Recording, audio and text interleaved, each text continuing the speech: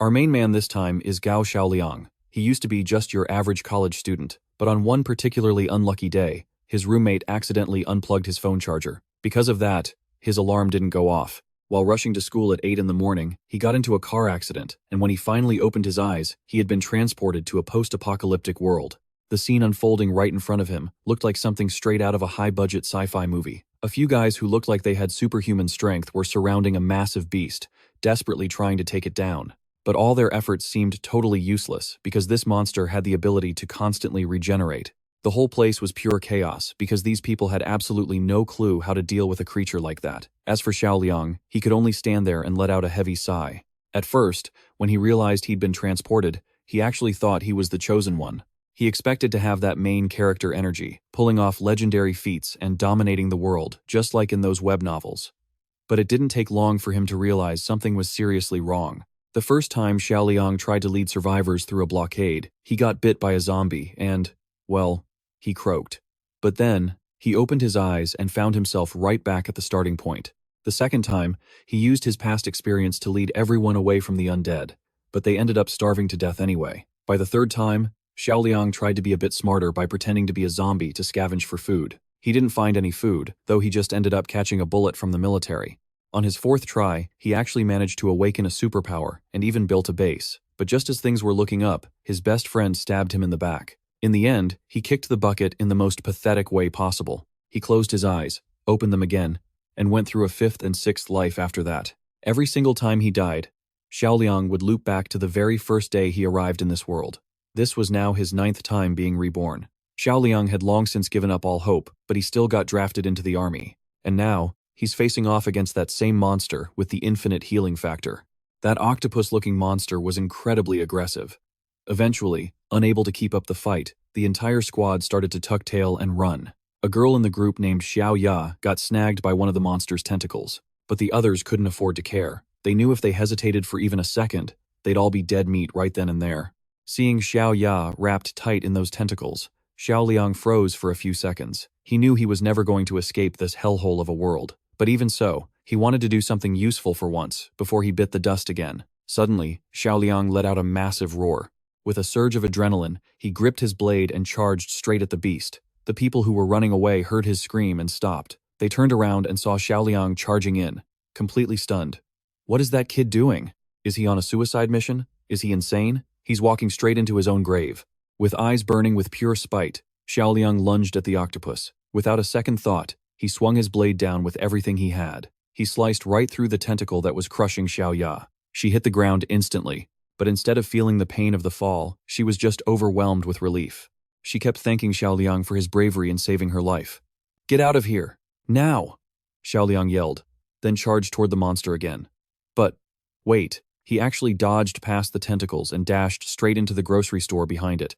Once inside, Xiaoliang started eating like a man possessed. Potato chips, Coca-Cola, all the stuff he hadn't tasted since he first set foot in this godforsaken world. The octopus was actually stunned for a few seconds by his bizarre behavior, but seeing Xiaoliang happily stuffing his face inside the shop made it absolutely furious. Even though he knew he was about to get wasted again, Xiaoliang didn't care. With a full stomach and having saved that girl, he had zero regrets. And just like that, nothing changed. Xiaoliang was crushed to death by the octopus and reborn for the 10th time. However, the place he woke up this time was a bit different. It wasn't the usual starting point of the apocalypse. He was still inside that grocery store. Xiaoliang was baffled. He started frantically checking his body for injuries. Am I not dead?" he whispered. "No. You died, but you've been brought back." A voice suddenly answered him, making Xiaoliang nearly jump out of his skin. Who's there? Ding! A system window popped up right in front of him, displaying a message. "Congratulations. System successfully activated. System code 2333. Connection to Gao Xiaoliang is currently pending." He just stood there, jaw dropped. A system? After dying and coming back 10 times, he finally unlocked a system like the protagonists in those apocalypse novels. The status window began to shift, turning into a blue glow that slowly condensed into a floating spherical entity. Xiaoliang was so emotional he grabbed the thing and started bawling his eyes out. All the misery he'd bottled up for so long finally came pouring out. "System, where the hell have you been? I've been waiting so long I practically withered away. Do you have any idea how many times I died a miserable death? If you don't give me a good explanation, I am definitely filing a complaint against you." If System 2333 were a human, it probably would have been smothered to death by Xiaoliang's grip. 2333 struggled to break free, cleared its throat, and explained, "Host, please calm down. The reason I'm late is because, well, there was a tiny little accident." "What kind of accident?" Xiaoliang demanded to know the truth. 2333 stammered for a bit before finally answering. "You're probably not going to believe this, but my roommate unplugged my charger, so my alarm didn't go off. That's why I woke up late." Hearing that reason, Xiaoliang could only facepalm. Anyone else might not believe it, but he sure did. Wasn't that the exact same stupid reason he ended up in this world in the first place? Well, better late than never, I guess. 2333 being late was better than it not showing up at all. Now that it was here, Xiaoliang was filled with hope that it brought some legendary gear or some kind of crazy hack for him. "Of course I did," 2333 replied, puffing its chest out with pride. "But first, per protocol, let me read the mission briefing to you. Xiaoliang's ultimate mission in this apocalyptic world is to save it and restore peace. If he completes the mission, he'll be resurrected back in the real world. But if he fails, he'll be completely erased from existence. Most importantly, Xiaoliang only had 10 chances to try, and he'd already wasted 9 of them. This is your absolute last chance, kid. Was it my fault?" Gao Xiaoliang threw a fit as soon as he heard that. Wasn't it because this stupid system overslept, leaving him to rot through 9 lives already? "Don't sweat the details." 2333 tried to gloss over its blunder. "Time is ticking. So, we've got to make every single second count. Now, brave hero, get ready for your very first trial." Gao Xiaoliang's first mission notification was sent over instantly. The task seemed easy enough. Sell snacks to earn 50 crystals. If he succeeded, he'd get points to upgrade his stats, expand his inventory space, and unlock plenty of other rewards. Before he knew it, the system warped him away. When he opened his eyes, he was sitting on a curb. Right in front of him was a neatly arranged snack stall. Seeing this, Gao Xiaoliang was livid. He gritted his teeth and cursed, "Son of a, is there any world savior out there who has to start as a freaking street vendor?" His shouting immediately drew the attention of nearby zombies. They all turned their heads and began shuffling toward him. That's when it hit him. 2333 had picked a wonderful spot. Sell snacks? My ass. Sitting here didn't make him a salesman. It made him the snack for these walking corpses. With no time to think, Gao Xiaoliang hauled tail, running for his life before the swarming horde could crush him. "Why are you running, host?" Suddenly, 2333 appeared with an innocent look, acting like none of this was its fault. Gao Xiaoliang really wanted to slap the daylight out of it. "Are you kidding me? If I don't run, I'm lunch." But as he said that, he suddenly skidded to a halt. Right, in the past, running from zombies was the only option. But now he had a system. Why should he be scared of these failed experiments? With that thought, his confidence surged. He demanded that 2333 show him his superpowers. Honestly, he hoped for something cool, maybe the agility of a leopard, the speed of an eagle, or the raw strength of a bear. The system responded by pulling up his attribute window. And man, reality hit him like a freight train. Out of the 4 basic stats, strength, speed, and perception were all listed as unrated. His intelligence? A measly 2 points. "What do you mean, unrated?" Gao Xiaoliang asked, completely baffled. "It means your values are so pathetic, they don't even meet the minimum requirement of 1 point. Your physical stats are still at rock bottom. If you want to improve, you'll need points to trade for them." In other words, the only thing functioning on his body was his brain. Gao Xiaoliang felt like he'd just had a bucket of ice water dumped over his head. His head was starting to hurt. This system was a total scam. Right then, a zombie lunged straight at him. If he hadn't ducked just in time, his neck would have been a goner. He screamed in fury at 2333 and started sprinting again. "You liar! Didn't you say there was some kind of cheat software?" "A cheat? I already gave it to you. There was a stall right in front of your face, but you didn't appreciate it. Now that it's gone, it's too late for regrets." 2333 shot back. Gao Xiaoliang froze. The cheat the system was talking about was that raggedy cloth he was sitting on earlier. He thought it was trash, but the system said it was his upgrade item. Left with no choice, Gao Xiaoliang spun around, grabbed a rusty iron bar, and charged back into the horde. He swung wildly to clear a path, desperate to reach his stall. Just as he got close, a massive zombie slammed into him. He hit the dirt face first and went tumbling. But as luck would have it, he rolled right onto that ragged snack cloth. The zombies were hot on his heels, snarling and snapping. Gao Xiaoliang thought for sure he was about to set a new world record for the fastest death. This is it. No more do-overs. I guess this is goodbye for real. But strangely, a second passed, and the zombies were completely blocked out, as if an invisible shield was protecting him. They just groaned and wandered away, acting like he'd vanished into thin air. Having cheated death by a hair, Gao Xiaoliang was stunned. Wait, what? Are those things blind now? It turned out that the ragged cloth was exactly what 2333 said it was. As long as he stayed on it, he was perfectly safe. This piece of junk was actually a legendary shield, but after that near-death experience, he didn't exactly trust the system. He had to double-check. Hold on. Does this cloth only work against zombies? What if some other mutant shows up? This item blocks every form of attack, the system replied. As long as you're within the stall's range, nothing outside can lay a finger on you. That answer finally made Gao Xiaoliang grin. Basically, with this stall, he was invincible. He was so hyped he started doing a little victory dance. But the system wasn't done yet.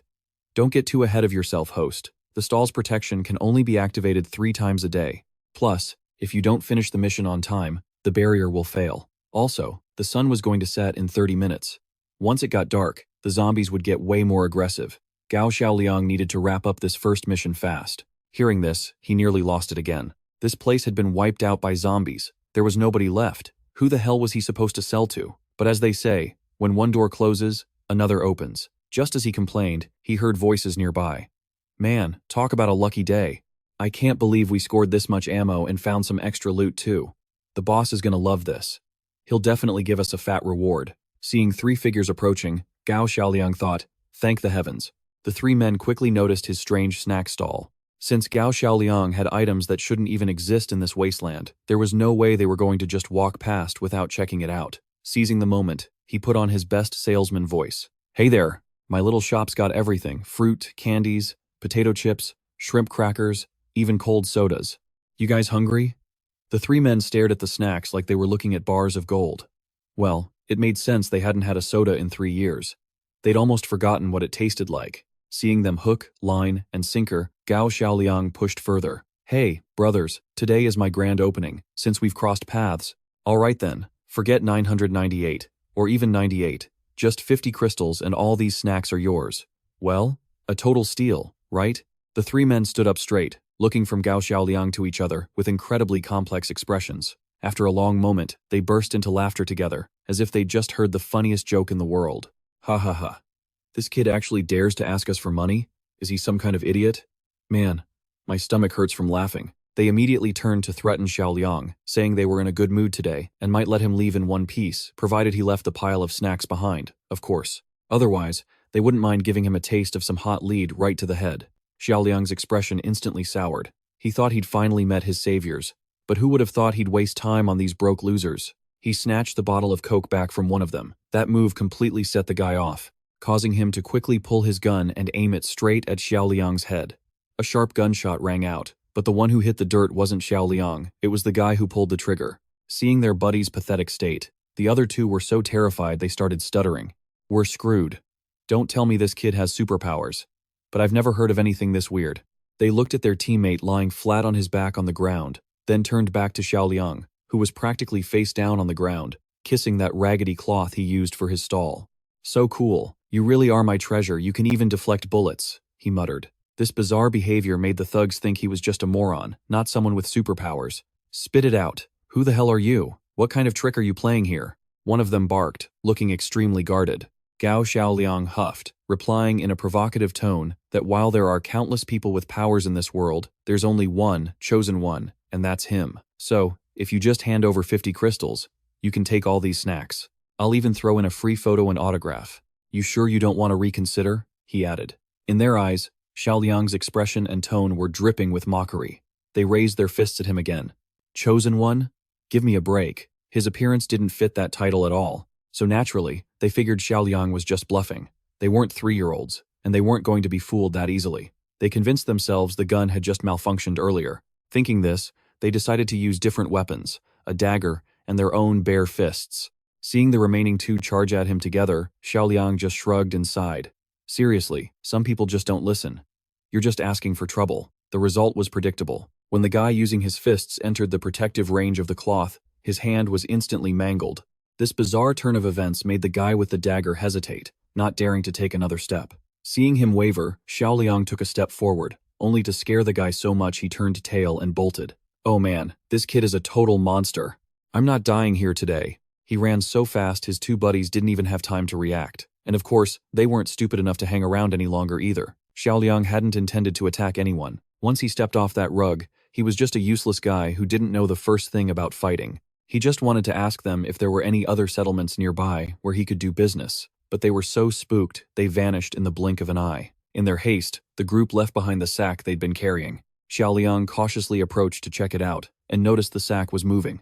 Guessing there was an animal inside, he poked it a few times before daring to open it. Suddenly, a creature lunged out like a bolt of lightning, but looking closer, it wasn't an animal, it was a girl, and a stunningly beautiful one at that. She was so gorgeous that Xiaoliang was dazed for a good 2 seconds, only snapping out of it when she frantically charged at him. Holy crap, now is not the time to be checking out girls.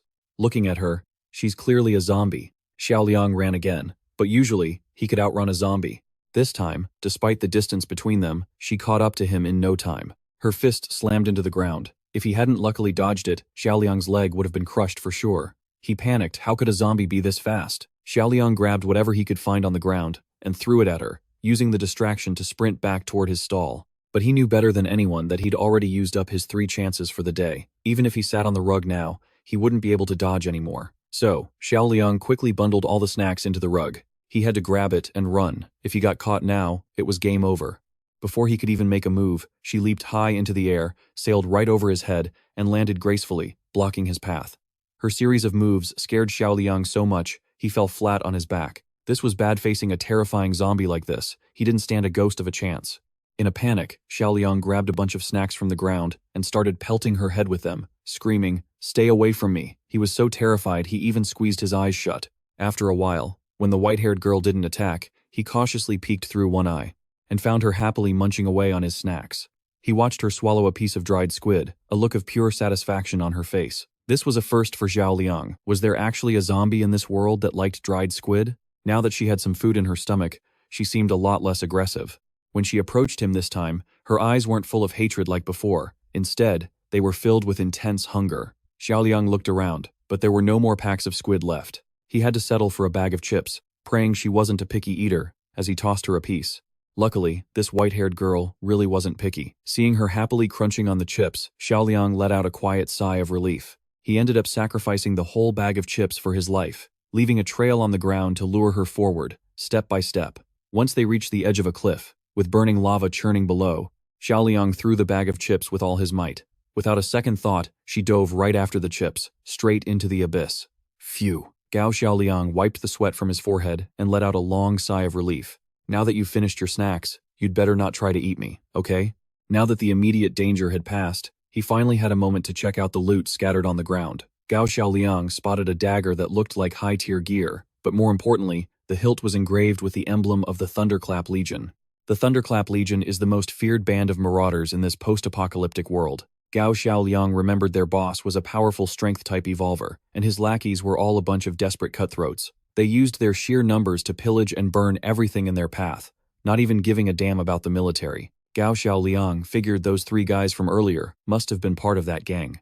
No wonder they were carrying so much ammo. Worried they might come back for revenge, Gao Xiaoliang realized he couldn't stick around here for long. He started scrounging up everything on the ground, even keeping the sack that the girl was stuffed in earlier. Who knows, it might come in handy later. But as he picked up the sack, Gao Xiaoliang noticed something still inside a small, glowing pouch. The moment he opened it, his eyes lit up. It was full of crystal cores, exactly 50 of them. This sudden stroke of luck was incredible. With 50 crystal cores, he had officially completed his mission. But his joy was short-lived because 2333 immediately popped up to give Gao Xiaoliang a reality check. "You just picked these crystal cores up off the ground," the system said. "They didn't come from sales, so they don't count toward the shop's revenue." "What do you mean they don't count?" Gao Xiaoliang barked back, getting defensive. "Let me ask you this. Did that female zombie just eat the dried squid and beef jerky from my stall? And are these the cores she left behind?" "Well, yes, but she's a zombie," 2333 muttered back. "You never said the customers had to be human," Gao Xiaoliang shouted, pressing his advantage. With that kind of narrow-minded thinking, how are we ever supposed to grow big and achieve great things? Besides, it's already dark out. I'm not going to find any other customers tonight. If you're going to break your promise and take my life anyway, then just do it. Gao Xiaoliang literally flopped onto the ground, throwing a total tantrum. 2333 just stared at him, completely speechless. It looked like the very first mission already had a major bug. But since Gao Xiaoliang actually had a point, 2333 finally gave in and marked the first mission as complete. He received his reward points, unlocked a storage space, and upgraded his stall. The raggedy cloth Gao Xiaoliang had been using on the ground instantly transformed into a covered vending cart. The storage space opened up before him, pre-stocked with water, rice, fresh meat, and green vegetables. Gao Xiaoliang looked at the supplies, totally confused, and asked the system, "Is this it? I've seen other guys with storage spaces full of meds, weapons, and even planes and grenades. We're a shop system, not an armory. Besides, you haven't even finished the tutorial yet, so stop dreaming big." 2333 replied snidely. Gao Xiaoliang grumbled about how stingy the system was, but since it was his only lifeline in this apocalypse, he had to play by its rules if he wanted to survive. Gao Xiaoliang quickly changed the subject, wanting to see what he could get with his reward points. The catalog had plenty of items, but most of them were just everyday household items like toothbrushes, bowls, soap, scissors, pens, and so on. There wasn't a single weapon in sight, which was a huge letdown for him. However, 2333 explained that with his current score of 21, his access level was at the absolute minimum, so these basic items were all he could get for now. Gao Xiaoliang let out another long, heavy sigh. It really was a budget setup, and even though the stall could block attacks, he only had 3 charges per day, and he couldn't exactly hide inside it 24 hours a day. Right now, the most important thing was improving his ability to defend himself. So, after thinking it over, Gao Xiaoliang asked the system to dump all his points into his stamina attribute. 2333 obeyed and immediately began converting the points. But when the process was over, Gao Xiaoliang didn't really feel much of a difference in his body at all. Meanwhile, a new mission had been issued. It was another sales task, but way tougher than the first one. Specifically, Gao Xiaoliang had to earn 100 crystal cores within 24 hours and hire a shop assistant. 100 cores is way too many. And a shop assistant? For what? My stall is tiny, why should I have to share it with someone else? Gao Xiaoliang threw a fit. Before 2333 could even respond, a gust of wind blew something right into Gao Xiaoliang's face. He peeled the thing off his face. It was a flyer, specifically a marketing flyer for a nearby milk tea shop. Gao Xiaoliang recognized the girl's face printed on it. She used to come to his school to hand out flyers, and even gave him free samples of milk tea. Gao Xiaoliang couldn't help but feel a wave of nostalgia. I wonder how she's doing. Is she even still alive? He mused. Working with a beautiful girl like that would be a dream come true. Suddenly, filled with motivation, Gao Xiaoliang hurried off, pushing his cart with renewed energy. Not long after Gao Xiaoliang left, that female zombie leaped up from the cliff. Her body was completely intact without a single scratch, and she kept glancing around as if she were searching for him.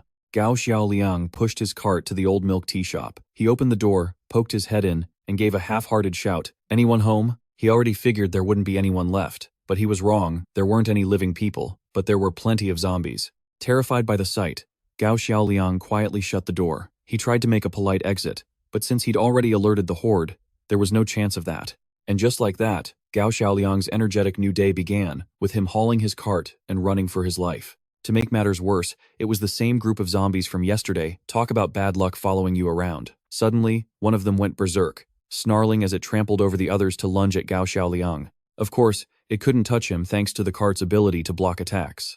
Seeing the zombie get blasted back by the cart made Gao Xiaoliang's heart ache. That function only works 3 times a day. He couldn't afford to waste it, and the only way to save those charges was to run even faster. But the zombie that just got knocked back by the cart, its bones were shattered, and its joints were all twisted out of place, yet it somehow managed to crawl back up. In that grotesque, mangled state, it started crawling toward him for another attack.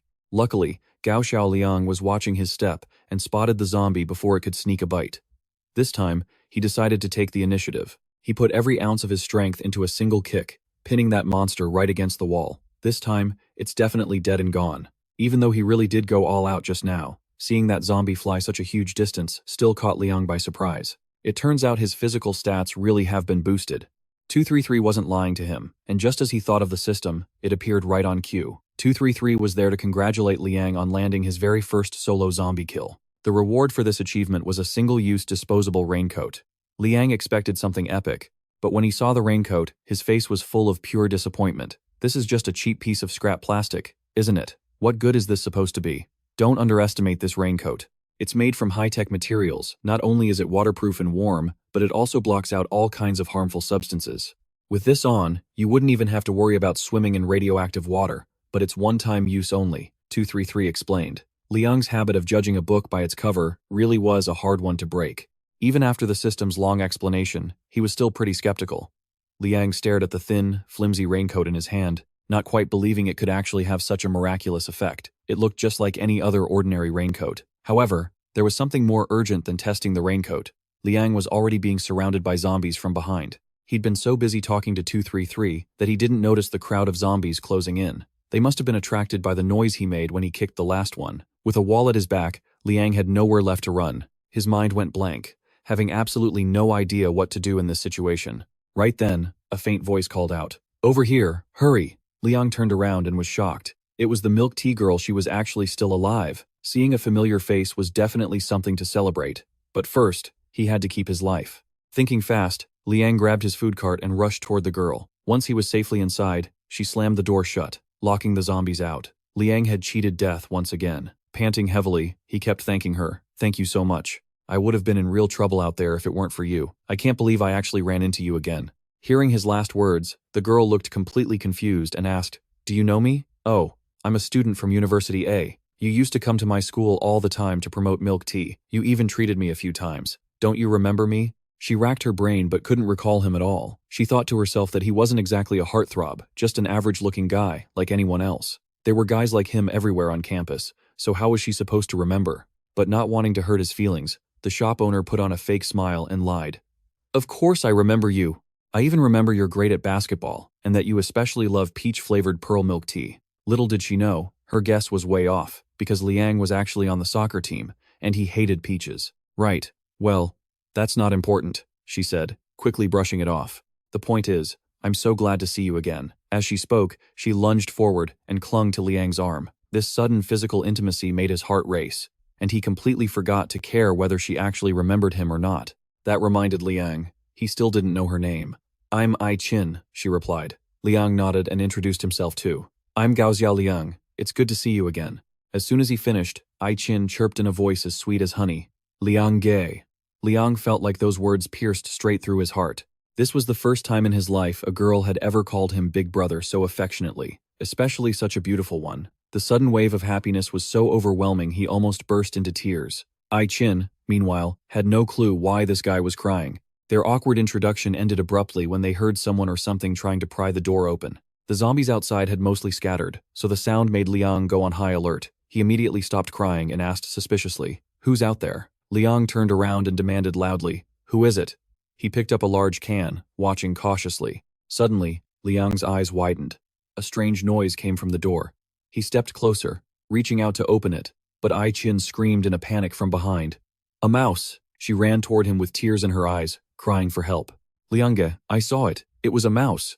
Liang stayed calm and asked, "Where is it?" Ai Qin led him in a different direction and pointed, explaining, "It ran over there. I'm so scared." A figure peeked through the slightly open door, but then she suddenly looked exhausted. Liang rushed to support her, asking worriedly, "Ai Qin, what's wrong?" Her eyes grew sad as she explained, "Liangge, I'm so hungry. I've been trapped here for 5 days without anything to eat."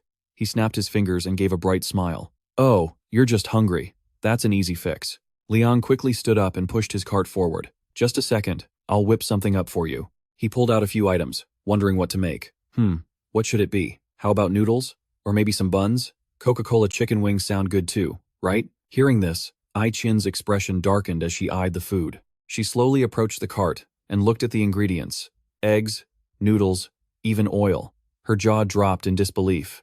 Where on earth did this guy find all this food? Ai Qin narrowed her eyes with a cunning look. "I didn't expect to find such a fat sheep. This is going to be a huge haul." She reached out and grabbed an egg, but it instantly vanished from her hand. Panicked, she spun around to see a notification pop up. Cart ingredients cannot be stolen. Items taken without the owner's permission will automatically return to their original spot. Ai Qin's head spun in confusion. "What? Am I hallucinating?" She shook it off and circled behind him. "Whatever, I'll deal with this guy first. Everything in this cart belongs to me." "Second, you don't mind, right?" She could only give him an awkward, forced smile. Of course not, she thought. But how on earth did he know I had a weapon hidden? Was he on guard against me this whole time? Ai Qin put on a pitiful act to try and clear her name. "Liang, please, don't misunderstand me. You know how hard it is for a girl to survive in the apocalypse. I only have this knife for self-defense." Liang turned around with a confident, knowing smile. "How could I possibly misunderstand? I believe you, obviously." She leaned in close, acting all cute as she made her request. "So, once you're done using it, could you give my knife back to me?" He didn't even hesitate and quickly agreed. "Sure." He handed the knife back with a meaningful look. but this thing is incredibly sharp. I'd suggest you don't use it at all. It's for your own good. Ai Qin took it back with a sly, devious look on her face. Oh, really? Then, she suddenly snatched the knife from his hand.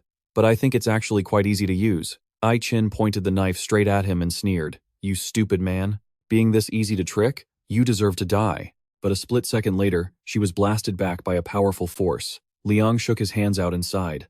I told you not to mess around with it. Why don't you ever listen? Ai Qin collapsed to the ground, screaming in total shock as she realized he was an ability user. She scrambled into a fierce stance and shouted, You brat! You played me! I'm gonna take you down for real now. Then, Ai Qin lunged from her spot, leaping forward with all her might. Liang pulled out a pepper spray and gave her a direct blast. Ai Qin clutched her face, screaming in agony. It burns! It burns! She rolled around on the ground, clutching her eyes and wailing. My eyes! My eyes! Liang held up a bottle of mustard and shrugged. Why didn't you tell me you couldn't handle the heat? I always try to cater to my customers' tastes, you know? He gave a sly grin and looked down at her. Hey, do you like barbecue? How about a little extra mustard?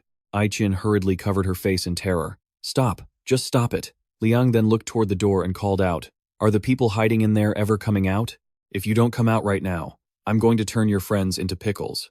The door suddenly burst open, and 2 children came rushing out. Let go of our leader! Luo raised a stick high in the air and shouted, Boss, don't be scared. We're here to save you. Ling also had tears in her eyes as she yelled, You big meanie, don't you dare hurt our leader. Liang grabbed both of them by the collars, looking totally annoyed. You're so young, and instead of being in school, you're out here forming gangs and causing trouble. They struggled and kicked, shouting, Let us go! Put us down! With her eyes red and watery, Ai Qin stood up straight and pleaded, Don't hurt them. If you've got the guts, take it out on me instead. Liang didn't hesitate and tossed the 2 children right back toward her. If you say so. The 2 kids flew forward, knocking Ai Qin right over. He went back into the warehouse and put his hands on his hips to check the supplies. Nice. Instant noodles, cookies, and canned food. Liang stroked his chin thoughtfully. He looked over, deducing the situation. Looks like plenty of people fell for your trap before I got here. Ai Qin frowned in confusion. I've never made a mistake before. Not once. How did you find out? Liang held up a can and inspected it closely. You said you'd been trapped here for 5 days without food, but there's still soup residue in this can. It was clearly opened just a little while ago. Then he turned and pointed to a dark spot on the floor. Plus, there's a fresh bloodstain over there, but you don't have a single scratch on you. Finally, Liang came to a firm conclusion. So, there's only one answer. Someone else was recently injured or killed right here. His face darkened as he let out a sigh of relief. That was close. I almost became one of your victims. Luo then shouted back, sounding completely sure of himself. They deserved it. If they weren't trying to take advantage of us, they wouldn't have been tricked. Ling turned and screamed as well. That's right. We have never tricked a good person. Only bad guys like you get fooled. Hearing that, Liang felt a bit hurt. Wait. What part of me looks like a bad guy? Ai Qin stubbornly argued. In this chaotic world, everyone's just trying to survive. They can't blame me for that. Liang crossed his arms and nodded a few times in agreement. That makes sense. Liang suddenly pulled out the knife and said menacingly, So, now that you've fallen into my hands, you can't blame me for whatever I decide to do to you either. Her face went pale with fear. What? What are you going to do? Liang slowly walked toward them and whispered darkly, Well, it's been a long time since I've had fresh meat. Looks like I'm having a feast today. Luo heard that and started screaming at the top of his lungs. He's a cannibal. He eats people. Ling struggled desperately in terror. No, please, I don't want to be eaten. He smirked, feeling quite satisfied inside. You 2 dared to judge my looks, huh? Scared now? Ai Qin, however, didn't back down and started begging. If you want to eat someone, eat me. They're just children. Please, just let them go. Ling looked up with teary eyes and cried out, No, don't eat our leader. Luo bravely stepped up with a desperate offer. Adult meat doesn't taste good. I'm a kid. My meat is tender. Eat me instead. Seeing this, Liang scratched his head, feeling totally awkward. What's going on? These 3 scammers are actually this close? They're making me look like the villain here. Suddenly, Ling began to cough painfully. Luo turned back immediately, looking worried. Ai Qin panicked and shouted, Ling is hurt. If she's tied up like that, she won't be able to breathe. But when Liang saw this, he just scoffed and puffed out his chest. Trying to trick me into loosening the rope so you can stab me, right? Not happening. The little girl started coughing even harder. Seeing that, he gave an awkward laugh and shook his head. Honestly, this kid's acting is even better than yours. Luo looked completely desperate and promised, We're not lying to you. Please, Ai Qin also tried to explain. It's for real. If you don't help, she'll die. Liang turned away, still suspicious, and gave an order. System, check her. A green light surrounded Ling, scanning her vitals. Then the system reported back the situation. This girl has a severe internal infection that has turned septic. If she doesn't receive medical treatment immediately, she has 3 days to live at the very most. Right then, Ling couldn't stop herself from coughing up a mouthful of blood. Liang's jaw dropped in shock. With a quick flick of his knife, he sliced through the ropes. The ropes binding the girl were cut instantly. Ling collapsed forward, making Ai Qin cry out in panic. Ling! Luo, pale with fear, rushed to help his sister. After that, they laid the girl down to bandage her, but blood was still soaking through. Liang looked down and realized the truth. This is a gunshot wound. Who would be cruel enough to do this to a child? Ai Qin didn't hesitate and answered immediately. It was the Thunder Legion. With a heavy heart, she began to tell him the whole story. Their mother was a regular at my shop when the world fell into chaos. They were buying milk tea at the time. Facing a desperate situation, she made a decisive choice. I'd watched plenty of movies about the apocalypse. When I saw people biting each other in the street, I knew things were going south and locked the doors immediately, so those customers ended up staying with me. Soon after, the news broke that a zombie virus had erupted, and everyone was advised to stay inside. At first, everyone was pretty united, encouraging each other while waiting for rescue. But as the days dragged on and food became scarce, some people's true colors began to show. Lily panicked as her food was snatched away. She raised her hand to stop him, crying out, "Who do you think you are? You already took your portion. This belongs to us." But that man just barked back cruelly. "They're just kids. How can they get the same portion as an adult? One serving for the 3 of them is more than enough." She knelt on the floor in agony, pleading, "My daughter is sick. She needs to eat. Please, I'm begging you, give it back." But the man just tilted his chin up and came to a ruthless conclusion. Looking at her, she won't last 2 days anyway. Feeding her is just a waste of resources. It's better off going to someone else. Hearing those words, Xiao Luo lunged forward and bit the man's hand as hard as he could. "That belongs to my sister, you jerk!" The man grabbed the boy aggressively, threatening him without hesitation. "You little brat. You dare bite me? I'll smash you to death." Just then, Lily chased after them, her arms raised in panic. Suddenly, the man slipped and went crashing backward.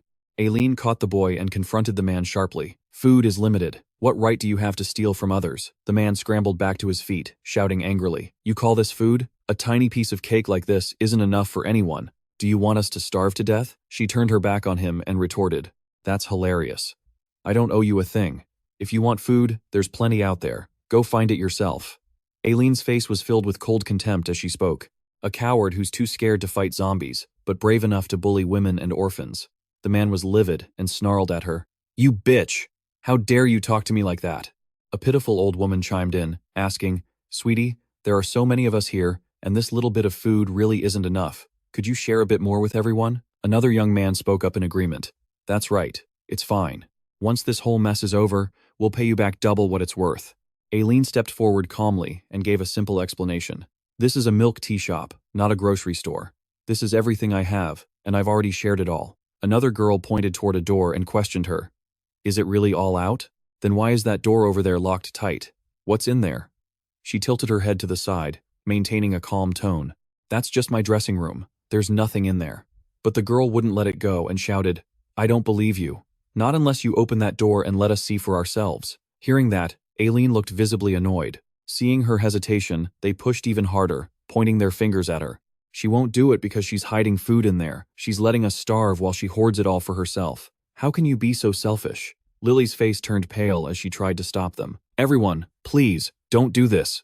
If it weren't for Miss Aileen's kindness in taking us in, we wouldn't have survived this long. We can't be this ungrateful." But instead of showing gratitude, they snapped back at her. "If she hadn't stuck her nose where it didn't belong, I would have been home a long time ago." "Exactly. If we had left sooner, we might have run into the rescue teams and made it to the safe zone with the military." Aileen's face darkened as she looked at them, completely disillusioned. "You ungrateful bunch.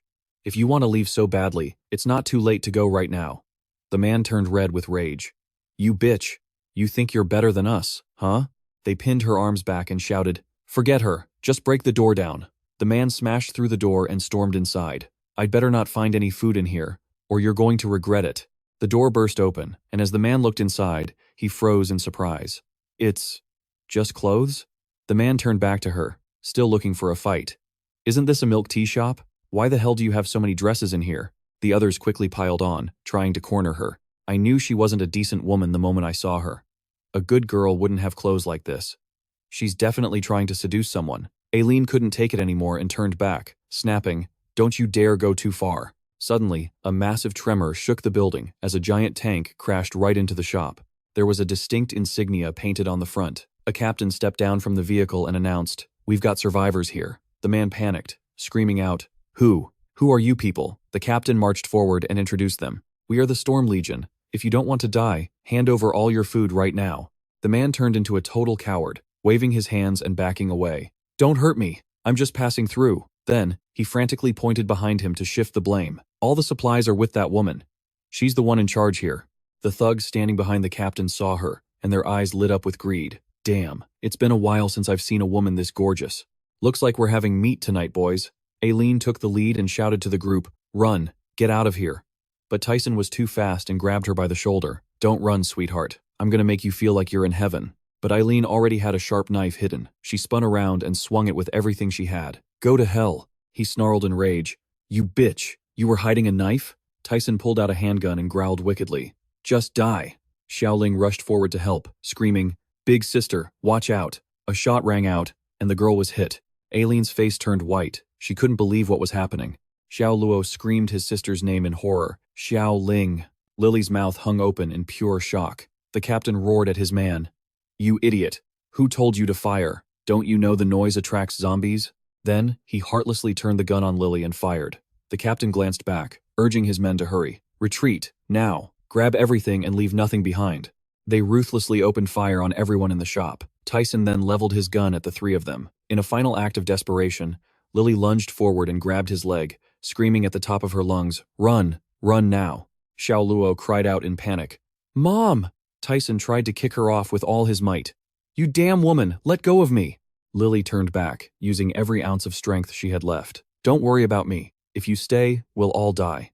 As she started to lose consciousness, she didn't forget her final plea. "Miss Aileen, please, take care of Xiao Luo and Xiaoling." She turned her head away, tears still glistening in her eyes.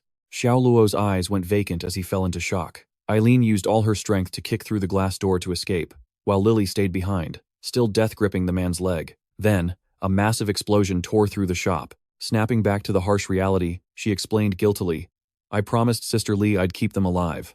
This was the only way." But Xiaoling's wound is getting worse. Ai Qin's face twisted in pain as tears streamed down her face. "I'm sorry. I'm so useless." The little girl woke up then, reaching out to wipe away her tears. "Boss, don't cry. It doesn't hurt. If I die, will I get to see my mommy?" Ai Qin held her tight, reassuring her firmly. "Xiaoling, you're not going to die." Xiao Luo rushed over as well, pleading, "I already lost my mom. Little sister, please don't leave me too." Even number 2 couldn't help but tear up at the sight. They were so pitiful. Gao Xiaoliang, however, seemed unfazed, still nursing his old grudge. He emphasized, "They're pitiful now." But she didn't hesitate for a second when she tried to kill me earlier. He looked at the three of them and had to admit.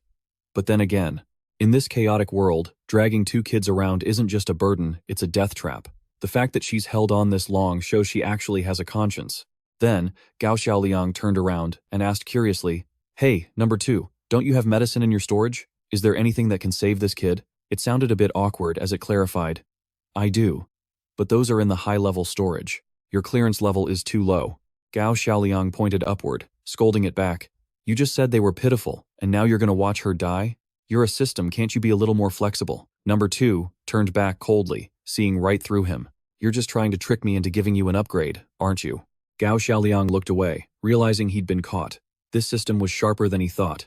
Then, the system pointed forward. It stated clearly, "I can't be flexible, but there is another way." The snack bar's secondary function is that food handmade by the owner has healing properties. Hearing that, Gao Xiaoliang grinned excitedly. "Why didn't you say so sooner? Does this precious thing have any other surprises I don't know about?" Number 2 made sure to add, "But the effectiveness depends on your level. The higher the level, the better the results.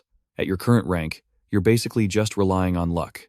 Gao Xiaoliang rolled up his sleeves, determined. "Well, I have to try." He looked at the cart, hesitating. "I've only got these ingredients, so what should I make?" Gao Xiaoliang snapped his fingers as a bright idea hit him. "Got it." First, he cracked an egg into a bowl. Gao Xiaoliang quickly kneaded the dough, adding a pinch of pepper to the mix. Finally, he finished his dish. fresh out of the oven. Ai Qin turned around and asked worriedly, "What are you doing?"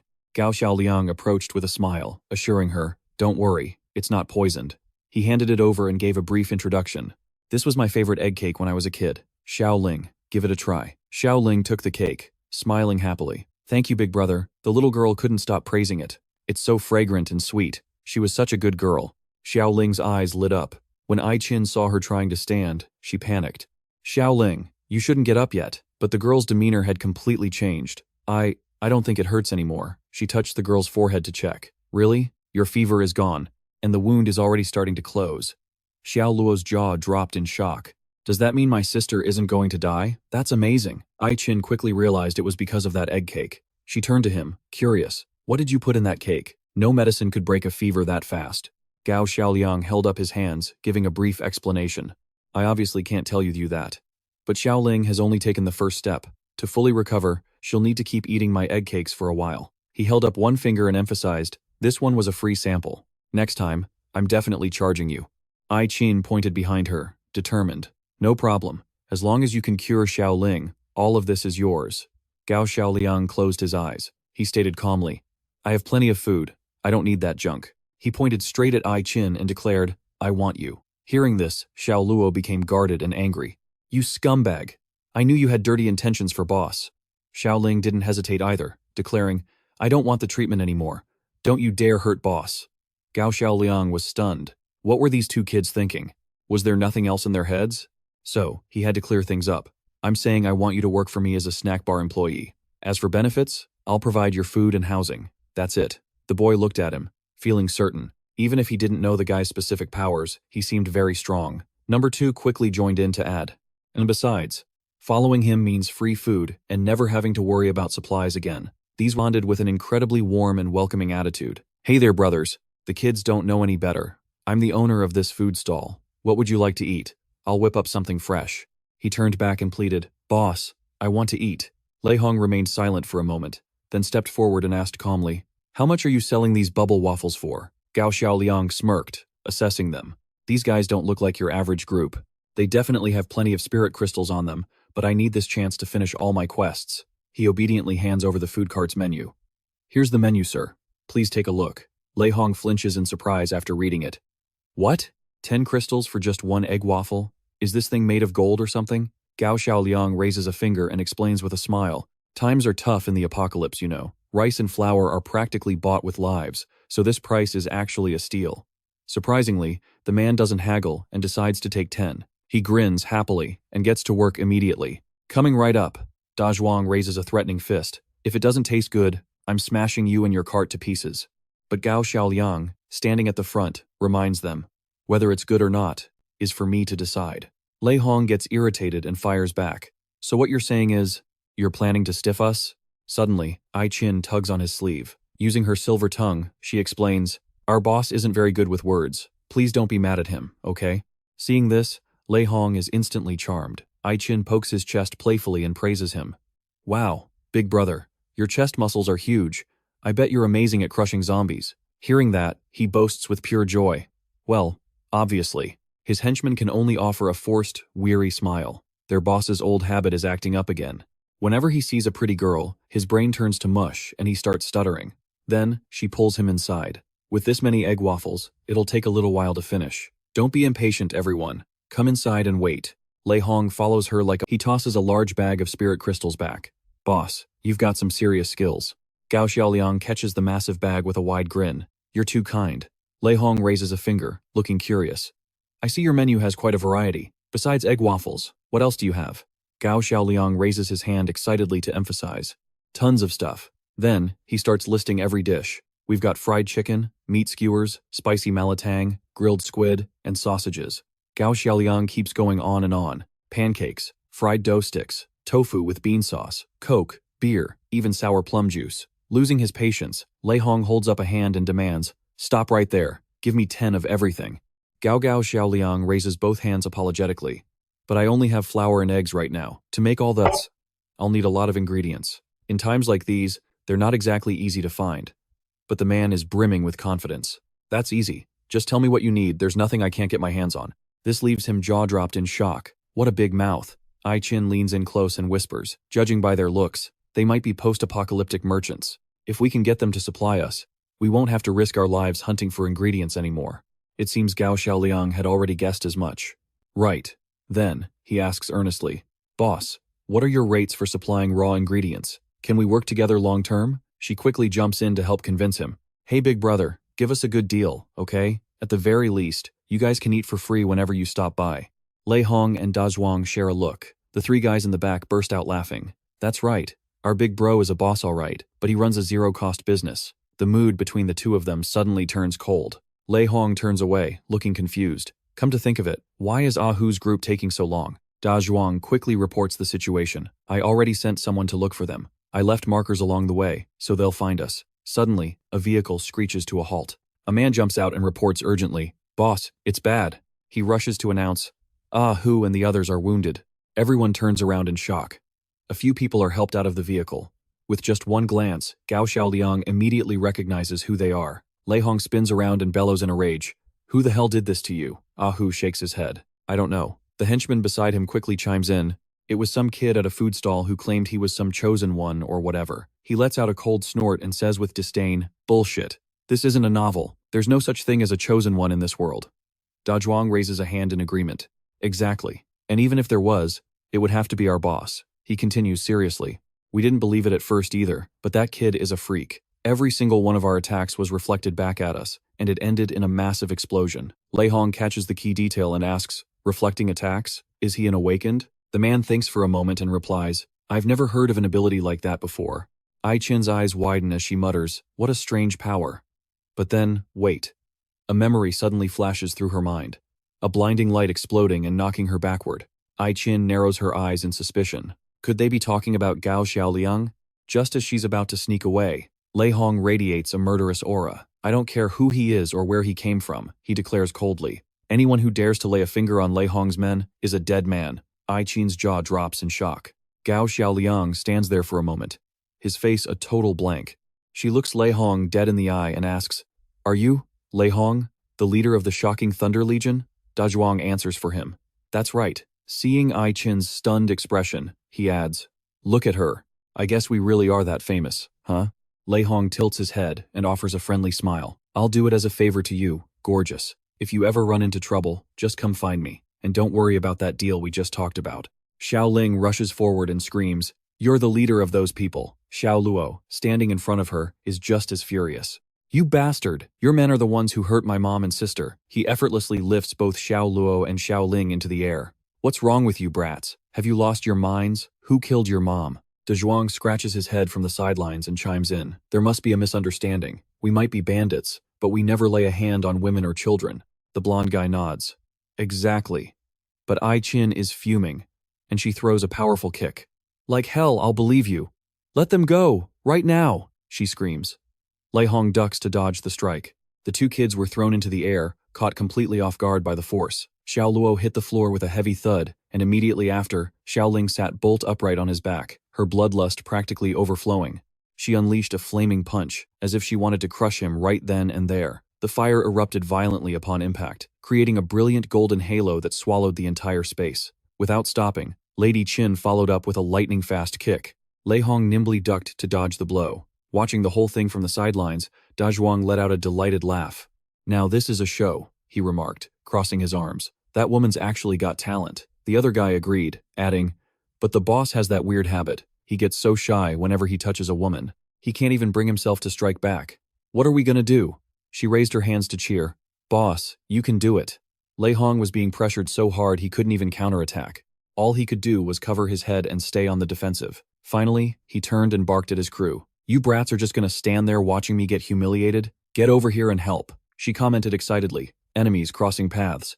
Why does this scene feel so familiar? Eventually, unable to take it anymore, he decided to unleash his own move. Meanwhile, up in the ventilation shaft, a creature covered in tentacles was staring intently at the two fighters.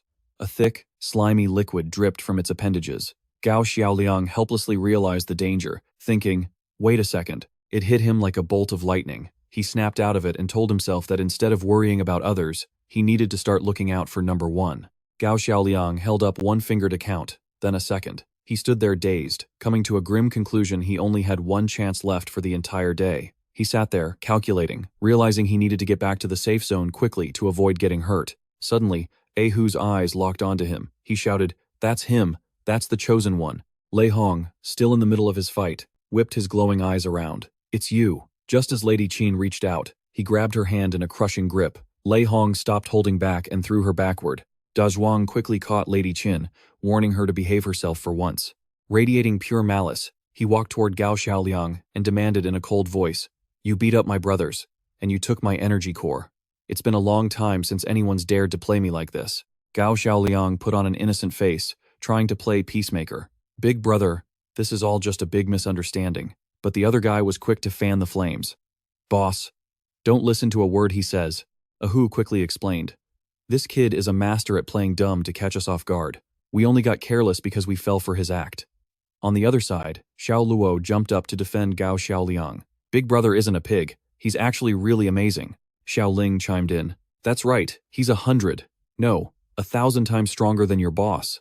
Lady Qin covered her mouth with one hand, mocking him from behind. "Our boss is a real man, unlike some people, who look tough on the outside but are so weak inside they won't even hit a woman back."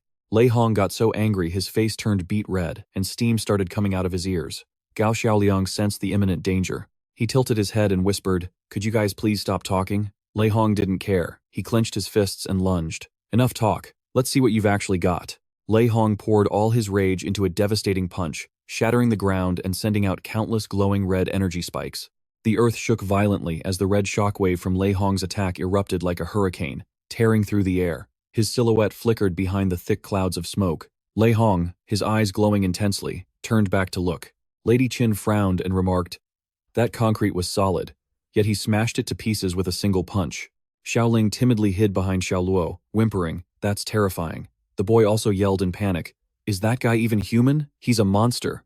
But Da Zhuang acted like this was totally normal. He calmly said, "Ability users are basically monsters by nature, and our boss happens to be the best of the best." Ahu took the opportunity to act tough. "Do you realize who you're messing with now?" Gao Xiaoliang flinched back, thinking to himself, "So this is the power of an ability user. If that punch had landed, no. Even a graze would have turned my bones to dust." Lei Hong saw him dazed and lunged again, barking, "What are you spacing out for? Weren't you acting all high and mighty just a second ago?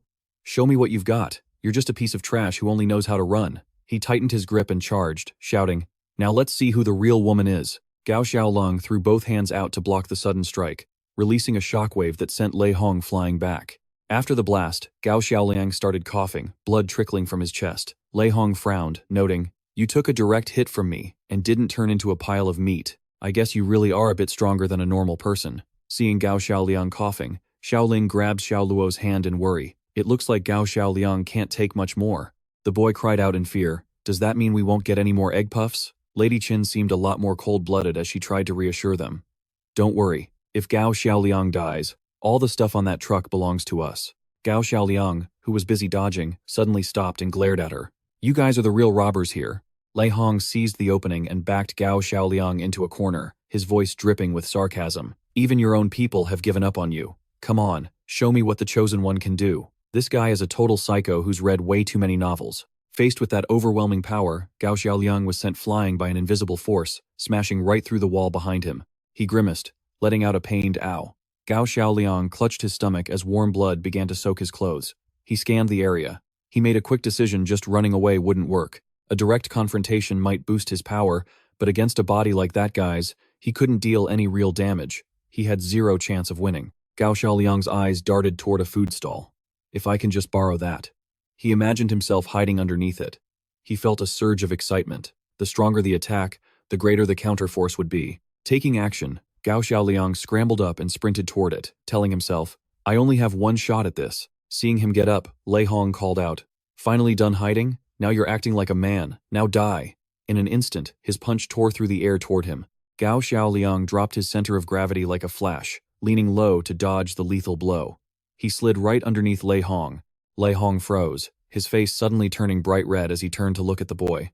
Lady Qin was stunned, looking like she'd turned to stone, while Xiao Luo and Xiao Ling were equally speechless. Da Zhuang and the others were clutching their stomachs, howling with laughter. Gao Xiaoliang had no idea what they were thinking. He just looked at the stall in front of him, feeling relieved. It worked. Lei Hong felt completely insulted. His eyes turned bloodshot as he swore, "Damn you." He launched himself into the air, screaming, "I am definitely going to kill you." Xiao Luo suddenly gasped and turned around, only to find Da Zhuang's massive figure looming right behind him. The man leaped high into the air, preparing to snatch his prey in a split second. The boy seized the moment and headbutted Da Zhuang right in the crotch, leaving him in agonizing pain. Riding that momentum, Xiao Luo leaned in and snatched the dagger off Da Zhuang's backpack. He raised the blade high and lunged at Lei Hong, screaming with pure hatred, "You evil leader, I'm going to kill you and avenge my mother." Xiaoling called out in a panic, "Big brother!" Da Zhuang quickly drew his gun and shouted a warning, "Boss, watch out." Gao Xiaoliang furrowed his brows in anger. "You bastard! And you had the nerve to say you don't hit women and children?" With that, he grabbed onto the frame of the market stall. Gao Xiaoliang pushed it forward with all his might, shouting, "Go!" Xiao Luo saw the cart zooming past and let out a startled cry, as a sudden surge of power slammed straight into the stall. It brought the cart's speed to a halt. Lei Hong took the chance to leap up and attack, roaring, "Die!" Gao Xiaoliang fell back into a corner, unable to react. He gritted his teeth, worrying, "I finally get a chance to be the protagonist, and it's already over for me? Seriously, these troublemaking kids. They're so annoying." When he was just a few centimeters away, Gao Xiaoliang squeezed his eyes shut, as if accepting his fate. Right then, a massive explosion erupted, shattering everything in sight. Fei Fei slowly stepped inside, her expressionless gaze sweeping over the scene. Without a word, she leaped up, catching the attention of Xiao Ma's group. She tucked her body to build momentum in an instant, then lunged forward like a silver arrow piercing the wind. With agile precision, Fei Fei kicked Lei Hong square in the face. He didn't even have time to react. He could only take the blow in silence. She cast a cold, sharp gaze down at Lei Hong. All he could see was the heart of stone within Bai Fei Fei's soul. Lei Hong's cheeks flushed red, his eyes rolling back as he stared at the woman. Nearby, Gao Xiaoliang witnessed the scene and realized Fei Fei had utilized incredible acceleration. She was like a cannonball slamming into Lei Hong, creating a powerful shockwave. The ground shook violently as the aftershock of the blow exploded outward, forming a towering column of thick, black smoke that surged into the air. Fei Fei just stood there quietly, her small but steady silhouette facing the ruins of the destruction she had just caused. Xiao Hua shouted in disbelief. The boss was taken down? How is that possible?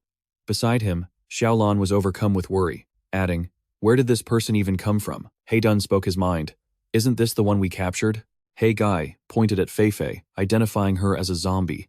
Over here, Xiao Ma and Xiaolan drew their guns and started firing. He warned the others, "Brothers, get ready to fight. Be careful not to let her bite you." Fei Fei showed no fear, twisting through the air to dodge every bullet they fired. Xiao Ma suddenly stopped, whispering in awe, She's way too fast." Xiao Lan, standing behind him, offered her opinion. "This isn't a normal zombie. It's a mutant." After her acrobatic display, Fei Fei landed on the roof of the cargo truck. Da Zhuang seized the opportunity, charging toward Fei Fei with his weapon. Gao Xiaoliang, watching from the side, cried out with tears in his eyes, "If you guys are gonna fight, then fight, but stop trashing my stall." Just as the axe was about to fall, he used every ounce of strength to rush over and shove the cart out of the way. He Gai glared at Fei Fei, gritting his teeth in fury. He aimed his gun at her and declared, "Everyone, get back, you female monster. Eat this." Gao Xiaoliang's eyes widened as he reached out to stop him. "No, don't."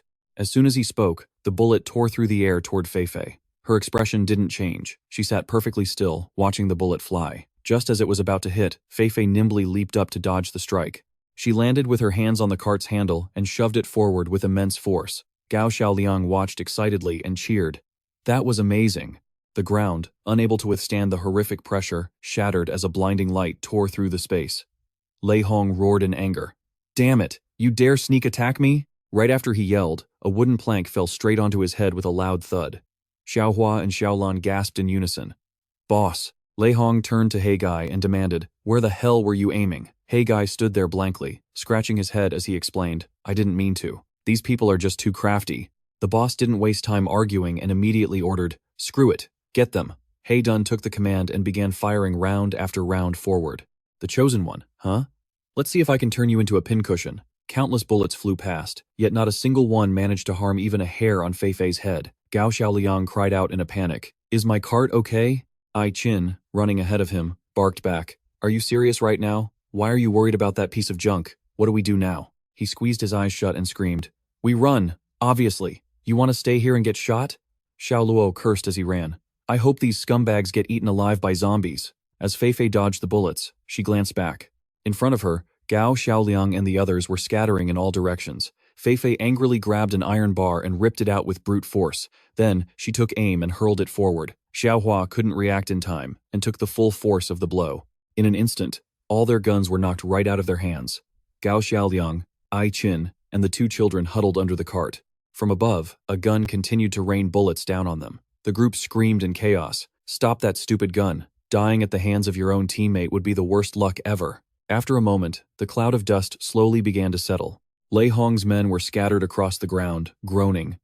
The shooting. It stopped. Xiao Ma looked around frantically for Feifei, wondering, where'd that zombie woman go? Xiaolan added, I don't see her anymore. Nearby, Gao Xiaoliang's group poked their heads out from under the cart to look around.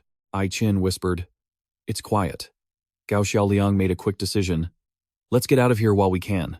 As he said that, Feifei did a backflip and landed right in front of him. The whole group freaked out and started running. He screamed, When did she catch up to us? Ai Qin grabbed Xiao Luo and Xiao Ling, running like the wind while shouting, Don't bite me. Kids don't even taste good. Feifei just stared at them, completely confused. High up on a ventilation duct, a creature with tentacles was staring intently at Gao Xiaoliang's silhouette. She flinched, seemingly sensing something. Feifei accelerated and lunged toward him. Gao Xiaoliang looked back and wailed, I don't even have a grudge against you. Why are you only chasing me? At that moment, a mutated White Clan member dove down. It swung its powerful tentacles to chase after Gao Xiaoliang. Feifei suddenly froze, standing as still as a statue. Then without hesitation, she leaped after it. In the blink of an eye, Feifei jumped in to block the mutated White Clan member's reach. It didn't let go, instead using its tentacles to wrap tightly around her body. Both she and the boy stared at each other in that moment of total chaos. Gao Xiaoliang stopped in his tracks, horrified by what he saw. On the other side, the mutated White Clan member released its grip, slamming Feifei hard against the wall. Slimy fluid was oozing from the cracks in the ceiling. In the blink of an eye, it lunged toward the ground, its massive body landing with a heavy thud that echoed through the room. Gao Xiaoliang stood his ground, staring down the giant mutant octopus. Recognizing the creature, Lei Hong shouted, It's a mutant. Xiao Ma and Xiao He immediately raised their guns, opening fire on the beast. Fire! He roared.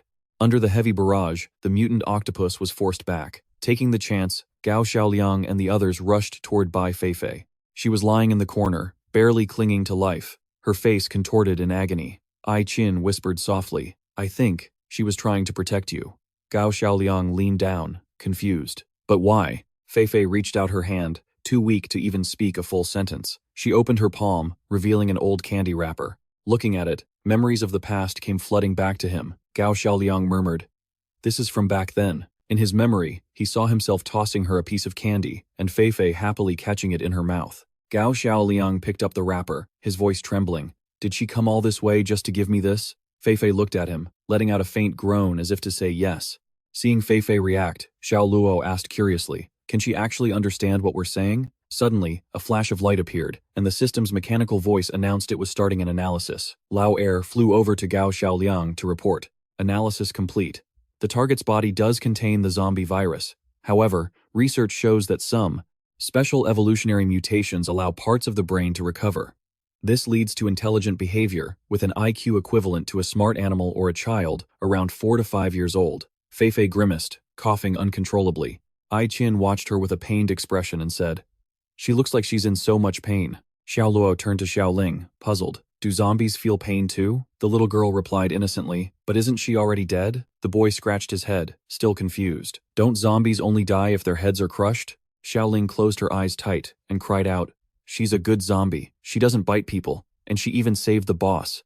I don't want her to die. Ai Qin took a closer look at Feifei and noted, her spine seems to be snapped. Even for a zombie, if she can't move, she's finished. Gao Xiaoliang clenched his fists, drowning in guilt. She's like this because of me. His heart was in knots. How could he possibly save her? Will the revival egg work? He asked. Lao Er spoke up to remind him. That item only works on humans. To heal other creatures, the host must complete a mission to earn a special item. Gao Xiaoliang didn't hesitate. Fine, give me the mission. A system notification popped up. New mission. Obtain 1 level 2 energy core within 24 hours. He read the requirements and began to strategize. A level 2 core is worth 100 normal crystals. They are only found inside evolved zombies or mutant creatures.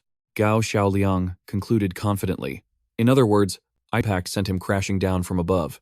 Lei Hong recognized the danger and shouted a warning. Get back, that liquid is corrosive. He let out a loud roar and lunged toward a massive boulder nearby. Using all his strength, he hoisted the rock up to use as a shield. The slime splashed against the stone, failing to reach the men. He stood firm, acting as a human shield for his subordinates. The mutant octopus raised its tentacles high and brought them down with a powerful strike, trailing more of that green slime behind them. The moment the slime touched the rock, the stone began to melt. Hey Guy yelled in terror. Even the concrete is dissolving. We can't hold out much longer. Boss, stop worrying about us and get out of here. But Lei Hong didn't budge. He growled through gritted teeth. Shut up. You guys better hang on for me. As time passed, his strength began to fade, and the weight felt heavier by the second. Below him, his legs were bucking. The ground beneath his feet started to crumble, unable to withstand the crushing pressure of the mutant octopus. Suddenly, a tentacle whipped out and snatched Hey Guy. He was squeezed tight and lifted high into the air. Boss, help me, he screamed in terror. Lei Hong looked up and barked a command. Damn it! His entire body was suddenly enveloped in a furious, deep red energy. He donned his mask and charged, his eyes bloodshot with murderous intent, ready to strike. A surge of energy exploded, cutting through the air like lethal streaks of light. Lei Hong hurled the massive boulder forward and roared, "Let him go!" With that, he leaped off the ground. From above, Lei Hong looked like a flaming meteor, hurtling straight for the mutant octopus. He landed and wrapped his arms around the tentacle, declaring, "I'm going to rip you apart." But as he tried to channel his lightning through his hands into the slime, he gasped, "Crap, this slime is too slippery. I can't get a grip." Taking advantage of his momentary distraction, the octopus tossed Lei Hong into the air and fired another blast of green slime at him. Caught off guard by the counterattack, Lei Hong froze for a split second. But before the monster could finish him, Gao Xiaoliang suddenly streaked past. He moved with incredible agility, sliding along the curved surface of the tentacle. Gao Xiaoliang's face was a mask of cold determination, focused entirely on bringing the beast down. Xiao Ma shouted, "Look, it's that kid!" Da Zhuang wondered aloud, how is he not getting hurt? Xiao Lan was also stunned, her mouth agape. Is that an awakened ability? Lei Hong overheard them and immediately disagreed. Impossible. I don't feel any energy fluctuations coming from him at all. He paused, a look of realization dawning on his face. Is he really some kind of mutant octopus? Lei Hong muttered. Liang nimbly leaned his body to dodge every strike. No matter how the monster counterattacked, it couldn't lay a finger on him. Then, he gathered his strength and leaped high into the air, quick as a flash. Liang's figure zipped through the sky like a bolt of lightning, leaving a sharp trail of blue energy that ripped through the air itself, creating a beautiful but deadly arc. His massive momentum turned him into a blade of death as he slashed right down at the beast. With his eyes glowing bright, Liang drew his weapon and aimed straight for the tentacles. Without a second's hesitation, he drove it home for a fatal blow. The chosen one, Lei Hong concluded. A chilling sound of metal grinding against metal echoed as the sharp point pierced through the hard shell, sending thousands of sparks flying. The mutant octopus convulsed violently from the lethal strike, its eyes flashing with a cold light. Liang channeled his power, wrapping his entire body in a surging wave of blue spiritual energy before suddenly springing upward. The mutant octopus's body began to glow as if it were about to explode. Suddenly, a massive blast erupted, threatening to wipe out everything in sight. The flames from the explosion slowly died down, leaving only a thick cloud of black smoke. Chunks of shredded tentacles were scattered all over the floor. The giant octopus was finally finished, its body slumped lifelessly in a corner. After a while, everything went quiet again. With an unchanged expression, Liang calmly took off his hood. Holding his raincoat, he thought to himself, "This raincoat works pretty well." A satisfied smirk crossed Liang's face. Even the shockwave from the explosion had been perfectly blocked. High-tech stuff really is amazing. He then turned to ask Old Two, "Hey, Old Two, can you give me a few more of these next time?" The system explained clearly that rewards are always drawn at random, but as long as the host performs well, there will be plenty of chances. Liang turned his gaze back to the mutant octopus carcass, reaching inside to rummage for something. Liang pulled out a crystal core and shouted excitedly, "Found it! A level 2 crystal core." A notification popped up from the system. "Congratulations to the host for completing the mission. For obtaining a level 2 crystal core, the reward is 1 healing candy. Effect: healing. Target: unlimited." Also included is a bonus post-apocalyptic cooking guide. After reading it, Liang wondered, what's the point of a cooking guide? Seeing his confusion, Old Two spoke up. "In this apocalypse, there are many mutated creatures. As long as you remove the infected parts, they're edible. But ordinary people don't know that, and they wouldn't dare eat them anyway. This book contains detailed records of their anatomy and how to prepare them. It's an essential guide for anyone who wants to open a shop or cook delicious meals in this wasteland. I see. Liang gripped the book tightly, deciding it was a good item after all. I'll keep it. Having dealt with the mutant octopus, he calmly walked over to Bai Feifei.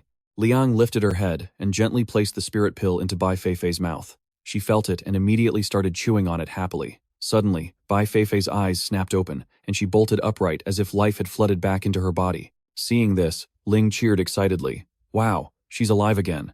Ai Qin had watched everything from start to finish. I can't believe this guy took down that mutant octopus all by himself, she thought.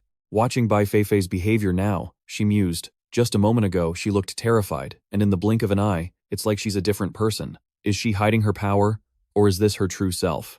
Over here, Bai Feifei leaned in close to Liang and pointed at her mouth as if asking for something. Understanding her, he frowned and shouted, "This isn't a game. Are you addicted to those now?" Hearing their conversation, Ling rushed over. "What game? I want to play too." Ai Qin watched them and bit her lip, thinking they looked totally unreliable. Then, Liang took a bag of candy and started running, tossing them behind him. Bai Feifei happily played along, chasing them with her mouth open. Xiaoling stood nearby, clapping and cheering with great enthusiasm. After weighing everything, Ai Qin finally formed a solid opinion of him. His heart isn't bad. He's someone I can trust. Seeing Ling following them, Luo came out to warn her. "Sis, stay away from her." He pointed at Bai Feifei and added, "She's a zombie. Are you sure she won't bite you?" Chewing her candy, Bai Feifei turned her head when she heard the noise. She walked over and bowed to the two children, her eyes sparkling as she gave them a friendly smile. Bai Feifei's eyes landed on some candy crumbs on Ling's mouth. She leaned in close and stuck her tongue out to lick them off. Ling giggled. Hey, that tickles." Once finished, Bai Feifei's eyes lit up again as she turned toward Luo, making him jump. His face turned beet red as he ran away in a panic, shouting, "Hey, I'm a boy. Don't you have any shame?" "Big brother's blushing," Ling teased. Suddenly, Lei Hong walked over, leaned against the wall, and said, "Hey, if you can even treat a zombie, then surely you can heal my brothers, right?" Liang glanced over. Da Zhuang and the others were curled up in a corner, groaning in pain, while He Gai was unconscious and motionless. Liang walked over to Da Zhuang for a quick look and noted, "This looks really serious. The skin is completely rotted. You can even see the bone. His internal organs might be affected too." The wound on the man's arm was a raw, bloody mess. It looked horrifying. "I can see that for myself," Lei Hong called out from behind. "Just hurry up and heal them." Liang turned back with a cold stare. "Are you giving me orders?" Liang stood up and crossed his arms, acting indifferent. "You hit me pretty hard earlier. Why on earth should I help you?" Seeing this, the man made an offer. "How many crystal cores do you want? Just name a price." Liang's eyes lit up as he rubbed his hands together mischievously. "Well, if you put it that way, I won't be shy." Just then, a hand reached out and grabbed his shoulder. Ai Qin forcefully shoved Liang back and screamed, "No matter how much you pay, it's useless. He's not healing them." Luo and Ling stood behind Ai Qin, agreeing in unison. "That's right. You're all just robbers, devils, and murderers." Lei Hong frowned and tried to explain. "I already told you. We might be robbers, but we have principles. We don't kill people who can't fight back." He lowered his eyes and added, "If my men really did kill your mother, then she probably wasn't a good person anyway." Luo lost his temper and yelled, "Liar, my mom was a good person. You guys are the bad ones," Ling added. Ai Qin spoke up last. "Stop making excuses. You're only saying this because you want them healed, so you can kill us later, right? We're not that easy to fool." Liang, who had been quiet, finally decided to step in and clear things up. Guys, what he's saying might actually be true." Hearing this, the whole group gasped. "What?" Liang held up an item and asked, "You mean simple? This is called a bold and freehand sketch. If you don't understand art, don't just spout nonsense." Xiao Luo stepped closer and spoke calmly. "I've run into plenty of gangs before. They use someone else's name to go around looting, intentionally creating enemies for their rivals. The gang you guys met must have been imposters." Lei Hong and his crew shouted in shock. "Imposters?" He narrowed his eyes and growled. "No wonder we were suddenly attacked by those groups before, as if we had some kind of deep blood feud with them. It turns out someone was pulling the strings from the shadows." Xiao Luo clenched his fists, losing his cool. "Damn it. So they weren't the Thunderclap Corps at all? Those lying bastards." Xiao Ling, standing beside him, started to doubt. Then, who are we supposed to take revenge on now? A warm pair of arms wrapped around the two children, Lei Hong explained gently. "Taking revenge isn't a burden you two should have to carry. Compared to that, I'm sure your mother would much rather see you both grow up healthy and happy." The two blushed and called out in unison, "Boss!" He then yelled out in fury, Those scoundrels, how dare they ruin our reputation? If I ever catch them, I'll hack them into 100 pieces. As soon as he finished speaking, Da Zhuang coughed so hard he spat out blood. Seeing this, Lei Hong froze like a statue. He rushed over to support the man, then reminded Xiao Luo, "Everything's been cleared up now. Can you please treat my comrade? If we wait any longer, they're going to die." Xiao Luo smirked and stated his price. "Sure, 10 soul cores per person. That's a total bargain." A bag of soul cores was tossed over. He nodded in agreement. "No problem." Xiao Luo caught it and followed up. "Give me a moment. It'll be ready soon." On the stall, dozens of eggs were smashed to bits, the whites and yolks a gooey, mixed-up mess. Xiao Luo slumped his shoulders in dejection. He remembered the moment Lei Hong's men opened fire. Xiao Luo had hidden under the stall, screaming, "Mommy!" Ending the flashback, Xiao Luo turned around abruptly and gave a sheepish laugh. Something came up. How about I just give you back the soul cores?" Hearing that, Lei Hong's eyes flared as he roared, "Are you messing with me?" Xiao Luo rubbed his head, explaining awkwardly, "How could I? I just thought the atmosphere was too tense, so I made a little joke." He covered his face and cried inwardly, muttering to himself, "I don't even have a single egg left. How am I supposed to make egg waffles now? Seriously, being a good person really doesn't pay off." As if remembering something, Xiao Luo pulled out his recipe book to check. "Wait, let me see." His eyes suddenly lit up like he'd struck gold. Xiao Luo shouted, "I found a suitable recipe." He slammed the book shut, feeling thrilled. Perfect. Immediately after, Xiao Luo put his hand to his chin and thought, "The ingredients I have are just flour, oil, and some spices. Let's see what I can whip up." An idea suddenly popped into his head. "Got it." Xiao Luo walked over and picked up a chunk of mutant octopus meat. He slammed it down onto the ground, then sliced into it with his knife.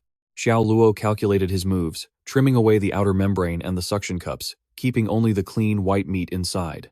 Then, he used spices to marinate it and get rid of the fishy smell. Xiao Luo started dropping the meat into the pot, mixing the flour into a liquid batter before adding the fish and stirring it all together. The mixture of golden batter and octopus meat looked incredibly appetizing. Then, he carefully poured it into a round mold. Xiao Luo used a skewer to poke at the cakes. Once one side was cooked, he flipped them over to the other. Finally, he took a bottle of sauce and drizzled it over, adding some ketchup and mayonnaise. With a practiced hand, Xiao Luo sprinkled on the final ingredient to finish his masterpiece. As for the soul of the dish, the bonito flakes, he used finely shredded potatoes as a substitute. He pushed the plate to the center of the table and yelled, "It's finished! Takoyaki!" Xiao Luo held it out in front of Da Zhuang. He spoke up, "Eat all of this, and your body will be able to recover." Shadow Shield cried out in shock. "Using mutant octopus to make food? What are you trying to do to him?" Darkthorn, standing nearby, agreed, telling us to eat this stuff. "He must think we aren't dying fast enough." Lei Hong seemed a bit calmer, but he narrowed his eyes and asked skeptically, "Can this thing actually be eaten?" Xiao Luo put a hand on his hip and said confidently, "Have you ever read a martial arts novel? Wherever there's a venomous snake, the antidote is always within 5 steps. I've already taken the soul cores, and there are no refunds. If you want to eat, eat." Da Zhuang leaned in and sniffed, then exclaimed, "Wow, it smells amazing." Without hesitation, he popped one into his mouth, saying casually, "I'm eating it. Even if I die, I might as well enjoy myself before I go." As soon as he took the first bite, Da Zhuang froze like a statue. He suddenly gasped, "This is..." Da Zhuang covered his mouth, tears streaming down his face. Shadow Shield and Dark Thorn called out in worry, "Da Zhuang." Lei Hong grabbed Xiao Luo's arm with a threatening grip. "What did you do? If anything happens to my brother, I'm not letting you off." Bai Feifei lunged out from nowhere, blocking the path between him and the boy. Lei Hong flinched and backed away, warning her, "Don't come any closer." Meanwhile, Da Zhuang couldn't stop himself from devouring the food. He shouted in excitement, "This is so good." He felt like he was floating on clouds, thinking to himself that the soft, smooth batter was like a cloud wrapping around his body. Da Zhuang raised his hand in praise. The meat was chewy and fresh, and with every bite, it felt like little spirits were dancing on his tongue. He skipped toward the octopus, calling out, "Little octopus!" Da Zhuang stood on top of a rock, reaching out his arms in total bliss. He compared the feeling to a powerful ocean wave crashing against his soul. Da Zhuang bowed his head, crying out in emotion, "This is truly the best thing I've ever tasted." Darkthorn asked suspiciously, "For real?" Shadow Shield was just as curious. "Is this stuff really that good?" Lei Hong couldn't hold back anymore and lunged forward. "Forget it. I'm eating too." The other guy followed right behind. "Me too." Darkthorn did the same. "Give me a serving as well." After they finished eating, the whole group was beyond excited. "This is too good. I'm so happy." Darkthorn held a piece up to Ahu's mouth, inviting him, "Ahu, You should try some too. He opened his mouth and chewed slowly, savoring the flavor just like the others. Ah, Hugh's eyes lit up as he sighed. A surge of energy began to envelop his body. He shouted, "My wounds are healed. It's a miracle. The pain is completely gone." Ah. Hu lifted his shirt in joy. "Look, even my old scars have completely vanished." Then Hu turned to Xiao Luo, puzzled. "Is this also an effect of the octopus meat?" The boy stared blankly, explaining, "I added a bit of spice to your portion. Think of it as a special gift." After saying that, Xiao Luo paused to think. Crap, there's a trap here. He worriedly thought, right now, my strength isn't enough to face superpowers. If this group finds out about the system, they might capture me and exploit me until I die. Suddenly, a voice cut in. "Hey, kid." Xiao Luo's face filled with fear. Was he caught? Lei Hong walked up friendly-like and praised him. "I didn't realize you were actually a decent guy." He rejoiced inwardly. Thank goodness this guy is all brawn and no brains, so I can easily fool him. Xiao Luo leaned in close, hinting at their previous deal. "So, about that partnership we talked about?" He nodded and replied, "I'll consider it." Hey Guy quickly stopped him. "Boss, don't listen to him." Hey Dun agreed. "That's right. Aren't we injured like this because of him?" Hu chimed in. "He should be the one taking responsibility for this." Hearing that, Xiao Luo lost his cool and shot back. "You guys robbed my stall. Was I just supposed to let you?" The guy used some flawed logic. "We're literally bandits. Seeing you with all that food, of course we're gonna rob you." He continued. "There are people who love their jobs every day, you know?" Hu confidently concluded. "This is called professional ethics." Lei Hong, who had been silent, finally sided with his lackeys. "Well said." He looked sternly and pointed at Bai Feifei. "Then what about her? Didn't you guys say you don't rob women and children?" Xiao Luo pushed her forward and kept questioning them. "Even if she turned into a zombie, she's still a girl. You guys stuffed her in a sack and were acting all sneaky. What were you planning?" Hey Dun couldn't look him in the eye and muttered, "Who told her to be so pretty?" Hey Guy lowered his voice evasively. "We only did it because of the boss." After hearing them, Xiao Luo smirked. Could it be some kind of weird fetish? Aileen covered her mouth, commenting a bit anxiously. "I can't believe even zombies aren't safe. That's so gross." Nearby, Xiao Luo turned to remind her. "Xiaoling, don't listen to this." De Zhuang backed away suspiciously and spoke up. "Boss, you wouldn't, right?" Xiao Ma remembered something and shared. "Earlier, I saw the boss and dragon talking privately. So it turns out." He turned red and quickly explained. "I didn't. Don't talk nonsense. This has nothing to do with me." Lei Hong, radiating a murderous aura, demanded, "What exactly is going on? Tell me everything right now." He shared in a low voice, "Don't get the wrong idea. This was something we planned and did on our own." Hu continued in a low tone, "The boss gets shy whenever he sees a beautiful girl. He hasn't even had a single girlfriend yet. We wanted to find a pretty zombie for him to try interacting with. Who knows, maybe it could cure the boss's fear of women." Hey Dun expressed his sincerity. "We only had good intentions." He lunged at the group, hitting them repeatedly, then roared, "Good intentions, my foot! How could you come up with such a freakish idea? Do you think I'm some kind of pervert?" Hai Guy grimaced and justified.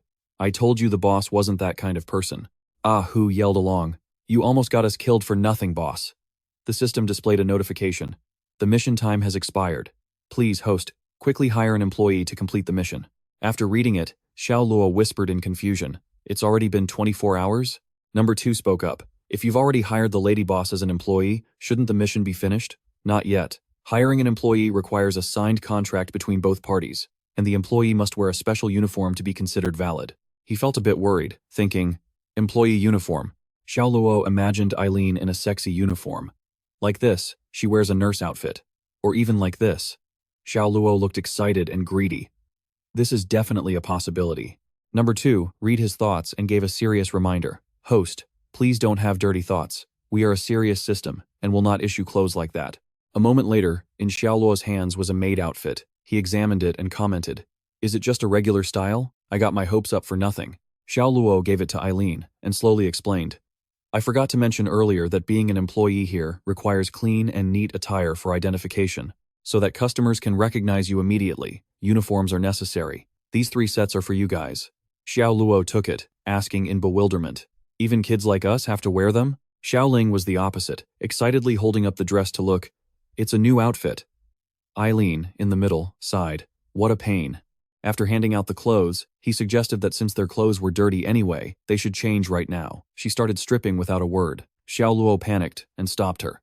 "There's no need to rush like that. There are so many people here. You can go inside to change." Xiao Lan, Xiao Ma and Xiao Hua couldn't take their eyes off her and said in unison, "No need to worry about the details." Meanwhile, she struggled to button up and spoke out in frustration. "This outfit is too tight. My chest won't even fit. Is there a bigger size?" Thud. Right after that, Lei Hong collapsed to the ground. De Zhuang screamed, "The boss fainted." Xiao Luo quickly ran out to block their view and shouted, "Control yourselves. Close your eyes." Smack! A breast pad fell right onto his head. He picked it up and squeezed it, full of doubt. What is this? Xiao Luo's whole body turned to stone. In front of him was Aileen with rippling six-pack abs. Xiao Luo yelled, "Are you kidding me?" Aileen put her hands on her hips and smirked, seemingly ready for this revelation. Xiao Luo backed away in shock and screamed, "You're a guy." He didn't seem guilty at all and said nonchalantly, "I never said I was a girl. Why are you so surprised?" Xiao Luo commented, "A perfectly fine man. Why would you dress like that and cause such a misunderstanding?" Hey Guy stood there with his mouth agape and said, "Could it be to feign weakness? To lure the enemy in?" Ah Hu nearby exclaimed, "That's legendary." Aileen scratched his head and explained, "No, it's just a personal hobby." Xiaoling seemed to have known all along. She spoke up to bail him out. "The boss loves beautiful dresses the most. He used to have so many, but unfortunately, he couldn't bring them with him." Xiao Luo similarly added, "The boss says this is called a trap master." After taking in the information, Xiao Luo started wailing, "You liar! You jerk! My dreams of a beautiful female employee in a sexy uniform and an office romance have all gone up in smoke." He clenched his fists and shouted, "So that really was the goal? You're such a perverted creep." Before he could recover, the system displayed a notification. "The countdown has begun. Please, host, quickly complete the mission. Do you confirm the hiring of this individual?" He mumbled the displayed text. "Do you confirm the hiring of this individual?"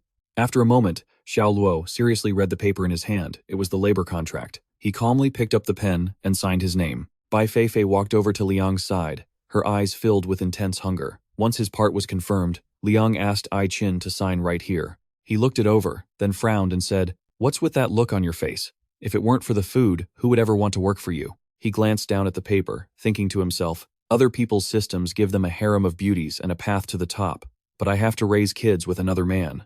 Liang let out a long sigh. At first, he thought nothing could be more tragic than this, and his thoughts continued to spiral. But then, on the other side, Bai Feifei lunged like a predator with terrifying speed. She used her mouth to snatch the paper right out of Ai Qin's hand. He cried out in shock, "You've got to be kidding me!" After snatching the paper, Bai Feifei started to bolt. Liang ran over to pull it away, reminding her, "This isn't food." Now, the agreement was marked with a perfect circle of Bai Feifei's teeth marks. The system scanned it and announced that the contract was complete. Immediately after, an explosion of power lifted Bai Feifei's body into the air. Her eyes glowed brightly, firing off streaks of golden energy, and in an instant, Bai Feifei's outfit completely changed. Liang stood there, stunned and speechless. Right after, a sharp scream rang out. "I don't want to work with a zombie." A while later, Liang and the others walked through the door one after another. Ai Qin stopped, crossed his arms, and huffed coldly. "You have no taste. You ignored a beauty like me just to hire a zombie as an employee." After thinking for a moment, he eventually accepted it, saying, "But for the sake of the contract's compensation fee, I won't hold it against you." Liang gave a forced smile, thinking, "We haven't even signed the contract yet. How can there be a penalty fee? You guys are the ones forcing me. You said if I didn't pay up, you'd wreck my car." He glanced back at the dilapidated house behind them and asked, "This place is unlivable now. What are your plans for the future?" Ai Qin shared confidently, "I've already spoken with the people from the Thunder Legion. They're willing to take us with them." Luo added excitedly, "Lei Hong said he'd teach me how to fight and shoot. That way, I can protect the boss and my little sister." Hearing this, he nodded in satisfaction. "That works out. Even if they are bandits, they aren't bad people. With them protecting them, the two kids will be safer." Suddenly, Ling ran over and called out, "Big brother." The little girl handed him a card and said, "That older sister dropped this earlier while she was changing clothes." Liang read the name on the card. He whispered, "This looks like an employee ID. So, her name is Bai Feifei." While he was lost in thought, Lei Hong walked over and interrupted, "Hey kid, this is where we're stationed. We won't be moving for a while. If you run into trouble, just come find me." Liang stood there like he'd turned to stone. Xiaolan Prison, Green Mountain. He read every line on the paper, reflecting seriously. The law is vast, the heaven's net is wide, no one can escape. The warning bell always rings to rebuild a life. Liang looked at him playfully and said, "You guys really know how to pick a spot." Lei Hong looked down and suggested, "What's wrong with a prison? High walls, heavy security. Before, no one wanted to be in here. But now, there's no place safer." Ai Qin thought it made sense and immediately agreed, saying, "That's true. Big Brother Lei is actually quite smart. I'm not used to living with others, though. Can you give me a private room later?" Lei Hong turned around, shoved him back, and barked, "Get away from me. Can someone find this guy some men's clothes?" Ai Qin ignored him and lunged back at Lei Hong in protest. "I won't do it. Dressing up is a freedom, you know? I just like wearing women's clothes." After a while, everyone finally settled into the vehicle, ready to leave. Luo and Ling poked their heads out of the window, waving goodbye. "Bye-bye, big brother." Blackthorn jumped onto the roof of the car and shouted, "Hey kid, don't let the zombies eat you." Below him, De Zhuang added, "We'll come back to visit you." Liang stood in the distance, smiling and waving back to them as a final farewell. He looked down at Bai Feifei's ID card in his hand. A satisfied smile spread across his face as he spoke. "I don't know what the future holds, but I guess I have to try to find out." He turned around excitedly and said, "I'll be in your care from now on." However, there was no one standing in front of him. Liang looked over at the stall, stomped his foot, and screamed, "You can't eat that!" In the quiet space, the sound of rattling echoed. Bai Feifei glared, gritting her teeth as she bit into the cart as if she wanted to swallow it whole. Liang used all his strength to pull her away. He yelled, "I told you, this isn't food. Spit it out, now." Bai Feifei didn't care, and kept biting. He roared in anger, "Spit it out!" One was stubbornly biting, the other was pulling. It was total chaos. After a long struggle, the cart couldn't take it anymore, and collapsed. Liang was frozen in shock, but then he suddenly remembered something more important. "Wait a minute, I haven't even used the elasticity feature today, so how did a few bites break it already?" Liang frowned, immediately suspicious. "Number 2, I suspect this cart is defective. I demand a new one." It calmly reminded him, "Host, please do not worry. I will immediately send a request to the higher-ups." A moment later, Number 2 spoke up. "The request has been denied." He cried out anxiously, "On what grounds?" It slowly and thoroughly explained. According to the item description, the elasticity feature is to protect staff and shop property. It only works against external attacks. It has no effect against people inside the shop. Bai Feifei is an employee of this shop. The host must take responsibility for any damage she causes. Liang's eyes widened as he screamed, "Why didn't you tell me something that important sooner?" He turned to Bai Feifei and complained, "If I'd known, I would have chosen a cross-dresser over this human husky." After saying that, he walked over to inspect the pile of scrap metal. "Damn it, it's completely trashed. How am I supposed to fix this?"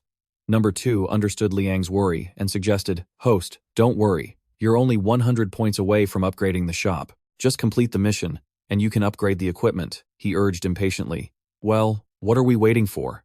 Give me the mission already." As soon as he finished speaking, the system displayed it immediately. "A new mission has been issued.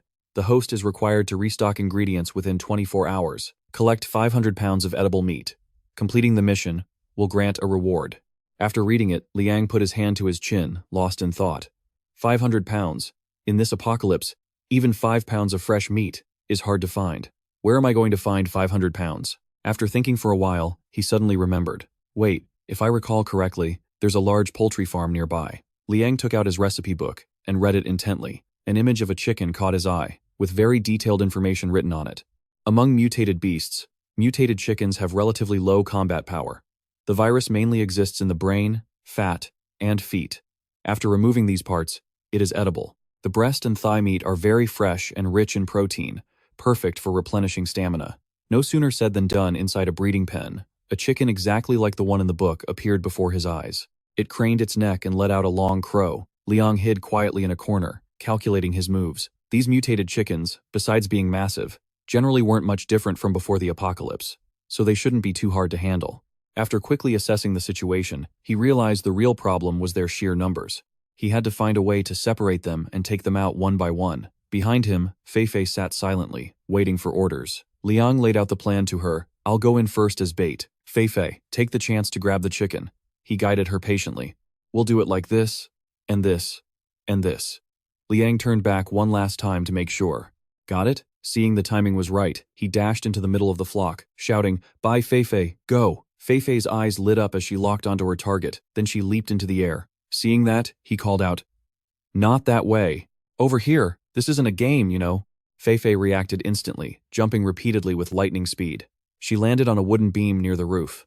The flock, distracted by Liang, all turned their glowing eyes toward him. Sensing the danger closing in, Liang gritted his teeth and backed away. Crap, before he knew it, they treated him like prey and chased after him, wings flapping wildly. He ran forward with every ounce of strength he had. While running, Liang complained. Low combat power. My foot. Where? A chicken slammed its talons down. Luckily, he dodged just in time, shouting breathlessly, those claws are way too sharp. One scratch, and I'm a goner. Finally, unable to hold them off anymore, Liang pleaded. Bai Fei, hurry up and save me. After running for a while, he hit a fence. He yelled, it's a dead end. With no other choice, Liang pivoted sharply, and suddenly, his face lit up. Right in front of him was a hole just big enough for a person to crawl through. Without hesitating, he dove inside to escape the pursuit. Liang rolled across the ground to get away from the danger zone. The crazed chickens screeched and chased after him, but they were stopped by the fence. The chickens were still wandering around aimlessly. Liang slumped against the dirt wall, sighing in relief. Thank God there was a hole here. I almost got pecked to death. He felt something squishy under him. What is this? It's all slimy and gross. Liang looked down at the shells on the ground in confusion. Why are there so many eggshells? A terrifying thought crossed his mind. No way. Liang crouched down in fear. He slowly turned around, only to see a giant chicken standing right over the hole. It lunged downward like an arrow. Liang scrambled away in terror. A fully grown mutated chicken. He felt miserable. I can't believe I fell right into a mother hen's nest. My luck is absolute trash. Liang ran for his life. Why does my elasticity power have to fail me right now? The chicken's beak was inches away. It pecked him right on the butt, making Liang scream, ow, that hurts. The chicken then dashed ahead, blocking his path. Liang screamed in terror. I'm dead. He was practically in tears. Looking at the eggshells from before, he was sure it was out for blood. This time, the chicken aimed its beak right at his crotch. Liang gritted his teeth in a rage. You dirty bird. He leaned back to dodge. My precious. A truck was speeding down the road. A voice crackled over the radio. Team 3, Teams 1 and 2 have reached headquarters. What's the situation on your end? Uncle Chu sat sternly behind the wheel. Huo Da reported that they were on their way back, and if nothing unexpected happened, they expected to arrive today. Guo Ming chatted happily. I heard those other 2 trucks came back empty-handed this time. When they see how many supplies we found, they're going to be so jealous. Old Bai chimed in. That's what happens when their captain is a coward. He's too scared to even go a little further out. Old Sun praised. Huo Da is still the best captain for thinking about stockpiling food in the cellar. Guo Ming added, it's a shame that whole village turned into zombies. Not a single soul survived. Old Sun smiled. Anyway, we're making it back safe this time. That's worth celebrating.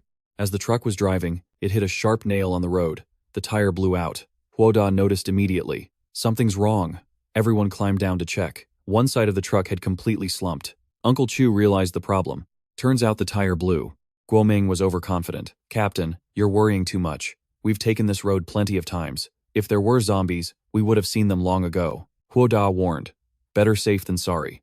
Mutated species are becoming more common, especially in wide-open areas like this. It's hard to be fully prepared. Then he ordered, Guo Ming, Gu Zhen, hurry up and change the tire. The rest of you, stay alert with me. Everyone acknowledged. Got it. The weather was clear as the group stood guard around the vehicle. Gu Zhen was busy, struggling to remove the old wheel. He was still being careless. Honestly, on a main road like this, there's no way there are many zombies. Guo Ming agreed. Exactly. And even if we run into one, so what? I only need one bullet to take it down. Right then, something flew through the air. Uncle Chu gave them both a smack. Stop talking nonsense. You two have only been out on a few missions, and you think zombies are that easy to deal with? Gu Zhen apologized. Uncle Chu, we're sorry. Please don't be mad. Guo Ming lowered his voice. We're just rookies who joined the team. We don't know much, so we're counting on you to look out for us. Uncle Chu reminded them. I can see you two are at least quick on your feet, so I'll teach you a thing or two. He suddenly asked, out of all the teams sent out, why do you think Team 3 always has the highest success rate and the lowest casualties? He then barked.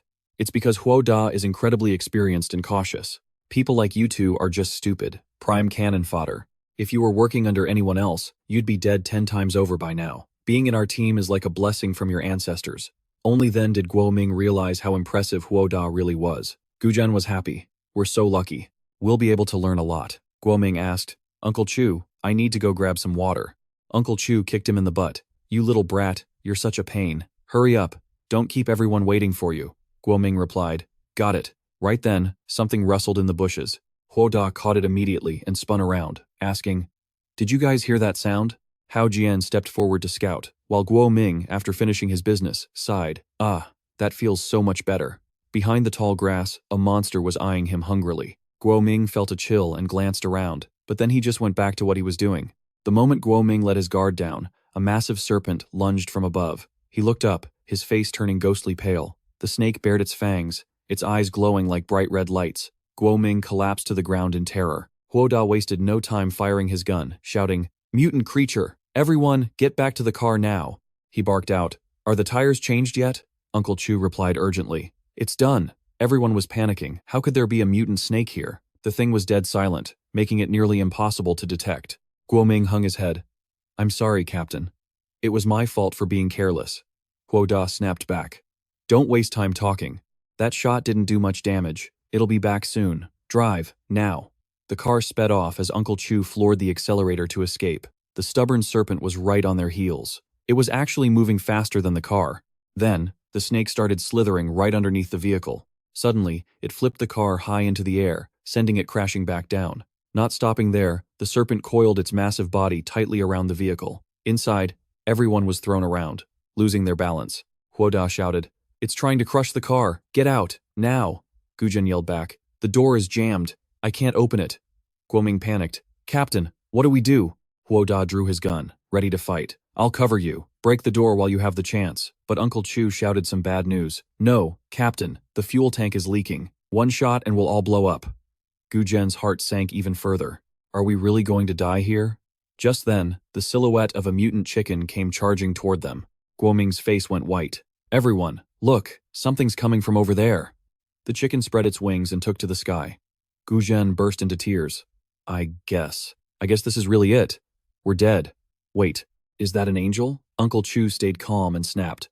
"What are you talking about? That's clearly a chicken." Huo Da frowned. "How can a chicken be that huge?" Then he realized something. "Wait, that's not right." Huo Da spotted Gao Xiaoliang on the bird's back. Someone was actually riding that mutant chicken. Gao Xiaoliang was struggling. "Damn it. How do I make this thing stop?" Guzhen was stunned. "Who is that guy? He can actually control mutant creatures?" Guo Ming guessed.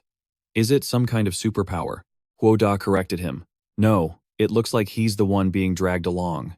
The serpent flicked its long tongue out while the chicken kept charging forward recklessly. Terrified, Gao Xiaoliang gripped the chicken tighter. The bird opened its sharp beak wide. Gao Xiaoliang grumbled, "Look, I only sat on a few of your eggs. Why are you so worked up? Do you really think I won't kill a chicken?" He flipped over and grabbed the bird's neck in a chokehold. Gao Xiaoliang was furious now. "I'll show you the professional skills of a real chef." He used every ounce of strength to squeeze its neck. Gao Xiaoliang screamed, "Just die already." Suddenly, the serpent lunged and slammed into the chicken's belly, knocking it into the air before sinking its fangs into the bird's body. Gao Xiaoliang, thrown back, let out a sigh of relief. Finally, it's over. But then he felt something was off. Wait, why am I still in the air? Gao Xiaoliang looked down. Oh great, I'm stuck on a power pole. He leaped down, instinctively grabbing onto something. It was the serpent's body. Dazed, he gave it a little squeeze, then wrapped both arms around it as it started to move. The snake had already shredded the chicken. When Gao Xiaoliang realized what he was holding onto, his face went pale. He scrambled down and took off running. A mutant snake. The serpent raised its head and swallowed the entire chicken in one gulp. You could see the bird's shape right in the middle of its belly. Then, it turned its gaze toward Gao Xiaoliang. He tried to creep away quietly. Mr. Big Brother Snake? You just ate a whole giant chicken, so you must be full, right? Heh, please don't eat me too. The snake's hot breath hit him, and Gao Xiaoliang froze in pure terror. He snapped out of it and ran for his life. Seriously, what is wrong with today? The serpent let go of the car to chase after Gao Xiaoliang, causing the vehicle to slam hard onto the ground. Guoming gasped. Old Bai, are you okay? He felt a wave of relief. We're saved. Thank God for that. Uncle Chu checked the dash. The engine still starts. Guo Ming urged. That's great. Let's get out of here. But Huo Da spoke up sternly. We can't. Gu Zhen was worried. If we don't leave now and that snake comes back, this car won't survive a second attack. And he was right. Captain, we have a lot of food in this car. If we lose it, we'll be court-martialed. Huo Da shouted. That person lured the snake away. If we leave him behind now, we don't deserve to be called soldiers. Everyone went silent. Old Bai nodded. The captain is right. Food isn't as important as a human life. We can always find more supplies, but we can't bring someone back from the dead. Old Sun added, we might be rookies, but we've gone through all that professional training for a reason. We can't just run away when things get dangerous. With that, Uncle Chu sped off. He muttered grimly, hang in there, kid. We're coming for you. Everyone was fired up. Let's go. If we have to fight that thing to the death, then so be it. Meanwhile, at a farmhouse, Fei Fei hopped down from the roof. She glanced around cautiously before walking through the farm grounds. Fei Fei spotted something. 3 mutant chickens were charging straight at her. Recalling what her master had been through, she grabbed onto the fence. Fei Fei ripped the fence right out of the ground, took a deep breath, and hurled it at the chickens. She successfully trapped them inside. Deep in the forest, the serpent was still moving at full speed. Gao Xiaoliang screamed for help. "Number 2, get out here and save me," Number 2 replied. "Host, as much as I want to help, I can't do anything because the functions are blocked and items are disabled." Just then, the serpent cut Gao Xiaoliang off and coiled itself tightly around him. The serpent opened its massive maw. Gao Xiaoliang's fear intensified. The smell was absolutely revolting. At this point, he was completely helpless. "Maybe this is for the best. If I faint, it won't hurt as much." Gao Xiaoliang squeezed his eyes shut in terror, his face twisting in discomfort. Gao Xiaoliang shouted in frustration. "Why am I hearing that damn chicken again? It's so loud it's going to burst my eardrums." The 4 chickens Fei Fei had trapped in the fence were moving together, but it was actually Fei Fei who had picked them up. She held the whole bunch of chickens, leaped high into the air, and slammed them right onto the serpent's head. The snake and the chickens collided with a massive thud. Finally, the serpent was knocked out cold. When Gao Xiaoliang saw her, he was overjoyed.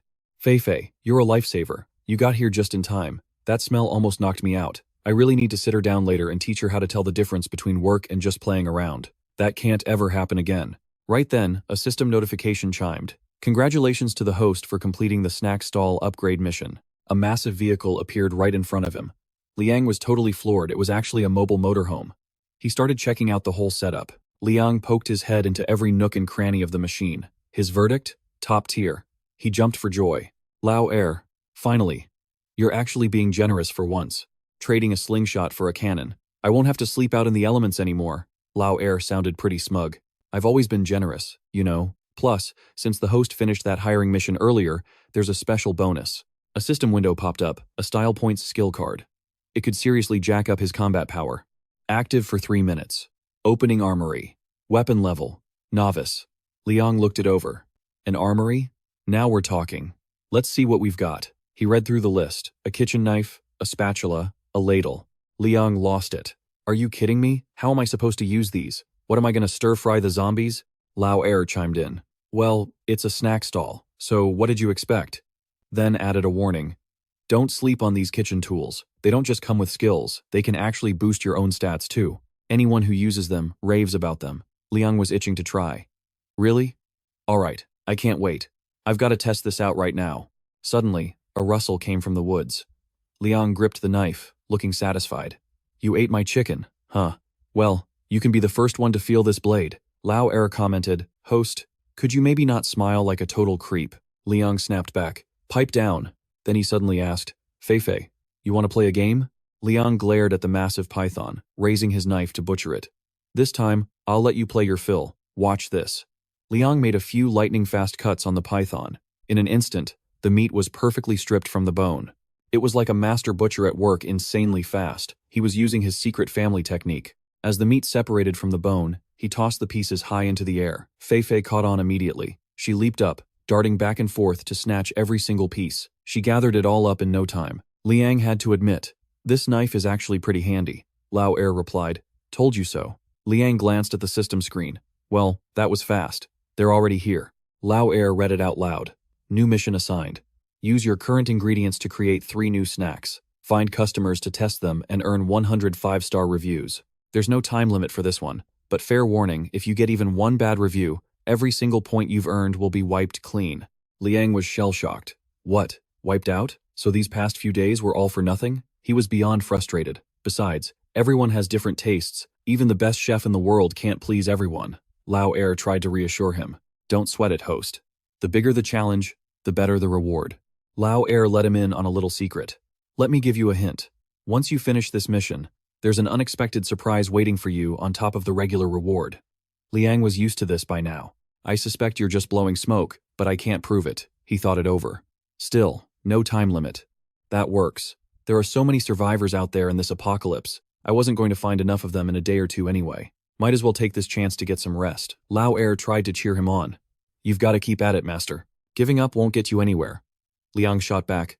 "What do you know? As a certain Master Lu once said, resting is so you can work better later. And no, I didn't just make that up." Then he looked the vehicle over. Honestly, this thing looks sleek on the outside, but I wonder how it actually handles. Liang was worried. The main thing is whether it can take a hit. If this thing falls apart at the slightest bump like the last one, I'm gonna lose it. He waved her over. Let's go, Feifei. I'll take you for a spin. Meanwhile, Uncle Chu's truck was still rumbling down the road. Huo Da scanned the area. Where did that snake go? Uncle Chu sounded certain. We're on the right track. This is the only road. Unless it crawled into the woods? Suddenly, Guoming shouted, "Everyone, look!" They all stared in shock. What on earth is that?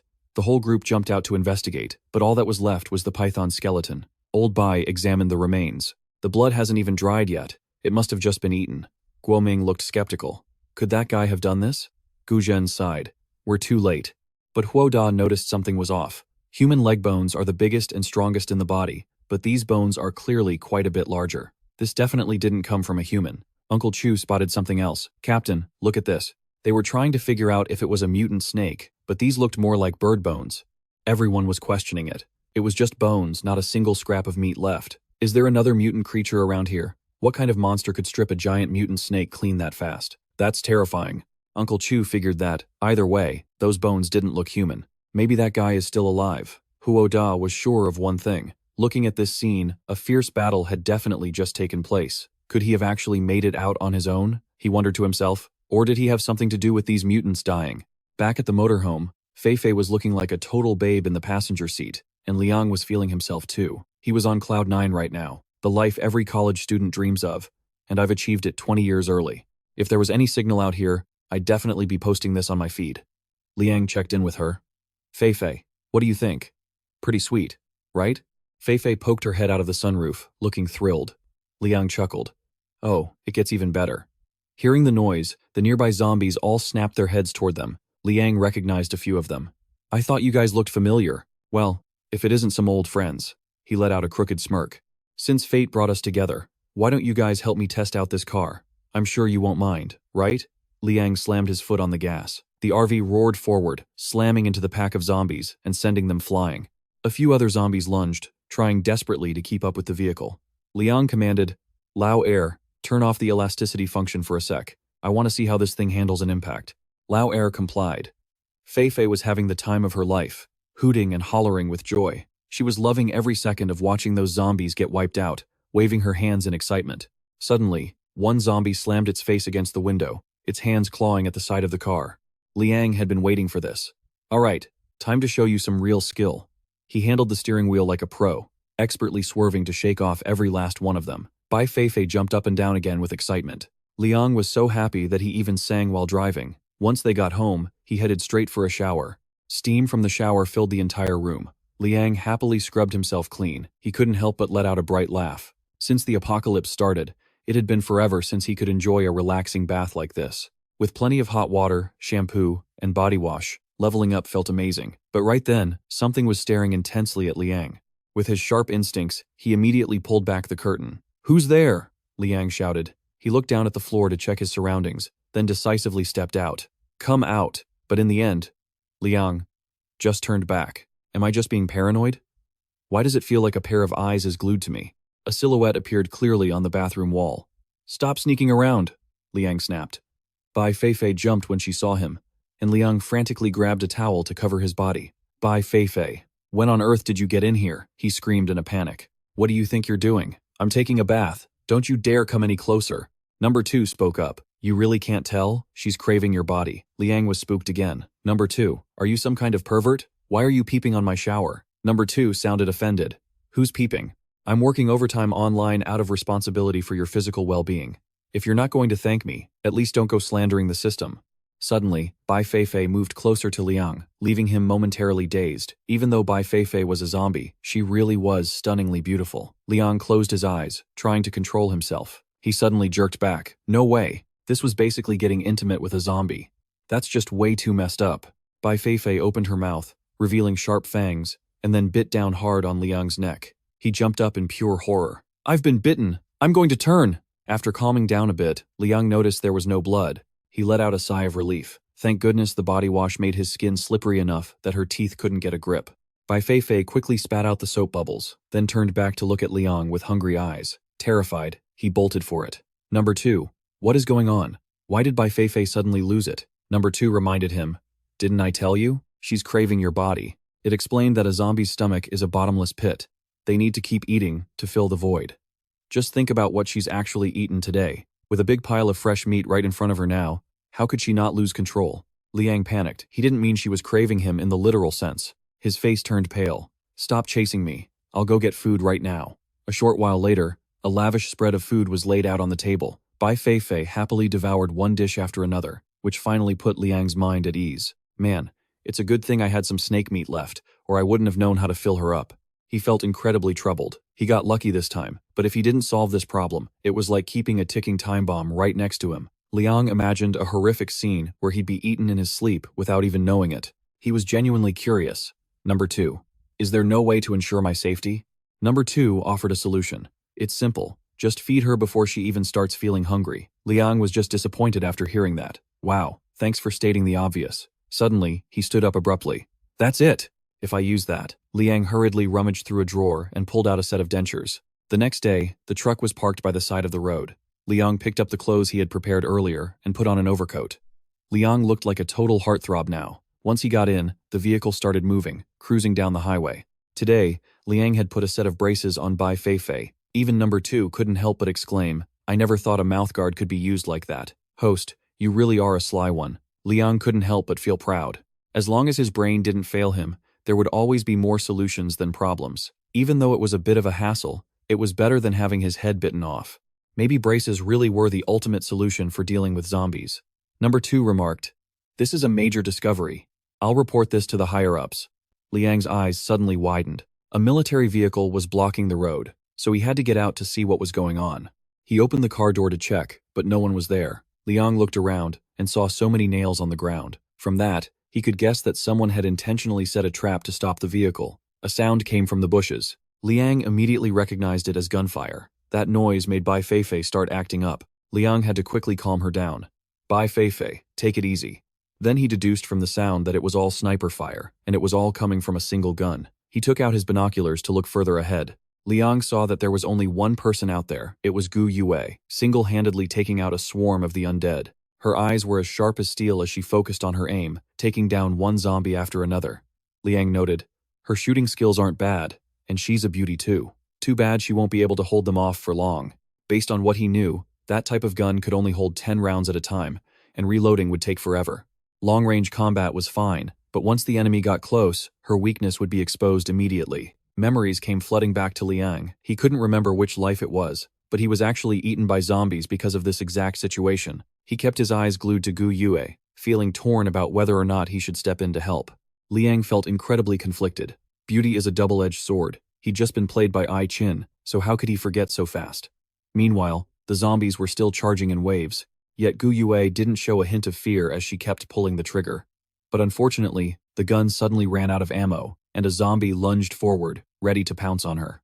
She tossed the gun aside and fought back directly with a knife. Gu Yue delivered a powerful, deep slash to the zombie. Liang watched in total awe. Oh my god, her melee skills are just as lethal. But she wasn't done yet. Gu Yue leaped into the air. While she was attacking the one in front, another zombie appeared right behind her. In the end, she made quick work of it. The zombies were left scattered across the ground, while Gu Yue didn't have a single scratch on her. Suddenly, she looked directly toward Liang's binoculars. He jumped, wondering if she'd spotted him. After finishing off the zombies, Gu Yue turned and walked away. She walked down to a small river on her own and started taking off her coat. With the outer layer half off, Liang felt like his nose was about to burst with a nosebleed. He frantically covered his eyes. "Look away! Look away! This woman is a monster at killing zombies. If she misunderstands and thinks I'm some perverted stalker, she'll definitely tear me into 8 pieces." Then, Xiaoluo calls out, "Bai Feifei, let's go." Bai Feifei is still standing there, wide-eyed, staring at something and looking totally impressed. She gives Xiaoluo a hard kick right in the butt, sending him stumbling.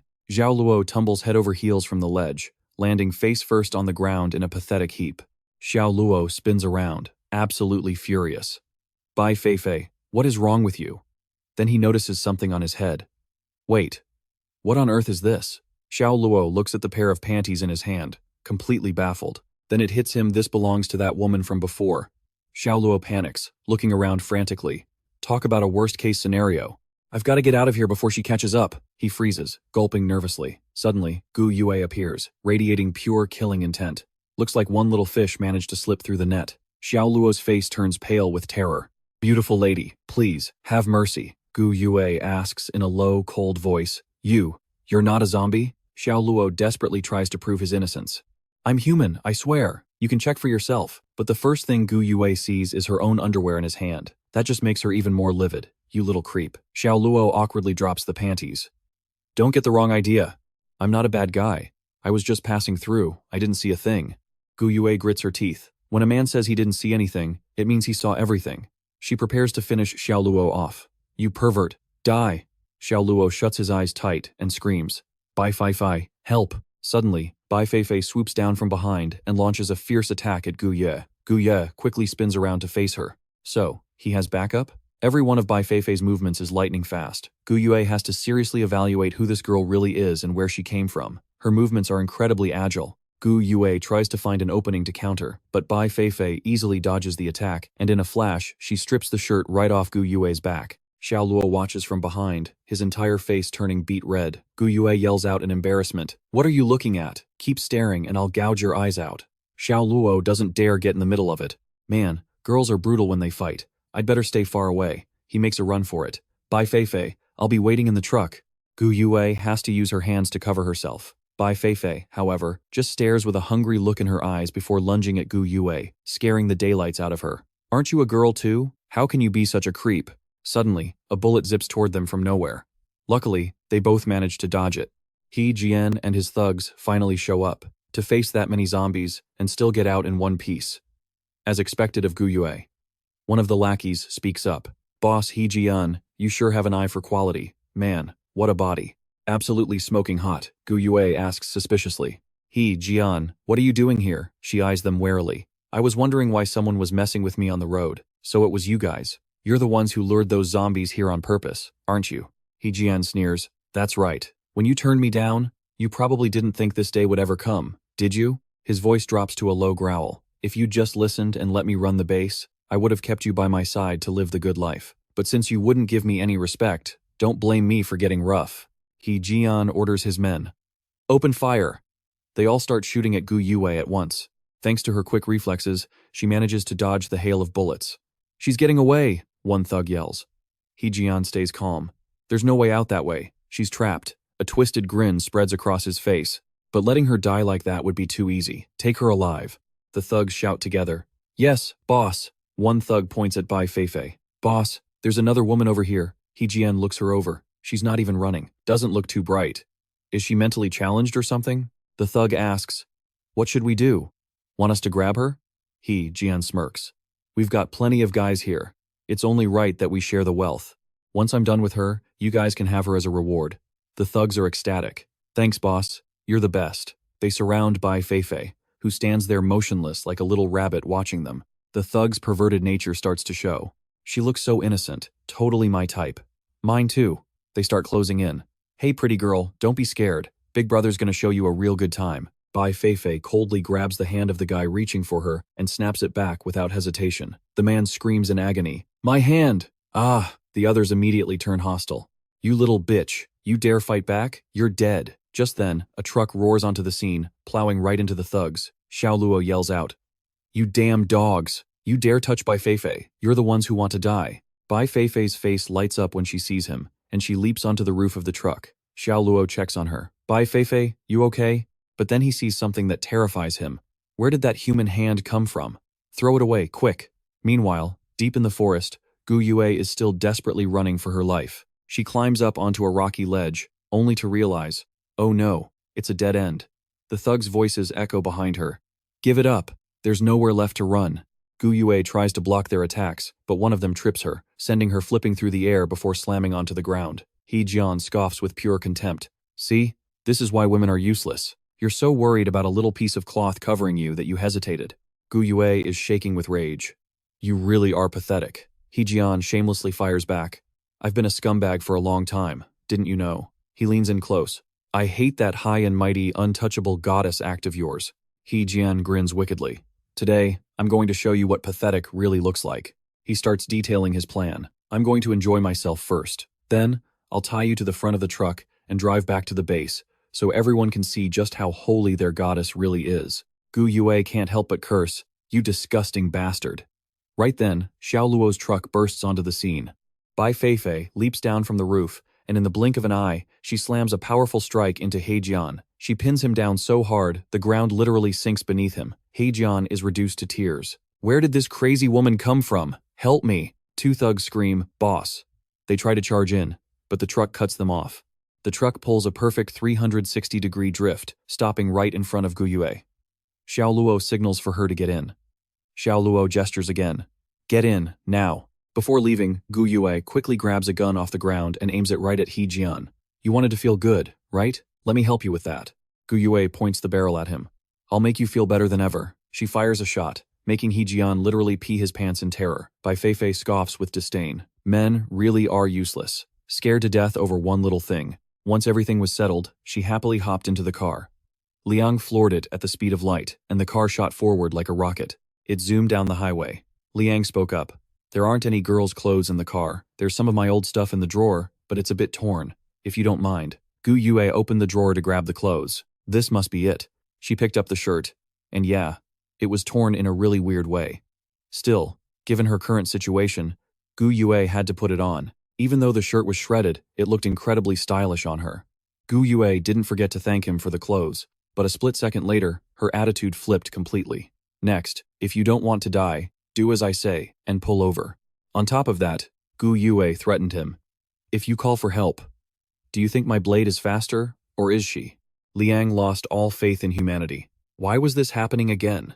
Was there no one left in this world who was normal? No one whose soul wasn't twisted, and whose morals weren't broken? He asked number 2 to eject her. Gu Yue immediately interrogated him. "Who are you talking to?"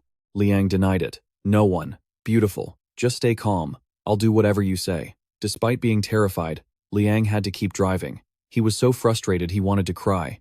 "Gao Xiaoliang Liang, I swear, if I ever mind someone else's business again, I'm a dog," Gu Yue demanded. "Speak. Why did you save me?" Liang replied. "If I said I was just a good person, would you let me go?" Gu Yue suddenly blurted out. "You've probably heard the saying, in the apocalypse, the saints are the first to die." Liang was terrified all over again. A good person? Who's a good person? Definitely not me. Finally, he had to come clean. "Fine. Actually, I'm an apocalyptic chef. I saw how well you fight, so I figured you must have plenty of spirit cores. I wanted you to be my customer." Gu Yue was confused by the strange term. An apocalyptic chef? She looked around. No wonder there was a kitchen set up in the back with so many cooking tools. Liang's eyes widened in shock. "Base?" he hurriedly asked. "How many people are at your base? Is it, like, 100? Gu Yue confronted him seriously. "But this could also protect you. Maybe you just stole this car. Why should I trust you?" Liang's eyes accidentally landed right on Gu Yue's luscious curves. Then, she made a demand. "Unless you cook something for me to try. If it's good, then it proves you're a real chef." Liang figured this woman was clearly starving, but trying to save face, so he agreed. "Fine. I'll show you what I can do." Now inside, Gu Yue sat with her legs crossed, waiting impatiently. Meanwhile, in the kitchen, Liang was focused, researching dishes on an iPad. He looked at the menu and scratched his head in frustration. Since he was trying to develop new dishes, he couldn't make anything already on the menu. Liang mumbled dejectedly. "Egg tarts. Octopus balls. I've done all of these already." While he was panicking and scratching his head, a dark shadow suddenly darted past his feet. "I'm just a normal student. I only know a few dishes. I'm really not some master chef." Liang jumped and glanced behind him. Seeing a strange creature crawling in, he screamed in terror. "Oh my god, a mutant snake. How did it get in?" However, the one who appeared was Feifei, wrapped in a snake-shaped cloth. Liang blanked out and called her name, Bai Feifei. Then he suddenly remembered. Right, her pants were torn earlier. I just grabbed a piece of cloth to wrap her up. Seeing her playing happily, Liang instantly realized what was going on. It was that snake's skin. He quickly went over to pat her head and comfort her. "Sorry, I forgot.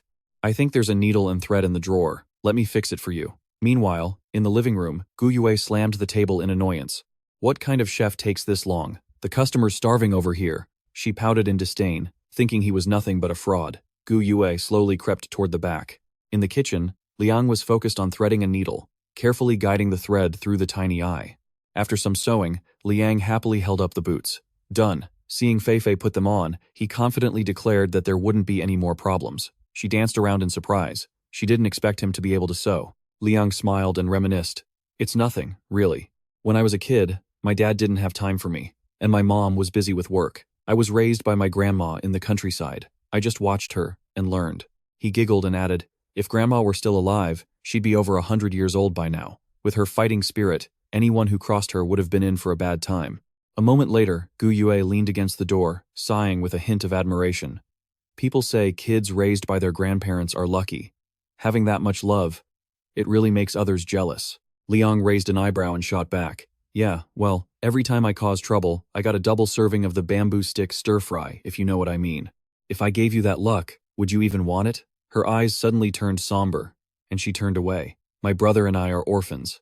We grew up in an orphanage, never even met our parents. If I could, I'd really want that. Hearing this, he froze, his eyes wide with surprise. Then, Liang sadly turned his face away. Sensing the heavy atmosphere, Gu Yue cut through the emotion loudly. Don't get all sentimental on me. When's the food gonna be ready? He snapped back. Hey, you're the one who asked. Suddenly, she shivered and let out a small cough. Without hesitating, Liang gently draped the snakeskin cloth over Gu Yue's shoulders. Here, wear this. He grumbled while reminding her. Wearing so little after a fight. It'd be a miracle if you didn't catch a cold. Suddenly, Liang's eyes light up. That's it. I'll make this. After some time, he placed a steaming dish on the table. Looking at the strange bowl, she asked curiously, is this porridge? It doesn't really look like it. Without hesitation, Liang proudly introduced his specialty. This isn't porridge, it's snake soup. Instantly, Gu Yue screamed in terror. Snake? Panicked and flustered, she stammers, is it? She asked in fear. Mutant snake meat? Isn't that infected? Is it even edible? He calmly explained the process. Don't worry, the infected parts of the mutant snake have been removed. It's perfectly safe to eat. Looking at the piece of snake meat, she wondered doubtfully. Can you really eat this thing? Right then, Liang teased her playfully. What's wrong? You scared? He goaded her, lifting the bowl with a smirk. Then don't blame me. I've already proven my cooking skills. It's just that you're too chicken to eat it. Next, Liang turned to call his assistant affectionately. Bye, Fei-Fei. Come get some food. Fei-Fei saw the food and was about to pounce, her mouth watering. Immediately, Gu Yue snatched it back and boldly declared, Who says I don't dare? Without another word, she scooped up a spoonful, and with a slight tremble, brought it to her mouth. Gu Yue closed her eyes and took a bite to savor it. She stared intently at the small piece of meat on the spoon. Then, she steeled her resolve and tried to calm herself down. It's just a mutant snake, right? I'm not even afraid of them when they're alive, let alone dead. Taking a deep breath, she popped it into her mouth, telling herself she couldn't let anyone look down on her. In an instant, Gu Yue was stunned by the incredible flavor. After just one taste, her eyes lit up. The texture was so tender, almost like jelly. The explosion of flavor left her ecstatic. It's so soft and smooth, with a perfect balance of freshness and sweetness. With just one bite, the flavor flooded her mouth, and her tongue was wrapped in that velvety sensation. She closed her eyes, soaking in the magical feeling. How could she even describe it? It felt like bathing in a tub of warm milk. Gu Yue's face flushed a deep pink. She felt so happy. But suddenly, she noticed something strange and panicked. Wait, there's something going on down there. A sudden surge of energy startled her. It felt like a burst of intense vitality, constantly stimulating every part of her body. She realized with shock that the water was heating up. Right then, eggshells suddenly cracked open, and a swarm of tiny snakes unexpectedly lunged at her. Seeing them about to touch her, Gu Yue panicked and tried to fight back, shouting, No! What followed was a dizzying, overwhelming scene, slick and wet. The tiny snakes excitedly nibbled at her skin, and in that moment, a mix of pain and pleasure made Gu Yue cry out in a way she never had before. What is this strange feeling? It was tingling and aching, yet burning hot. Every single pore felt like it was being forced open. The chill was completely swept away, and it felt as if her entire body was about to melt. A moment later, she threw her head back and screamed, Stop! I can't take any more. Snapping back to reality, Gu Yue was panting heavily, her legs shaking uncontrollably. She gasped for air, her face bright red with exhaustion and heat. Seeing her like this, Liang stepped forward with concern and asked, What's wrong? Do you feel any warmer now? Gu Yue was stunned. She realized the freezing cold from before had completely vanished. What's more, even though she was covered in sweat, she didn't feel drained at all. Instead, she felt full of energy. She stood up skeptically and asked, Is this really just snake meat? How is it so miraculous? He explained proudly, Snake meat is naturally incredibly nutritious. It doesn't just boost your blood and strengthen your bones, it also drives out the cold and restores your stamina. Then, Liang pulled out a mysterious jar of seasoning. But this snake meat is just a side ingredient. The real soul of the dish is right here. Looking at the small jar, Gu Yue was curious. He held it up in front of Bai Fei and gave it a light shake. The grains flew everywhere, making her eyes water and causing her to let out a loud sneeze. Without hesitation, Liang smiled and introduced them. Fresh, ginger, and black pepper. Hearing the names, she repeated them with a look of utter disbelief. Black pepper? Liang then shared a story from his past with a smile. When I was a kid, whenever I had a cold, my grandma would force me to drink a bowl of hot, spicy soup. One bowl, and I'd be cured instantly. And the reason it was more effective than medicine was because of the pepper. Hearing this, Gu Yue thought to herself with satisfaction, I didn't expect this kid to know so much, considering he looked so innocent and naive. After finishing the meal, Liang confidently asked, So, do you believe I'm a real chef now? If you're happy, give me a 5-star review. Looking at the screen with rating options from 1 to 5 stars, she didn't hesitate and quickly tapped her choice. Immediately, a cheerful image popped up. Thank you, valued customer. Then, Gu Yue pointed at him with an amused, challenging look. I'll admit you've got skills, but becoming a chef for the base isn't that simple. You don't just need to know how to cook. You have to be able to feed hundreds of people at once. For now, consider this passing the first round. As for whether you're hired, you'll have to come back with me for further testing. Hearing that, he groaned in frustration. Great. Looking for a chef but treating it like a corporate hiring process for some giant factory. I give you one meal and I have to go through a preliminary round and an interview? This is more exploitative than a heartless capitalist. Still, Liang reluctantly sucked it up. Fine. For the sake of the mission, I'll endure it. The scene shifts to a mysterious base. As his tour bus comes to a halt, a massive factory filled with advanced equipment appears before them. She turned to him and introduced it solemnly. This is it. This is my base. Seeing the massive walls, Liang gasped in shock. Those walls are incredibly high. Gu Yue explained in detail. This used to be the largest steel mill around. The walls are all reinforced concrete. It's a prime location, easy to defend and hard to attack. She recalled the difficult times with a sigh. Our group of survivors wandered through so many places before we finally found this spot to settle down. Liang nodded in appreciation. It really is a perfect shelter. No wonder those guys are so desperate to take this territory from you. Instantly, Gu Yue's eyes filled with rage as she cursed. That bastard He Jian. When I first saw him, the zombies had him backed into a corner. I felt sorry for him and let him stay. Who knew he'd turn out to be such a piece of trash? She continued to list his crimes with pure disgust. Not only did he harass me constantly, but he even started rumors that I was into him. Her anger reached its peak as she kept exposing him. On top of that, he was secretly sneaking his cronies in from outside, planning to take over the whole base. Luckily, the patrol caught them just in time. She sighed with deep regret. I really regret just kicking him out instead of killing him. Finally, she held a knife to his neck and threatened him. But I've learned my lesson. If you dare to act like him. Liang shivered and quickly promised, Relax. I'd rather fall for a zombie than fall for you. Back at the main hall, Qing frowned and asked, What happened to your clothes, sis? She then angrily pointed her gun at him. Did you do this to Sister Yue? Hearing this, he scrambled to clear up the misunderstanding. You can eat whatever you want, but you can't just say whatever you want. If it weren't for me, she wouldn't even have those clothes on her back right now. A second later, Gu Yue sharply covered his mouth and ordered, Shut it. She tiredly explained what had happened. It had nothing to do with him. I was ambushed by He Jian's thugs on the way back. I managed to lose them, but we lost the car and the supplies. Qing cursed under her breath when she heard that. He Jian, that bastard again. Hong chimed in furiously. If Sister Yue hadn't saved his life, the zombies would have finished him off ages ago. That ungrateful prick. If I ever see him again, I'm putting a bullet right through his head. Then, she curiously pointed at the two strangers. Sister Yue, what about them? Gu Yue gave a gentle smile and introduced her companions. These two are the chefs I just recruited. We've been living on biscuits lately, and I know it's been hard on everyone. Today, we're having a real meal, something hot. She excitedly gave the order. I remember we caught a wild boar a while back, but since the old chef died, nobody knew how to cook it, so it's just been sitting in the warehouse. Where is old Liu? Tell him to bring that meat out here. After that, Gu Yue says, patting their shoulders, I want you to whip up a few tasty dishes just to see what you're capable of. Seeing this, Gao Xiaoliang pouts and grumbles. I haven't even had a single sip of water yet and she's already putting me to work. Man, her heart is cold as ice. Right then, Xiao Qing looks flustered. About that. Old Liu. Xiao Hong stammers after her. He was called away by Brother Cheng. She just stands there, puzzled. The scene then shifts to the backyard of the factory. Suddenly, a slab of meat is slammed onto the ground. Yin Hong snaps in disgust. What on earth is this? It's filthy and it smells weird. There's no way I'm eating this. Gu Cheng immediately rushes over to play the sweet talker. Yin Hong, don't be mad, don't worry, how could I ever let you eat something like this? At the same time, Cheng Bei steps forward with a frown to interrogate him.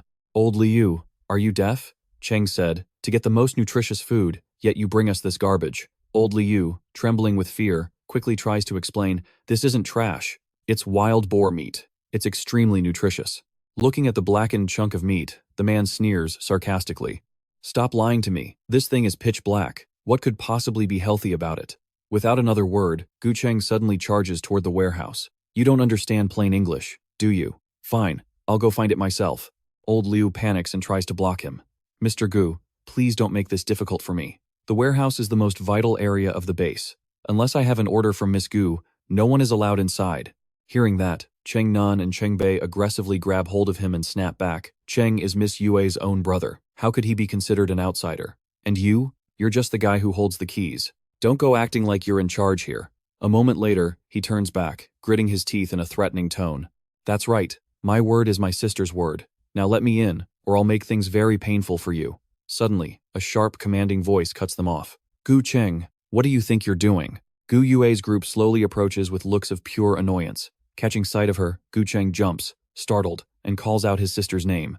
He then happily runs over to her, exclaiming with joy, Sister, you're back! But she immediately interrogates him with a stern face. You haven't answered me. Shouldn't you all be out searching for supplies right now? Why are you back at the base?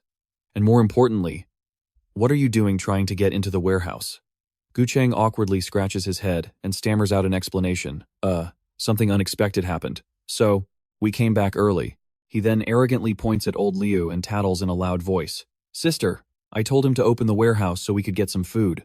But this guy brought out some trash to trick me. He clearly has no respect for you. The moment he finishes, the old man anxiously tries to clarify. Miss Gu, that's not it. It was Mr. Gu who. Before old Liu can finish, Gu Yue raises her hand to cut him off. She then points directly at the meat lying on the ground. Gu Yue glares at him and commands in a voice as cold as ice, pick it up. He stands there in total shock, unable to believe his ears. What? Without hesitation, she snarls the command again, her eyes burning with rage. I said, pick it up. In that moment, Gu Yue's voice trembles with emotion as she reminds him of the sacrifices made for this food. 3 people were injured just to catch this wild boar. The most seriously hurt person still can't even get out of bed. A second later, she lashes out in anger, criticizing their actions until they hang their heads in shame. Every single grain of food and every drop of water in this base was brought back by people risking their lives. Who gave you permission to be so wasteful? Gu Cheng remains silent, his fist clenched tight. Meanwhile, Gao Xiaoliang steals a glance, silently judging the woman. When she's serious like this, she actually has the aura of a real leader. Completely different from how she looked when she was stark naked before. After observing for a bit, he pouts and makes a comparison. Man, the difference between her and her brother is just way too big. Suddenly, Yin Hong steps forward and speaks up softly. Sister Gu Yue, I'm so sorry. This is all my fault. Please don't blame Gu Cheng and the others. However, Gu Yue only responds with a cold, piercing glare. Seeing her look terrified, he scowls and shields Yin Hong. Gu Yue turns to her with deep suspicion and asks a big question. And who exactly are you? Yin Hong feigns fear, clinging to him and whimpering. Gu Cheng. He stands firmly in her way, looking annoyed. Sister, Yin Hong is naturally timid. Please, don't scare her. Hearing this, Gu Yue can't help but wonder to herself, and then she lets out a mocking laugh. Did I even do anything to her? How could I have possibly scared her that much? It seems she's the unexpected situation that brought you all back so early. A moment later, Gu Cheng begins the introductions. Her name is Yin Hong. We ran into her while we were out searching for supplies. He recounts the scene from that day. Back then, she was all alone, hiding in a tiny, empty convenience store, while a horde of zombies surrounded the place outside. Gu Cheng then adds, by the time we rescued her, she hadn't eaten a single thing for days. She was honestly in such a pitiful state. That's why I brought her back here. Hearing those words, Gao Xiaoliang's eyes suddenly light up. Hungry for days, huh? He joyfully starts calculating in his head. As the saying goes, when you're starving, even bitter husks taste like honey. But when you're full, even honey loses its sweetness. A 5-star rating with almost 0 difficulty. This is exactly the kind of customer I love. Right then, she growls a reminder. Don't you know the rules of this base? How could you just bring someone with an unknown background back here like this? He refuses to back down and snaps back defiantly. Yin Hong is not just someone with an unknown background. Gu Cheng then begins to proudly brag about her massive family status. Her father is the richest man in this city, and her mother is a famous pianist. She is a true high society lady, born with a silver spoon in her mouth. He then lashes out at his sister with harsh criticism. Sister, I know you're still traumatized because of what happened with He Jian, but Yin Hong isn't like him. She is the most pure and kind-hearted girl I've ever met. I couldn't just stand by and let her die. Realizing she can't talk any sense into him, Gu Yue grits her teeth in frustration. At the same time, Xiao Qing speaks up with a look of pure disdain, mocking him. Cheng, how could you say something like that? Taking in He Jian wasn't just Miss Yue's decision, it was that bastard's fault for being such a good actor. He fooled everyone. Xiao Hong chimes in with more criticism. Exactly. And just because He Jian was a bad guy, does that mean she's automatically a good one? Pure and kind isn't exactly written on someone's forehead. Hearing this, Cheng Bei shouts back in protest. You guys need to stop judging a noble heart with your petty minds. Cheng Nan nods in agreement and offers his own criticism. She's a wealthy young lady. Going through the apocalypse must be hard enough as it is. Can't you people show a little bit of compassion? The two girls scoff and quickly fire back with a clever argument. Oh, so having money automatically makes you a good person? Haven't you ever heard of the heartless wealthy? I think you guys are just mesmerized because she's pretty. You won't even listen to Miss Yue anymore. Watching the drama unfold from the sidelines, Gao Xiaoliang looks on, totally bewildered. Wait, what's going on? Why are they all fighting now? Seeing that his chance is finally near, he cheers with excitement. But hey, the harder they fight, the faster they'll get hungry, which means, my mission is almost complete.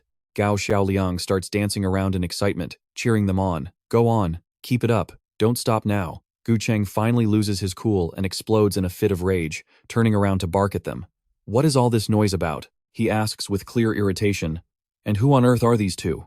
How come I've never seen them? Gu Yue scratched her head and explained. They're new chefs I brought in from outside. Hearing this, Gu Cheng complained bitterly. You wouldn't let me bring Yin Hong along, but you just bring people back whenever you feel like it. Sis, how can you be such a hypocrite? Then he pointed at them and mocked. Besides, look at them. They don't look like real chefs at all. They're probably scammers, just like He Jian. Without another word, Gu Cheng barked an order. Throw them out. Cheng Nan and Cheng Bei threatened aggressively. Did you hear that? Now get lost. Right then, a powerful fist slammed into Cheng Bei's chin, followed by a knockout kick to Cheng Nan's stomach. Bai Feifei slammed both of them to the ground. They cried out in agony. Oh, my arm! It hurts so much! Seeing the tension rise, Gao Xiaoliang stepped forward to intervene. Bai Feifei, let go. How can you be so rude to our customers? However, he whispered some combat advice to her.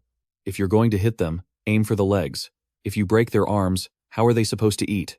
Seeing them stand back up, Gao Xiaoliang acted friendly and thick-skinned as he asked, Sorry about that, my staff has a bit of a temper. To make it up to you, if you two dine at our place, you can get a free side dish. Please leave us a good review. He fired back furiously. What? You hit me, and then ask for a good review? Is there something wrong with your head? Sensing something was off, Bai Feifei quickly turned around. At that moment, Gu Cheng brazenly pulled out a gun and shouted, You still dare to fight back? You two really aren't good people. Facing such a reckless move, Gu Yue rushed forward to stop him. Gu Cheng paused, but then he heartlessly pulled the trigger anyway. The bullet streaked through the air at lightning speed, aimed directly at Gao Xiaoliang's face. Witnessing this, everyone was frozen in shock.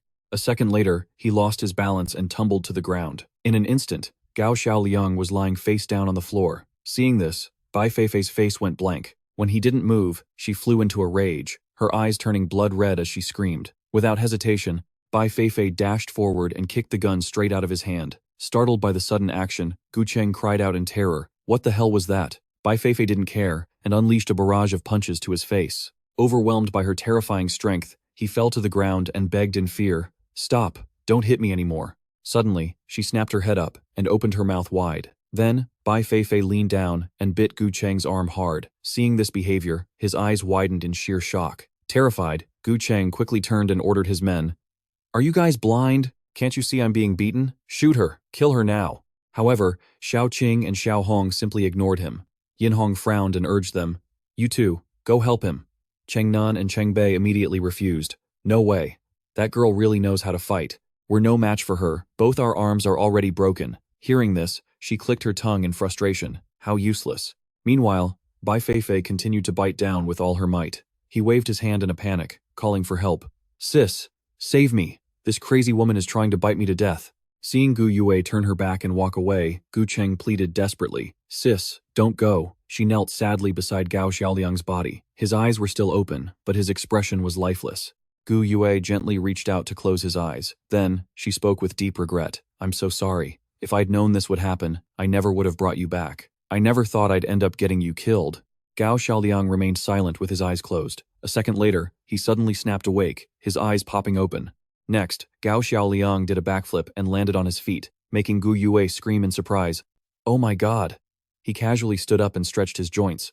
Everyone was stunned by this formidable sight. Hearing the familiar sound, Bai Feifei turned her head in joy and rushed toward him. Gao Xiaoliang pulled her into a hug and patted her head to comfort her. You silly girl, don't worry. Do you really think your boss dies that easily? Immediately after, his expression shifted as he glared at Gu Cheng. His jaw dropped in terror. No, that's impossible. How are you not dead? Without a moment's delay, Gao Xiaoliang stepped forward and grabbed Gu Cheng by the collar. He swung a punch and cursed. You little bastard, you just started shooting without saying a word. Gao Xiaoliang landed a solid blow on his face. If I hadn't reacted fast, this handsome face of mine would have been ruined. Going back to just before the shot was fired, a minute ago, he had urgently signaled his system to use a disguise skill card. It understood and activated the power, granting him super speed. Just as the bullet reached Gao Xiaoliang, everything slowed down, and he managed to dodge it skillfully. So, this is what super speed feels like. Then, Gao Xiaoliang smugly reasoned to himself, everything around me has slowed down to the same pace. I can clearly predict everyone's next move. It's like an Olympic champion racing against old people. He smugly enjoyed the moment, thinking how great it felt to show off. Right then, the system excitedly announced that the skill card usage was complete, with a recorded time of 3.38 seconds. The remaining time was 2 minutes and 56.62 seconds. Gao Xiaoliang rolled his eyes. Counting even the decimals? How stingy. Back in the present, Gu Yue asked worriedly. Are you really okay? Gao Xiaoliang explained honestly. Physically, I'm fine, but my mental state took quite a hit. I haven't even gotten my paycheck yet, and I already took an iron peanut to the face. I might have to reconsider staying here. At that, Gu Cheng demanded angrily. You can't let them stay. He pointed and insisted. Can't you see, sis? These two are a major problem. Gu Cheng screamed in total confusion. That shot I fired clearly hit him. How can he be perfectly fine? He added in horror. And that woman, she gives off a really creepy vibe too. Without mincing words, Gu Cheng listed her terrifying traits. Her face is as pale as a corpse, she doesn't speak, and she bites people. Those two are definitely not normal people. Hearing this, she turned to them with doubt. Sensing the danger, he bit his lip nervously. This is bad. Xiao Qing narrowed his eyes and asked, Who are you two? Instantly, Gao Xiaoliang turned pale. Would they find out that Bai Feifei was actually... Then they both concluded at once. Ability users, while he gritted his teeth and thought to himself, a zombie. After they spoke, Gao Xiaoliang stood there stunned for 5 seconds. Xiao Qing looked at him with admiration and asked, You're definitely an ability user, right? Otherwise, how could you take a bullet and not have a single scratch? Seeing a new talent, Xiao Hong cheered happily. This is great, Sister Yue. Our base finally has an ability user of our own. Gu Yue patted his shoulder and praised him. I didn't see that coming. You really kept that well hidden. He let out a quiet sigh of relief, thinking he'd been exposed. Luckily, these people were smart enough to jump to their own conclusions. A bit later, Xiao Qing and Xiao Hong asked curiously, By the way, what exactly is your ability? Is it fire? Water?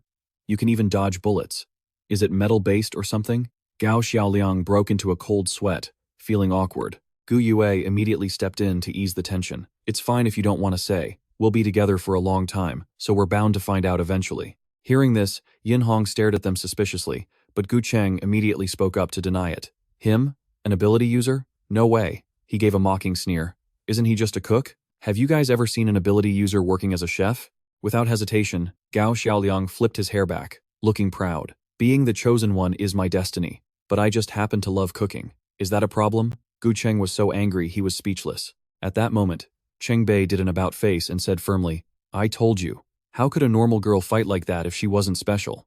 Cheng Nan scratched his head and added, So, including Brother Cheng, our base has 3 ability users now.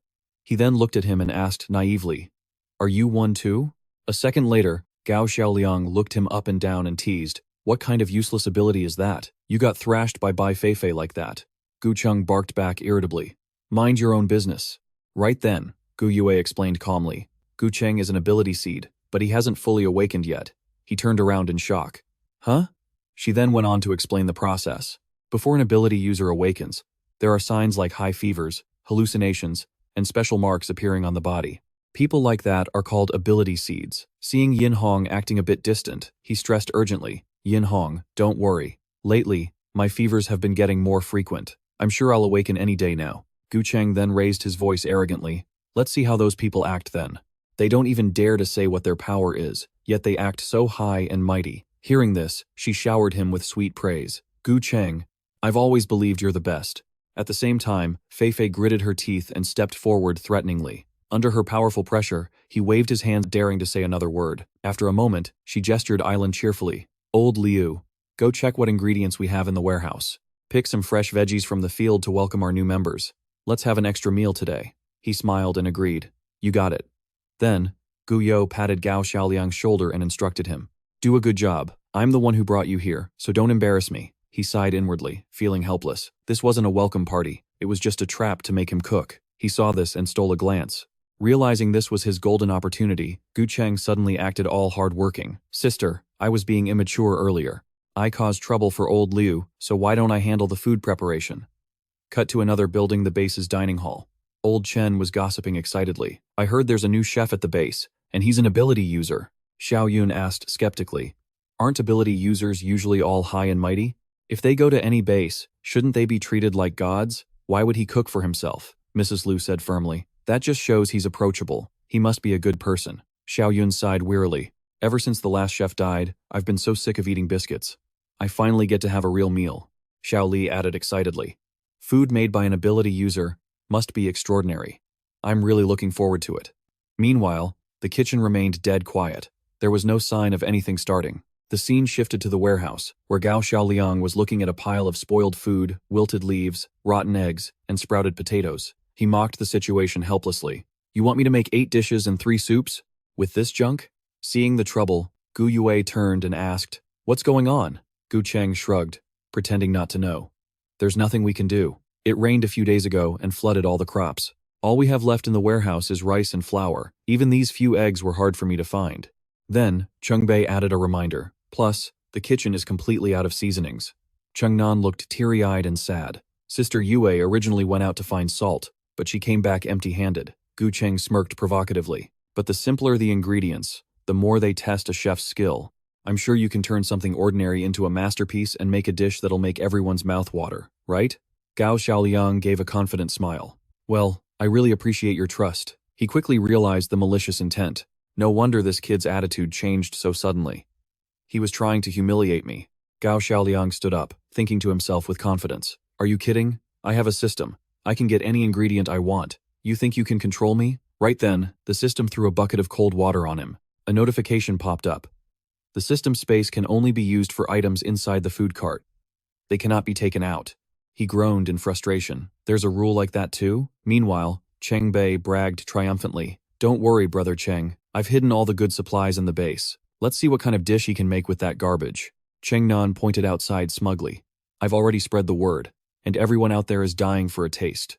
He plotted maliciously. If the guy couldn't produce a decent meal later, not only would he be shamed, but even Sister Yue would lose face. Gu Cheng nodded in approval. "Good job." Suddenly, Yin Hong stepped forward, acting all sweet and innocent. "Gu Cheng, Gu Yue is your biological sister after all. Aren't we taking this a bit too far?" Immediately, the two of them justified their actions. "They were just targeting you like that. And you're still worried about her?" "Yin Hong, you're just too kind." He stated firmly that those two weren't good people, and the base would only be safe once they were kicked out. Then, Gu Cheng arrogantly asserted his dominance. "This base only needs one ability user. I won't let someone like him threaten my position." Meanwhile, Xiao Yun and Xiao Li were grumbling in frustration. "Why isn't the food ready yet? How much longer do we have to wait? I'm starving." Just then, Xiao Qing and Xiao Hong rushed in to report. "Gu Yue, what are we going to do? People are starting to lose their patience." Looking at the pile of waste, Xiao Luo sighed and made a decision. "The eggs are all ruined, and the vegetables are rotten too, totally unusable. Only the rice is still good." He shrugged and suggested the only option left. "If there's no other way, we'll just have to make porridge." Hearing this, Gu Cheng frowned and whispered to himself, "Porridge? Really?" Without a second thought, he craftily pushed the door open and announced loudly, "Everyone, calm down. Chef Xiao Luo says he's making plain white porridge for everyone today." Immediately, the crowd was stunned, and protested fiercely. What? They lashed out in anger. Weren't we promised 8 dishes and 3 soups? With meat, too. Why just plain porridge? The previous chef never did this. If I'd known, I would have just eaten instant noodles. A moment later, Ben and Ned stood nearby, adding fuel to the fire with their sarcastic comments. It was so hard to recruit a gifted user. Of course, they're keeping the good stuff for themselves. Be grateful you even have porridge. Keep complaining, and they might just get pissed and leave for another base. The crowd roared in fury. I knew it. Why would a gifted user bother being a chef? Turns out he just wanted to hoard all the food. Everyone is supposed to be equal in this base. What gives him the right to special treatment? How dare he cut our rations? Someone like him should just get out. Xiao Luo stayed silent, while Bai Feifei gritted her teeth in rage. Xiao Luo narrowed his eyes, watching his dirty game. This guy was a pro at stirring up hate. At that moment, Gu Cheng felt smug. He just got here and already pissed everyone off. Let's see how he plans on staying now. Then, Gu Yue stepped out, speaking up firmly to calm everyone, and bravely taking the blame. Listen to me, everyone. Today is my fault. We ran into some trouble on the road and couldn't bring back the supplies, which is why Chef Xiao Luo couldn't prepare a proper meal. Next, Gu Yue promised, I give you my word that I'll find enough ingredients as soon as possible. Next time, I won't let you down. Hearing this, Mrs. Lu stepped forward to defend her. Gu Yue, how can we blame you? Scavenging for food is never easy. Just coming back safe is what matters most. Immediately, others chimed in with praise. If it weren't for Gu Yue, this base wouldn't even exist today. Anyone who complains is just ungrateful. Compared to the people outside struggling just to survive, having porridge every day is a blessing. What's there to be unhappy about? She gave a soft, relieved smile. Thank you all for understanding.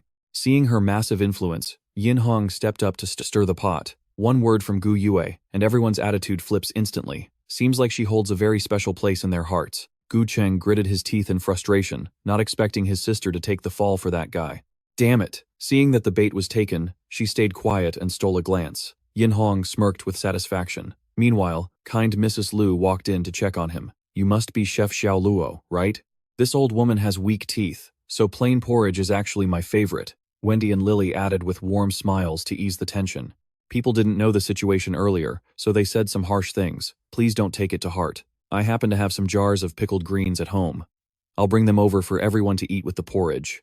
Xiao Luo was amazed by her leadership skills. She's so young, yet so well loved. She's definitely going to be someone great. He started to wonder, given the size of this base.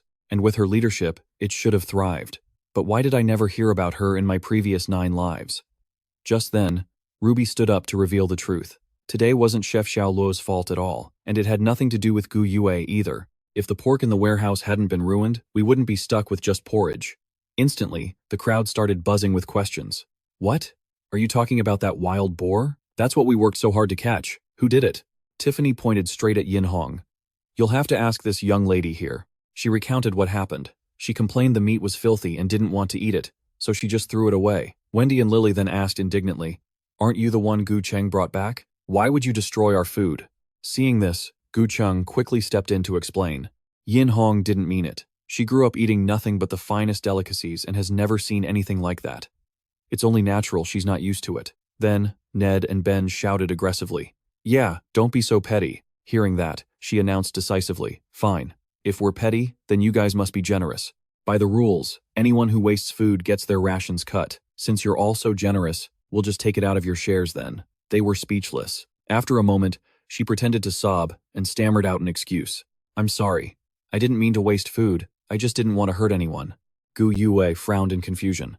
What do you mean by that? Just as she finished, 2 men carried out a wooden crate filled with neatly packed pork. Seeing the meat, everyone said in confusion, It's the wild boar meat? Gu Yue asked suspiciously. Gu Cheng, didn't you say all that meat was thrown away? He turned and whispered awkwardly, Yin Hong, what's going on? Seeing her fake act, Tiffany scoffed. Turns out the one trying to hoard the food was someone else entirely. Ruby put her hands on her hips and exposed the truth, acting like a high-class lady on the outside while pulling sneaky tricks behind our backs. You really want to keep your image while reaping all the benefits, don't you? A second later, Gu Cheng shouted in his defense, Stop talking trash. You were all crying over that meat just a second ago. Now that it's back, just take it and shut up. Right then, Yin Hong claimed with absolute certainty, No, this meat is infected with the virus. Everyone gasped in shock. What? A virus? Are you talking about the zombie virus? She calmly clenched her fists. Yin Hong held her nose and explained, The meat has turned black, and has a strange smell. A smell I know all too well. It's the same stench that comes off the zombies. Yin Hong acted noble and suggested her plan. I was just afraid someone might eat it by mistake, so I told Ned and Ben to take it away and find a place to burn it. The crowd started talking anxiously. It's true. Looking at this color, it's definitely not fresh. They panicked and analyzed, but that still doesn't prove it's the zombie virus. Could it just be spoiled because it wasn't stored right? As soon as that was said, old Liu quickly waved his hands to deny any blame. It's got nothing to do with me. When the chef handed the meat to me, it already looked like that. Then, she made a sharp point. If it was just stored wrong, there should be mold all over it. Wait, the surface of these meat slices is smooth and dry. There isn't a single sign of rot. Wen gasps in terror. This wrinkled skin. It looks just like a zombie's. Old Chen asked suspiciously, could that wild boar have been a mutated creature? Right then, Cheng Bei starts praising the situation. It's a good thing Yin Hong spotted it in time. If we had actually cooked this for everyone today, the whole base would have been infected. Then, Cheng Nan starts shouting to the crowd. She really is our great savior. Soon, everyone around joins in the praise. This is terrifying. We were in real danger. We really have to thank you, girl. She feigns embarrassment and replies modestly, no need for thanks. As long as everyone is safe and sound, that's all that matters. At that point, Gu Cheng sighs in relief and turns to demand. All right, the truth is out now. I think you owe Yin Hong and everyone else an apology. Gu Yue is furious and repeats his words in disbelief. An apology? She frowns and questions him. Are you saying it's my fault for not checking carefully and bringing a virus back here? He crosses his arms arrogantly and replies, isn't that obvious? A moment later, Gu Cheng starts lecturing her with ridiculous logic. I get it. You like being recognized, and you love being worshipped, but you can't just risk everyone's lives just because you want to show off. Hearing this, Qing and Hong argue back in frustration. Cheng, how can you say that? Sister Yue isn't that kind of person. Gu Yue asks her brother sadly. Gu Cheng, you're my brother. You know exactly who I am. Do you really think I would do something like that? He looks away, unable to find the words. Right then, Yin Hong acts like a peacemaker, with a voice full of hidden spite. Chung, forget it. I'm sure Sister Gu Yue didn't do it on purpose. Searching for food is hard enough, so it's understandable to make a mistake. Gu Cheng turns back to defend her. Yin Hong, you're always getting bullied because you're just too generous. Watching that clumsy drama, Cheng and Hong complain indignantly. What does this girl even mean? Isn't she just indirectly admitting fault on behalf of Sister Yue? Immediately, the crowd starts whispering. Seeing the people waver because of those malicious accusations, she grows anxious. Oh no, everyone's starting to believe them. Without wasting a second, Mrs. Liu steps in to settle things. Luckily, no one ate that meat yet. It's good that we found out in time. Old Chen urges impatiently. Before the virus spreads, destroy it immediately. Seeing Liang lean in to smell it, Wen screams in a panic. What are you doing? Just as he happily picks up a piece of meat, she asks in shock. Put that down right now, Li warns him, stunned. That meat is infected with a virus. Without a word, Liang cuts off a small piece and puts it in his mouth to taste it. This is the flavor. That action makes everyone's faces turn pale with horror. Next, he turns to him with a smile and asks, isn't the food right here? A moment later, Liang points and gives an order. By Feifei. Bring that meat over there. Feifei obeys instantly and lifts the wooden crate high, then she scampers into the kitchen. As time passes, he begins to cook the meal. Looking at the food bubbling in the pan, Liang is delighted. Good thing I started steaming the rice earlier. The timing is perfect. He skillfully spins his knife 360 degrees. Then Liang places the meat on the board and slices it thin. He gently layers the meat over the steaming hot rice. Witnessing this, Gu Cheng's group criticizes him aggressively. How can you be so calm? You know this meat is diseased, yet you still want to feed it to everyone? You're clearly not a good person. Are you trying to kill us all? Old Chen looks over nervously and asks, Big brother Liang, you're not joking, right? Wen adds fearfully, I don't want to turn into a zombie. A moment later, Liang calmly explains, you can't eat the meat of a mutated creature unless you process it correctly to remove the infected parts. If you do, not only is it edible, but it's also a rare delicacy. He states clearly. Besides, this meat isn't from a mutated pig at all. Hearing this, everyone gasps in surprise. It's not? Gu Yue narrows her eyes and asks for confirmation. Liang guarantees. Absolutely. Right then, Yin Hong acts like she's placing blame. Chef Gao Xiaoliang, even if you want to protect Sister Gu Yue, you can't gamble with everyone's lives like this. As soon as she finishes, Cheng Nan and Cheng Bei turn around excitedly. Don't listen to a word he says. If it's not a mutated pig, then why are these meat slices black and smelly?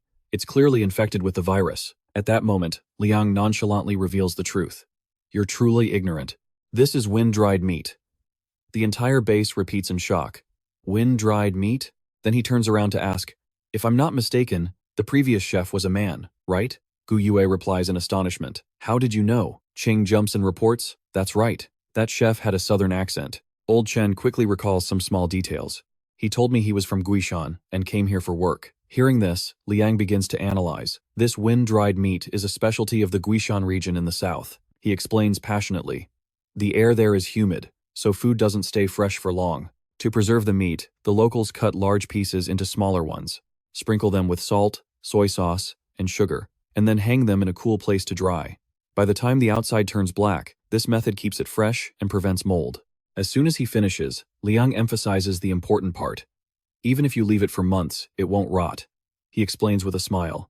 The smell is just because after it's wind-dried, a protective layer forms on the outside. It might smell bad, but once it's heated up, it creates a magical effect and restores its unique flavor. At this point, Liang demonstrates while guiding them through the preparation.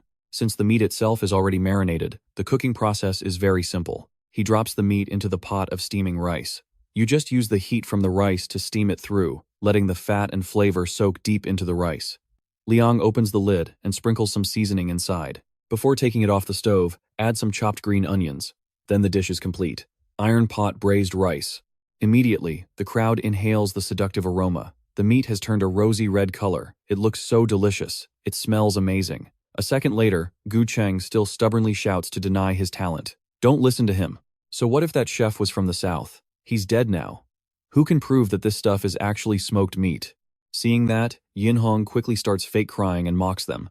Sister Gu Yo, we've already forgiven you. Why did you have to ask Chef Gao Xiaoliang to make up such a lie? Are you just going from bad to worse? Liang lifts the plate of rice and asks, is it smoked meat or infected meat? Then, he shoves a piece of meat right into her mouth.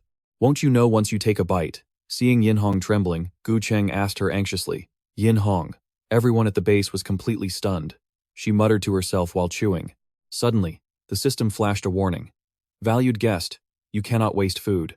Before she could finish, Bai Feifei suddenly lunged at Yin Hong, preventing her from opening her mouth. She grabbed her jaw, forcing it shut. Bai Feifei held on tight with a look of pure spite. But as soon as Yin Hong swallowed, an unexpected burst of freshness washed over her. Her eyes widened in shock. The flavor exploded, and Yin Hong could clearly feel every firm, crispy fiber of the meat. It was so solid and chewy, she could distinctly sense every single strand.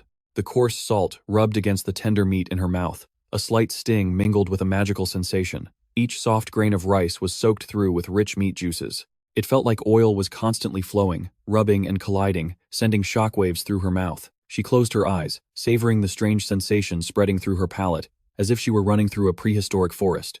Then, the roar of a wild boar echoed. A second later, Yin Hong exclaimed in pure bliss, "This is truly wild." She lost her balance and dropped to her knees. Yin Hong's face was flushed as she gasped for air. Fearing she'd been poisoned, Gu Cheng rushed over to check on her. Yin Hong, are you okay? Cheng Nan and Cheng Bei added uneasily. Does it hurt? Hang in there. However, Yin Hong gritted her teeth and cursed. This meat.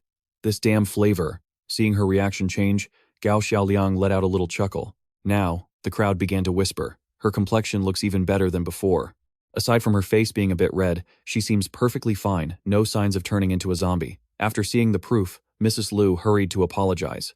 Gu Yue, I was just a confused old woman. I almost thought there was something wrong with the meat. Please don't hold it against me. Gu Yue gently reassured her. Don't say that. I'm just glad the misunderstanding is cleared up. Xiao Li and Xiao Wen chimed in happily. I told you.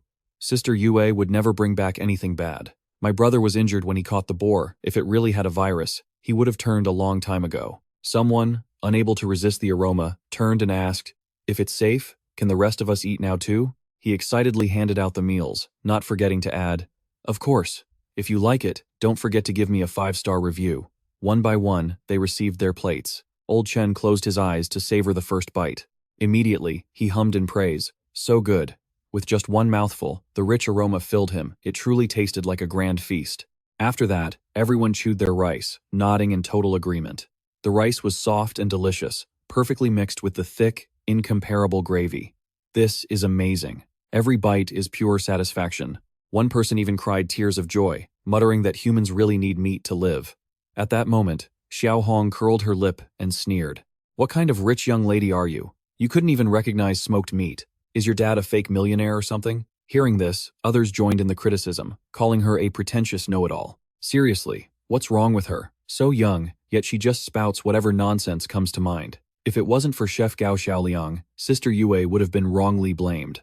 Then, Xiaoqing tossed her head and demanded, "You're the ones who need to apologize." Gu Cheng's group lowered their heads in shame and muttered, "Right, we're sorry." At that moment, Yin Hong looked at them in shock. Seeing them apologize in unison made her feel so humiliated that she choked out, "You guys!" Then, she burst into tears of frustration and ran outside. "This is too much." Seeing her run off crying, the infatuated Gu Cheng panicked and called out, Yin Hong. Refusing to back down, he turned around with a glare and started cursing. "You bastard! You definitely did something to that meat." Gao Xiaoliang waved his hands helplessly, denying the charges. "Hey, I'm just the chef. I'm not here to take the fall for your problems." He stubbornly raised his voice to challenge him. "Shut up with the excuses. I'm going one-on-one with you." Then, Gu Cheng pointed his finger angrily and ordered, "Nobody help him, especially not you." Bai Feifei looked confused. "Huh?" Faced with such cowardice, he smirked sarcastically. "Call it a duel if you want. But you're clearly just scared of Bai Feifei and want to bully someone weaker. What a coward." Right then, a notification pinged in his mind, making Gao Xiaoliang incredibly excited. "Congratulations, host, on obtaining rare ingredients. Reward, new skill, Culinary MAS. Well, talk about a stroke of luck." Hearing the strange name, he rubbed his chin thoughtfully. "But what on earth is Culinary MAS?" While Gao Xiaoliang was still thinking, a hand suddenly grabbed him. Cheng Nan and Cheng Bei played dirty, tying him up as they quickly announced, "A superpowered human? I think you're just acting tough. If you were really that good, why would you hide behind a woman, without her help? Let's see what you've got. Brother Cheng, crush him." Seeing this underhanded move, Gao Xiaoliang shouted in shock, "You said no help. You guys have zero honor." As soon as the words left his mouth, he charged aggressively. "Why would I need honor to deal with a fraud like you?" Gu Cheng lunged forward with a kitchen knife, aiming the tip straight at him. "Die, you idiot!" At that moment, Gu Yue cried out in terror, "Gu Cheng, stop!" Xiaoqing and Xiao Hong frowned, shouting a warning, "Chef Gao Xiaoliang, watch out!" Seeing the danger, Bai Feifei narrowed her eyes and got into a fighting stance. However, Gao Xiaoliang gave her a reassuring smile. "Bai Feifei, stay back." She froze in confusion. Then, he narrowed his eyes, leaped into the air, and prepared his move. "If you're asking for death, don't blame me for getting rough. Time to see what this new skill can do." Gao Xiaoliang broke free from the brothers and casually did a flip, kicking the knife right out of Gu Cheng's hand. In the blink of an eye, he activated his special skill and landed a direct kick. Culinary MAS. Gao Xiaoliang moved with agility, striking him from his chest to his legs, and finally his shoulders. Caught off guard, Gu Cheng's eyes rolled back as he tumbled backward. Gao Xiaoliang's follow-up kick sent him flying. Gu Cheng sat up, fuming and cursing. "Damn it, you snuck up on me." He panicked as he looked down, realizing his limbs had suddenly turned to jelly. "What's happening?" Gu Cheng screamed in desperation, trembling. His body wouldn't listen. His limbs were completely out of control. He started sobbing for help. "Sister, help me." Gu Yue rushed over, worried sick. "Gu Cheng, what's wrong? Why were you so reckless?" Feeling completely numb, he stammered, "Sis, I can't feel anything. Am I dying?" Without wasting words, she calmly explained his condition. "You're not dying. You just took a heavy blow, and your muscles are temporarily paralyzed. It should wear off in a bit." Realizing how the skill worked, Gao Xiaoliang nodded to himself. "I get it now." He compared it to preparing meat. Chefs often use a mallet to tenderize it, breaking down the tendons and fibers. That makes the meat softer and helps the spices soak in. People call it mass. Seeing how effective it was in a real fight, Gao Xiaoliang flashed a smug grin. So that's what Culinary MAS means. Witnessing his formidable power, Cheng Nan and Cheng Bei cried out in a panic. "Is this guy really that strong? He's even scarier than that girl." Seeing them cowering in fear, he teased them playfully. "Next, it's your turn." The two of them were terrified and scrambled to run away, shouting, "We're sorry, we were wrong. Please, spare us." Once things finally calmed down, Gu Yue stepped forward to take the blame. "Today was all Gu Cheng's fault. I'm apologizing on his behalf. Can you please just let it go for my sake?" Gao Xiaoliang gave a nonchalant shrug and accepted. "Whatever, as long as he stops looking for trouble." After that, the others put Gu Cheng on a stretcher and rushed him off to the infirmary. Meanwhile, Gu Cheng glared back, swearing under his breath, "You, Gao Xiaoliang, just you wait. I'm gonna make you pay for this." While Xiao Li sat there enjoying his meal, Gao Xiaoliang was fixated on a screen, watching it intently. The sounds of positive reviews made him grin from ear to ear as the progress bar on the screen climbed steadily. Seeing that, Gao Xiaoliang's eyes sparkled with excitement. He thought, this is great. One meal got me 30 positive reviews. If this keeps up, I'll finish the mission in no time. Suddenly, the progress bar dropped significantly. Gao Xiaoliang gasped to himself. Wait, what's happening? His eyes nearly popped out of his head. Why did the progress bar suddenly shrink? The system appeared and said urgently, Host, don't panic. Let me check what's going on. Meanwhile, Gao Xiaoliang looked like he'd seen a ghost, completely losing his cool. After a quick investigation, the system acted like a detective and reported, Found it. Someone gave you a 0-star rating. According to system rules, if the host receives a bad review, half of that day's positive reviews are deducted. If you rack up 3 bad reviews, the system will issue a penalty, and your score will be reset to 0. Those words made Gao Xiaoliang scream, What? He grit his teeth, thinking to himself, That's a brutal rule. At this rate, if someone gives me bad reviews on purpose, I'll never be able to finish this mission. Thinking about it, Gao Xiaoliang clutched his head and screamed in frustration. Who the hell is doing this? The scene shifts to a quiet room at night. Someone's hand is holding a pen, circling Gao Xiaoliang's picture while muttering, 1-star review. It's Yin Hong. She sat at her desk under a dim lamp, repeatedly muttering about the bad review. She was trembling with rage as she growled under her breath. In all my life, I'm the only one who toys with men. No one has ever dared to play me like that. Yin Hong remembered the encounter in the forest. She clenched her fist and whispered with a look of pure disgust, That taste. Just thinking about it made her body tremble and go weak. She slammed her pen onto the floor and screamed, Disgusting, absolutely revolting. Suddenly, right where the pen landed, a hand reached out. A voice whispered, Master. 2 men crawled up from behind Yin Hong. They kept chanting, Master. It was Cheng Bei and Cheng Nan. They looked hypnotized, acting strangely, and whispering suggestive words, Master, we want some love. Only then did she notice them and turn around. Seeing them, Yin Hong put on a seductive act. She brought a hand to her mouth and whispered softly, Your master only likes obedient little dogs. Only the ones who work hard get any affection. Suddenly, Yin Hong's eyes snapped wide, glowing a bright, eerie red. Pulses of light hit Cheng Nan and Cheng Bei, freezing them for a few seconds. Then, both of them suddenly stuck out their tongues, looking exactly like 2 loyal pups waiting for their owner's command. She smirked and let out a cold snort. Then, Yin Hong took off her shoe and held it up to Cheng Bei and Cheng Nan's faces with a twisted, contemptuous expression. Yin Hong sneered. Men are nothing more than animals who think with their lower halves. And that guy, Gao Xiaoliang, is no exception. She crumpled the paper in her hand and muttered bitterly, You dare ruin my plans? I'll make sure you pay a heavy price for this. The scene shifts to a crystal-clear river in a beautiful landscape. Gao Xiaoliang is sitting there, completely absorbed in fishing. Suddenly, the bobber starts to twitch. He quickly yanked the rod and cheered excitedly. I got one, but as he pulled it up, it turned out to be a massive fish with blood-red eyes. He shouted happily, Look at the size of this thing. Should I grill it or steam it? Suddenly, its mouth snapped open, and a dark aura surged around it. Its fins began to flap violently. It started chasing Gao Xiaoliang, sending him running for his life. His face turned pale as he screamed, It's a mutant fish. The aggressive creature kept gaining on him. Gao Xiaoliang cursed in terror as he ran. This damn apocalypse won't even give a guy a break. Fine, go ahead and mutate. But why are you crossing species lines? He sprinted to his car and grabbed the handle, but no matter how hard he pulled, it wouldn't budge. Gao Xiaoliang cried out in confusion. Why won't it open? He pounded on the door frantically, yelling, Bai Fei Fei, open up, quick. Just then, a system notification appeared. Host has received 3 bad reviews.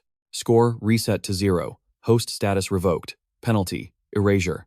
After reading that, his face went completely dark in disbelief. Suddenly, the car vanished into thin air. Gao Xiaoliang pointed at the sky and roared in anger. You traitor! You have no honor! At that exact moment, the mutant fish caught up to him. It lunged at him, knocking him to the ground. It started slapping him across the face with its tail repeatedly. Gao Xiaoliang couldn't even defend himself. He could only cry out in pain. Then, it stopped and pinned Gao Xiaoliang down. His face turned blue as he gasped out, Too heavy. Can't breathe. Suddenly, Gao Xiaoliang's eyes snapped open. He was lying in his warm bed. Gao Xiaoliang sat up, sighing with relief. Was it just a dream? Man, I almost died of fright. That's when he realized Fei Fei was already lying right on top of him. Fei Fei was fast asleep, totally oblivious. Gao Xiaoliang jumped out of bed in a panic and yelled, Bai Fei Fei, why are you in my bed again? She sat up, rubbing her eyes as he continued to scold her. How many times do I have to tell you? Your bed is downstairs. If you give me another nightmare like that, I'm cutting off your snacks. Suddenly, a commotion outside caught his attention. He muttered grumpily, "Now who is it? Does nobody sleep around here?" Gao Xiaoliang opened the door and leaned out to see what was going on. There was a car parked in the middle of the yard. Someone got out to open the door, and Xiao Hong was getting ready to step out. Outside, Gu Yue was focused on reloading her gun. Seeing everyone gathered, Gao Xiaoliang just stood there, looking totally confused. He walked over with Feifei and waved. "Good morning." Xiao Qing saw him and spoke up. "Morning, chef." Xiao Hong poked her head out and asked, "Did you sleep okay last night?" Gu Yue looked at Gao Xiaoliang with concern. "You've got some serious dark circles. Didn't you sleep well?" With an exhausted look, Gao Xiaoliang thought, "Nightmares all night. It'd be a miracle if I didn't have dark circles." Then Gao Xiaoliang asked curiously, "Are you guys going somewhere?" Yin Hong replied. Her father used to store a lot of supplies at the foot of Mount Wanda. There are daily necessities, food, and even weapons. We're planning to drive over there and bring it all back. In this apocalypse, these supplies are worth more than human lives. Gu Cheng praised her happily. "Yuan Hong, you're actually willing to share this with everyone? You're such a good person." Yuan Hong stepped out of the car and added, "Ever since the end of the world began, my dad started hoarding supplies everywhere. It's just a shame he never got the chance to use them in the end." Over here, Gu Yue was listening intently to her explanation. Yuan Hong put on a remorseful face and said, "Yesterday, because of my carelessness, the base almost lost a vital food source. So, I want to use that place to make up for my mistake." Hearing that, Cheng Bei spoke up to defend her. "Yuan Hong, why would you say that? It clearly wasn't your fault." Cheng Nan agreed. "Exactly, you didn't do it on purpose. Smoked meat isn't common in the north anyway. No one else would have recognized it either."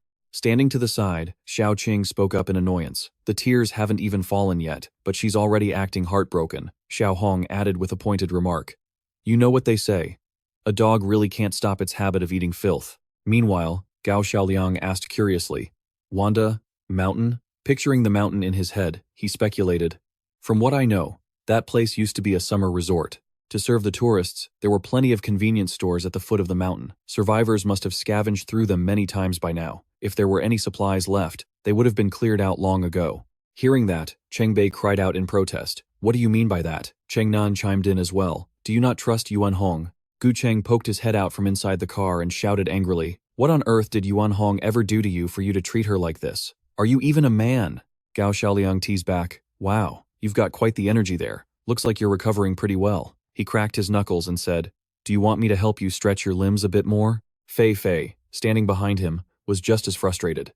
Seeing this, Gu Cheng gritted his teeth and cursed, "Damn it." At that moment, Yuan Hong spoke up, acting completely harmless. Gao Xiaoliang, "I know you have some misunderstandings about me. If you're worried, you can come with us." After hearing that, Gao Xiaoliang stood there in thought, silent. He turned to Gu Yue and asked, "Do you really trust her?" She didn't answer directly but quickly analyzed the situation. How long can that smoked meat even last? Right now, people in the base are already showing symptoms of sodium deficiency. If we can't find any supplements or seasoning, the adults might manage, but the elderly and the children probably won't hold on. Gu Yue's face turned cold as she said in a low voice, "So, whether she's telling the truth or not, as long as there's a glimmer of hope, I have to try." Her words left Gao Xiaoliang stunned. He lowered his head and smiled slightly, thinking to himself, "What a stupid woman." Then, Gao Xiaoliang said, "Well, it's not mealtime yet, so I might as well tag along with you." Upon hearing this, Yuan Hong put on a joyful expression and said, "That's right.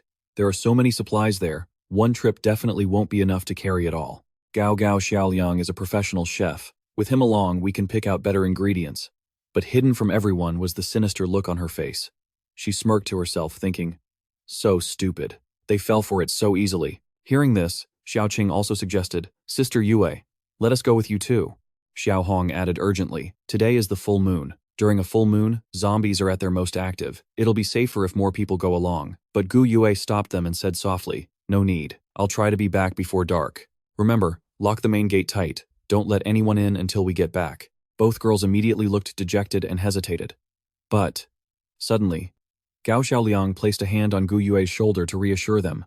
"Don't worry." He gave a playful wink and said confidently, "You guys just stay here and take care of Grandma and everyone else. Just leave your sister Yue's protection to me." Gao Xiaoliang's words made the two girls feel much more at ease. The two replied in unison, "With the great Chef Gao here, we're relieved." Gu Yue, however, turned her head away and said in a teasing tone, "What are you talking about? Don't forget who it was that bowed down before me begging for mercy earlier. He shrugged and replied, I had no choice. At that moment, I felt like if I looked up, I'd see something I shouldn't see. Hearing that, Xiao Qing and Xiao Hong widened their eyes in curiosity and asked, what was it that you shouldn't see? Gao Xiaoliang spoke up and replied, it was. Realizing he was about to say it, Gu Yue was startled. She immediately covered Gao Xiaoliang's mouth and snapped, shut up. You're not allowed to say a word. This only made the two girls even more curious. Xiao Hong said excitedly, what is it really? I'm so curious. Xiao Qing added suspiciously, it seems like you two have a secret, don't you? On the other side, Gu Yue had grabbed Gao Xiaoliang by the collar and was shaking him non-stop, making him dizzy. He cried out, stop shaking, I'm gonna die. Yuan Hong watched them this whole time, an evil look on her face as she thought, let's see how long you can stay happy. A while later, they drove to a cliffside. Down below, zombies were devouring chunks of meat in a bloodthirsty frenzy. Sitting in the car, Gao Xiaoliang looked out and analyzed their behavior, noting that zombie activity follows a cyclical pattern. They become extremely aggressive whenever there's a full moon. He scanned toward the riverbank. The area was swarming with zombies, loitering around as if waiting for prey to appear. Gao Xiaoliang thought to himself that today was the 15th, so there were naturally quite a few zombies around. He glanced over at Fei Fei. Seeing her remain so calm, he mumbled in confusion, how strange. Bai Fei Fei doesn't seem to be affected at all. Suddenly, Gao Xiaoliang looked up, and his face was filled with pure shock. He quickly slammed on the brakes. The wheels screeched to a halt, and thick smoke billowed up. Seeing this, Gu Yue asked, what happened? Why did we stop so suddenly? In front of them, a large section of the road had cracked open. Looking at the deep pit, Gao Xiaoliang said, the road has been washed away by the rain. Looks like we have to leave the car here. Seeing this, Yuan Hong spoke up. We're not far from the destination from here. It'll only take half an hour on foot. At this, Gu Yue gave a firm order. Grab your weapons. Remember, don't make a sound. Be careful not to attract the zombies' attention. Everyone slowly made their way deep into the dark, gloomy forest. She led the way in front of Gao Xiaoliang and Fei Fei, her face showing high alert. On the side, Yuan Hong walked slowly, but her expression didn't show any sign of fear. On the other side, Cheng Bei and Cheng Nan were also focused on their surroundings. Suddenly, a bee flew out of nowhere. It seemed to pick its target carefully, flying right in front of Yuan Hong to get her attention. Yuan Hong was terrified by the bee and screamed at the top of her lungs, her face turning pale. Hearing this, Gu Yue turned around and whispered harshly, what are you doing? Do you want to bring the zombies here? She clutched her head and flailed around to avoid the bee, wailing, there's a bug trying to bite me. Seeing this, Gu Yue decisively reached out and smacked the bee away. Yuan Hong let out a startled cry as the bee was swatted meters away. Gu Yue then turned back and said, it's just a honeybee, isn't it? What is there to be so afraid of? Her actions made even Gao Xiaoliang's face go pale from shock. Cheng Bei, Cheng Nan, and Gu Cheng all stood there with blank stares, completely speechless. Yun Hong snuggled into his arms and whined, I'm sorry. I was just so scared. Gu Cheng spoke up to defend her. Don't blame Yun Hong, sister. What girl wouldn't be scared? Gu Yue replied coldly, I'm a woman too, so why aren't I afraid? Hearing that, Cheng Nan chimed in, Sister Yue, you're different. Cheng Bei took the chance to add, you're even more aggressive than a man. Of course you're not scared. Gu Cheng then started telling more stories about his older sister. You guys have no idea. Since she was a kid, my sister looked like a little brat with a buzz cut and shorts. Everyone thought she was a boy. One time she went into the girls' restroom, and the girls inside were so terrified they started crying. Hearing this, Gu Yue was speechless, her face turning bright red with embarrassment. Suddenly, Gao Xiaoliang grabbed a spray bottle and blasted a cloud right at Gu Cheng. He flinched, covering his face and shouting, Hey, that's too much. Yun Hong also raised her hands to block it. What is that? He coolly replied, It's bug spray. There are tons of mosquitoes on the mountain this season, so I brought a bottle. Then, Gao Xiaoliang put on a menacing look, pointed it toward Cheng Bei and Cheng Nan, and said, Spraying this is very effective. Not only does it keep the bugs away, but it also helps with trashy mouths. Maybe you two should get a little spray, too. The two of them panicked and quickly ran off, screaming, Run! That smell is awful. His antics made Gu Yu burst out laughing. Gao Xiaoliang suddenly stopped and muttered, I feel like something is missing. He turned his head to look around, and not seeing Fei Fei anywhere, he asked, Where did Bai Fei Fei go? Suddenly, a rustling sound came from a nearby bush, and Fei Fei jumped out holding a beehive. It was a completely intact honeycomb, dripping with honey. Gu Yue's jaw dropped, while Gu Cheng and Yun Hong stared in shock. Cheng Nan and Cheng Bei were even more terrified and screamed, A beehive! Fei Fei held the honeycomb with a beaming smile, as if she had just found her absolute favorite treat. She held the honey-filled hive in her hands, her eyes sparkling as she looked at it. Her cravings hit her so hard she started drooling. Seeing this, Cheng Nan asked, "What is she planning to do?" Gu Cheng was breaking out in a cold sweat, stammering, She's not going to eat that, is she?" At that moment, Fei Fei was getting ready to take her first big bite. Cheng Nan and Cheng Bei shouted in a panic. "Quick, stop her!" Gao Xiaoliang saw it too and rushed to intervene. "By Fei Fei, stop right now." But it was too late. She had already excitedly bitten into the hive. The only thing heard next were agonizing screams echoing throughout the forest. A while later, the group arrived in front of a deep, pitch-black tunnel. Gu Yue asked, "Is this the place you were talking about?" Yun Hong replied, "That's right." Looking into the tunnel, she explained, "This tunnel collapsed during construction and has been abandoned for years. My father always said the most dangerous places are the safest. No one dares to come near a place like this. With the danger signs up, nobody would ever think supplies were hidden inside." Suddenly, Yun Hong cried out, "Ow, it hurts." The bee stings on her face had swollen up significantly. While the culprit behind the stings remained completely unharmed, Cheng Nan, with his own face swollen from the stings, thought bitterly, "It's all that girl's fault." Cheng Bei was no different. He thought angrily that if he weren't weaker than her, he would have given her a beating long ago. Gu Yue then said, "Let's move." But Gao Xiaoliang stopped her. "Wait." Gu Cheng spoke up in annoyance. "What are you doing now?" He pulled out a flare and said in a low voice, "It's pitch black in there, and we don't know the situation. Rushing in like that is too reckless." Then, Gao Xiaoliang threw it into the tunnel. The flare began to pop and hiss, casting a faint, flickering light.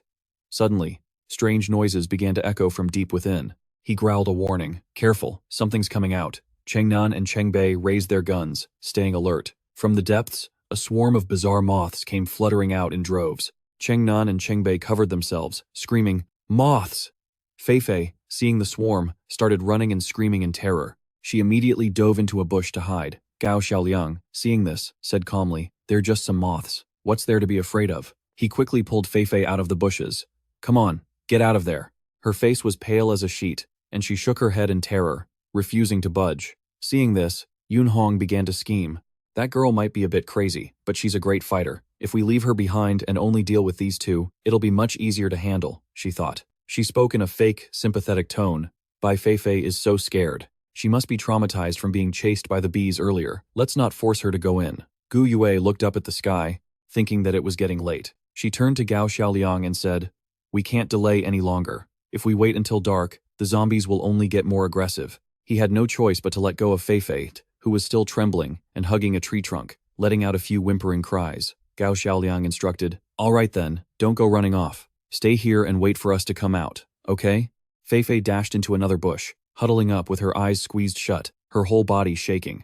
The fear had made her look completely vulnerable. Her eyes had already begun to well up with tears. By then, Gao Xiaoliang had turned on his flashlight to head into the tunnel.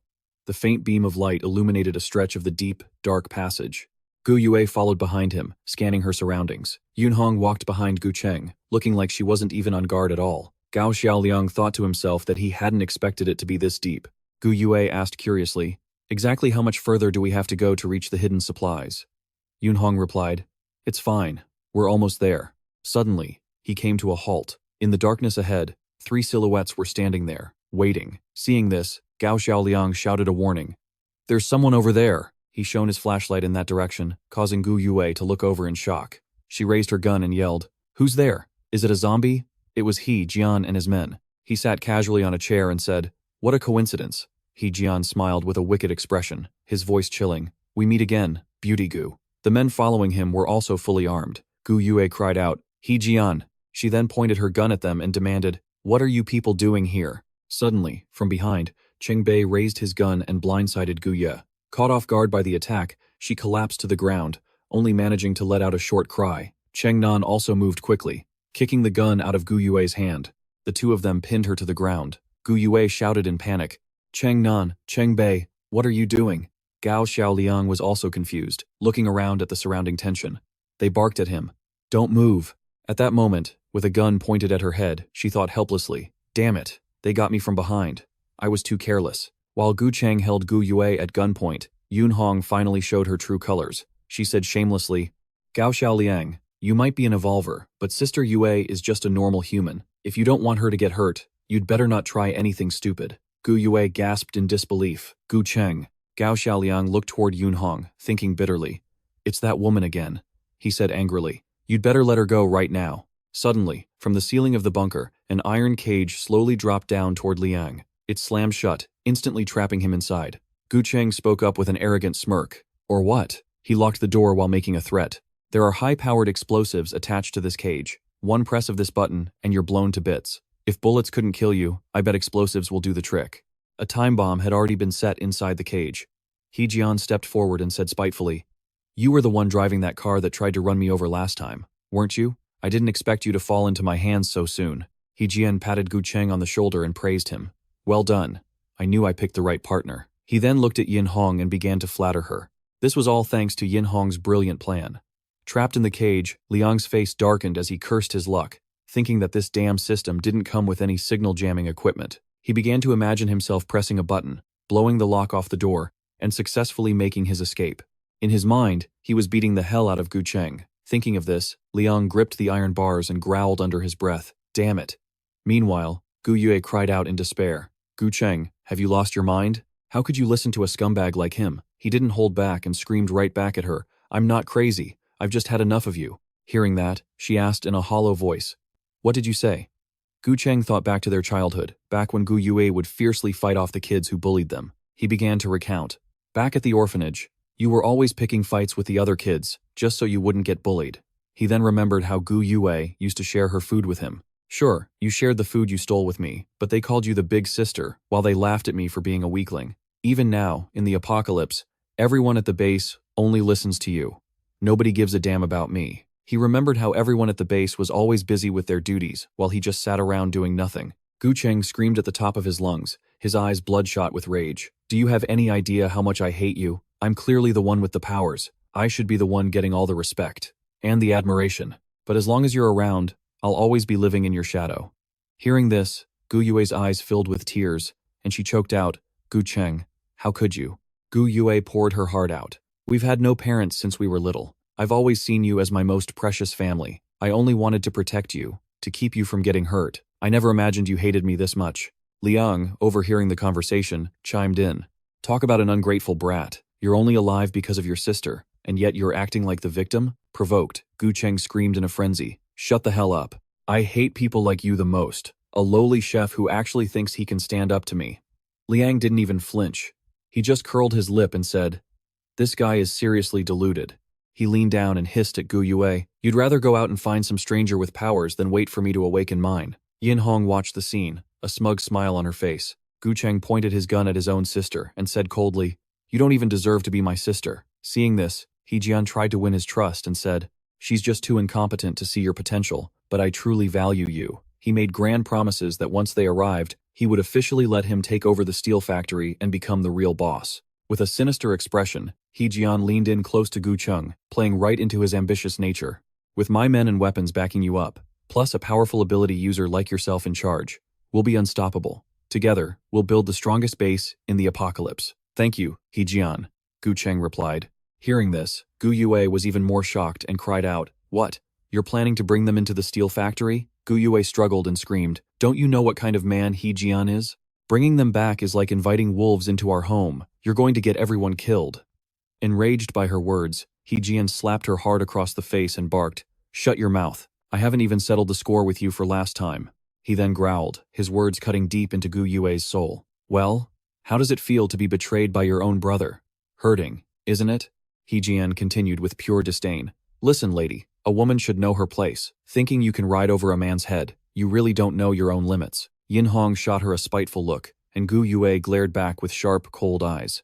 He Jian's voice rang out again. He leaned in close and touched her face with his filthy hand, making a strong woman like you cry and beg beneath me. That's going to be a real thrill. Suddenly, Yin Hong spoke up. Wait. She spoke as if she were doing Gu Yue a huge favor. Since you're Gu Cheng's sister, I'm willing to give you one chance. Then, Yin Hong added slyly, I know there's a password box in that steel factory that you've been hiding. She laid out her terms. If you just hand it over, I'll make sure Brother Jian spares you and doesn't hurt anyone else at the factory. What do you say? Hearing that, Gu Yue whispered, the password box. She pictured it in her mind and thought to herself, I remember now. When we first arrived at the factory, we did find a password box. But someone noticed the lock had a special device. If you fail to unlock it 3 times, it explodes. I thought it was too dangerous, so I threw it away. With eyes as sharp as blades, Gu Yue looked at Yin Hong and thought bitterly. So that was her goal all along. She frowned deeply and raised her voice. Do you really think I'd ever trust you? That remark made Yin Hong grit her teeth in anger. That's when Gu Cheng shouted impatiently, don't waste your time with her. Once we take over the factory, everything inside is ours anyway. We'll find that box sooner or later. Hearing this, Yin Hong cursed him in her head. What a complete idiot. I've already searched that factory. If it were there, why would I be tricking her into coming here?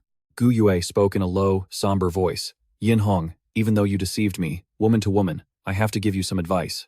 She warned her. In this world, a woman like you who only knows how to rely on men, once you're discarded, your end will be absolutely miserable. Looking at Gu Cheng, Gu Yue continued, especially with a man who can sell out his own flesh and blood. Do you really think he's someone you can trust?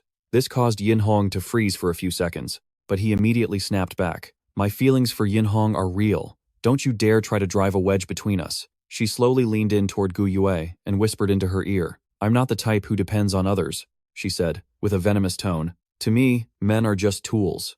You're the one who's truly pathetic. Yin Hong played with Gu Yue's head, pointing out that she looked tough on the outside, but was actually incredibly soft-hearted. You did everything for your brother. You worked your soul off for the base, but you were blind to their greed. One little mistake, and they'll turn on you and treat you like an enemy. She glanced over at the trapped Liang and asked, and you actually have feelings for him, don't you?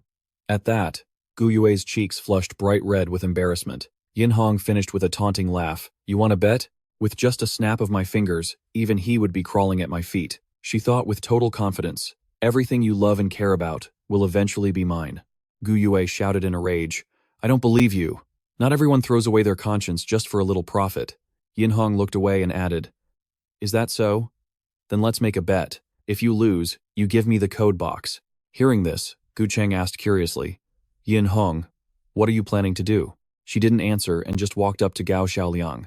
Then, putting on a cheerful face, Yin Hong said, Gao Xiaoliang, your cured meat from last time was truly unforgettable. I really hope I get a chance to eat it again. He replied innocently, really? I thought you didn't like it. She closed her eyes and said, how could that be? Immediately, Yin Hong struck a seductive pose, her eyes glowing red. As long as you're willing to leave Sister Yue and join us, I can let you stay at the base as a chef. Hypnotic rings began to pulse from Yin Hong's eyes. Her hypnotic field slowly seeped into Gao Xiaoliang. In an instant, he seemed to go blank. Seeing this, Yin Hong thought triumphantly, even a power user shows their weak side when they're desperate. As long as there's a single crack in his will, I'll invade with my mental power. She narrowed her eyes and thought maliciously, I'll turn you into my puppet.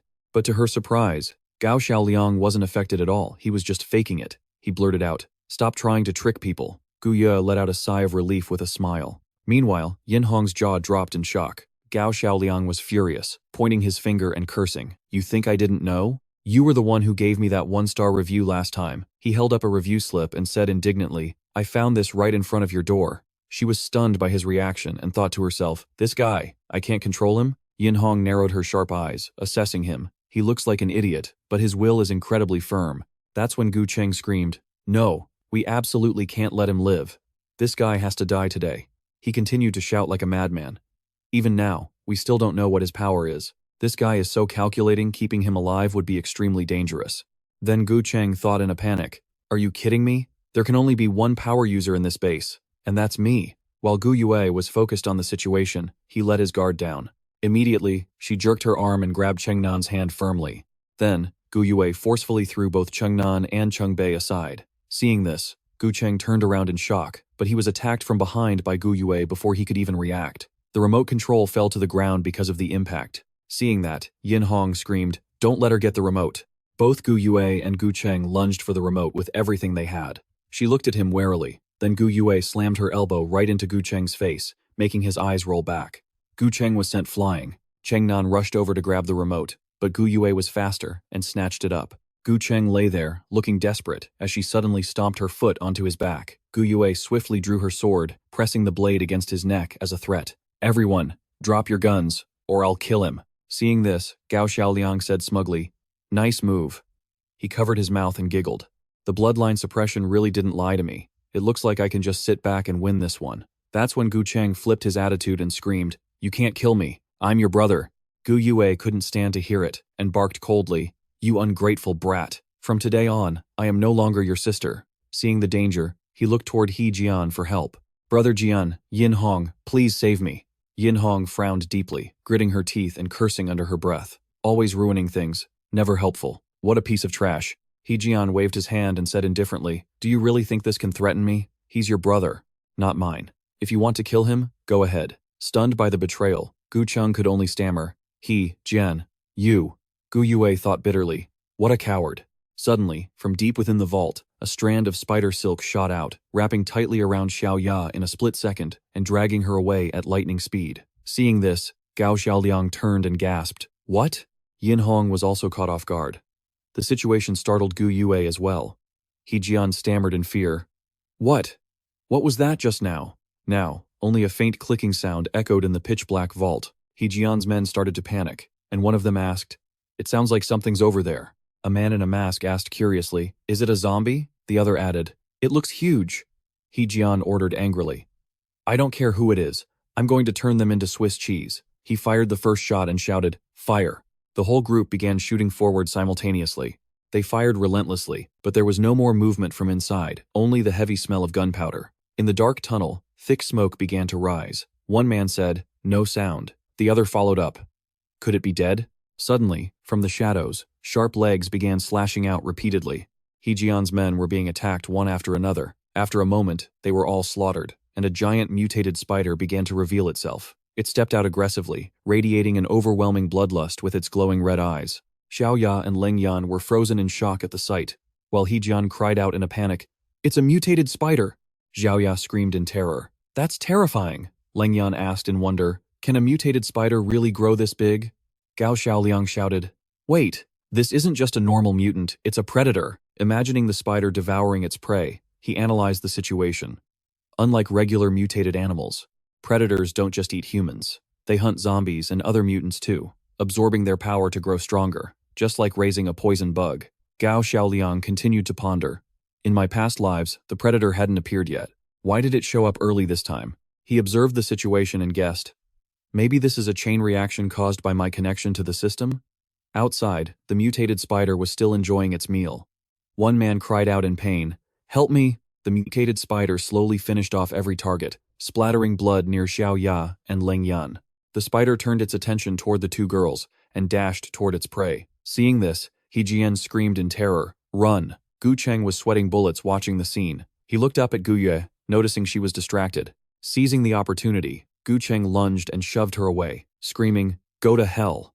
Gu Yue was sent rolling across the ground from the impact, and at that same moment, the mutant spider was closing in. The sight made her eyes widen in pure terror, her entire body freezing up as the creature practically loomed over her. The crushing pressure made her squeeze her eyes shut in a panic. Suddenly, Gao Xiaoliang's power erupted fiercely as he activated a skill, using a flexing card.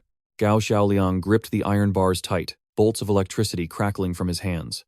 With a deafening boom, the iron cage was shattered to pieces as Gao Xiaoliang unleashed his superpower. Gao Xiaoliang lunged forward with incredible speed, nimbly jumping in front to shield Gu Yue. At that exact moment, the mutant spider went flying past them to the other side.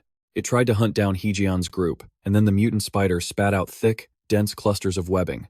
Leng Yan was instantly ensnared and tied up tight. Xiao Ya and that other man couldn't escape its grasp either. They screamed at the top of their lungs, "Help! Save me!" Meanwhile, Gu Cheng and He Jian managed to break away. As he ran, he shouted, "The exit is right up ahead."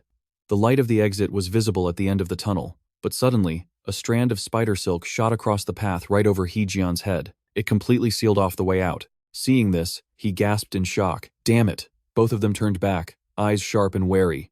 The mutant spider, its mouth filled with jagged teeth and smeared with blood, was slowly creeping toward them. The monster had caught up. Gu Cheng asked, "What do we do now?" "There's no way out." He Jian bellowed, "Is there any other exit?" Yin Hong pointed in one direction and said, "This drainage pipe might lead outside, but we need someone to hold the spider back." Hearing that, Cheng Bei spoke up in a panic. "Hold that spider back? Isn't that a death sentence?" Cheng Nan added helplessly, "Who would even want to do that?" Right then, she whipped her head around and glared at them with a cold, piercing gaze. Cheng Bei and Cheng Nan stuttered nervously. "Yin Hong, we've treated you so well. You wouldn't actually make us go, right?" Yin Hong smirked and replied, "Of course not." She began to activate her hypnotic eyes and said, But didn't you guys say you were willing to sacrifice your lives for me?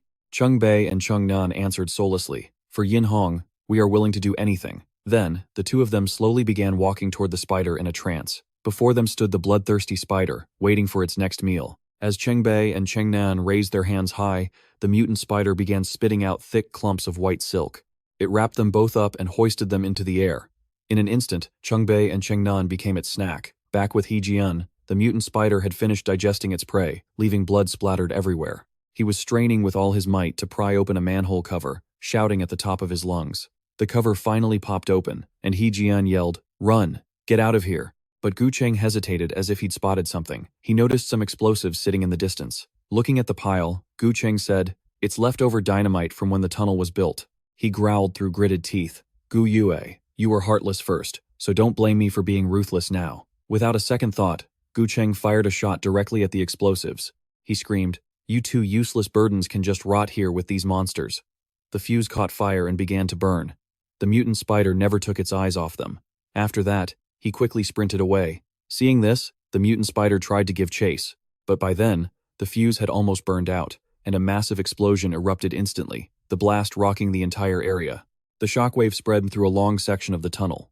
The roar and the flash of the flames reached the tunnel entrance, making Fei Fei clutch her head and tremble. Suddenly, she seemed to snap out of it, and her eyes flew open. Fei Fei stood up, looking toward the dark tunnel. The tunnel was now choked with thick smoke and fire. The heat radiating from within was enough to make anyone feel like they were suffocating. She paced back and forth, clutching her head in confusion. Then, Fei Fei fearfully remembered the time she was chased by the mutant moths. She shook her head to drive away the fear.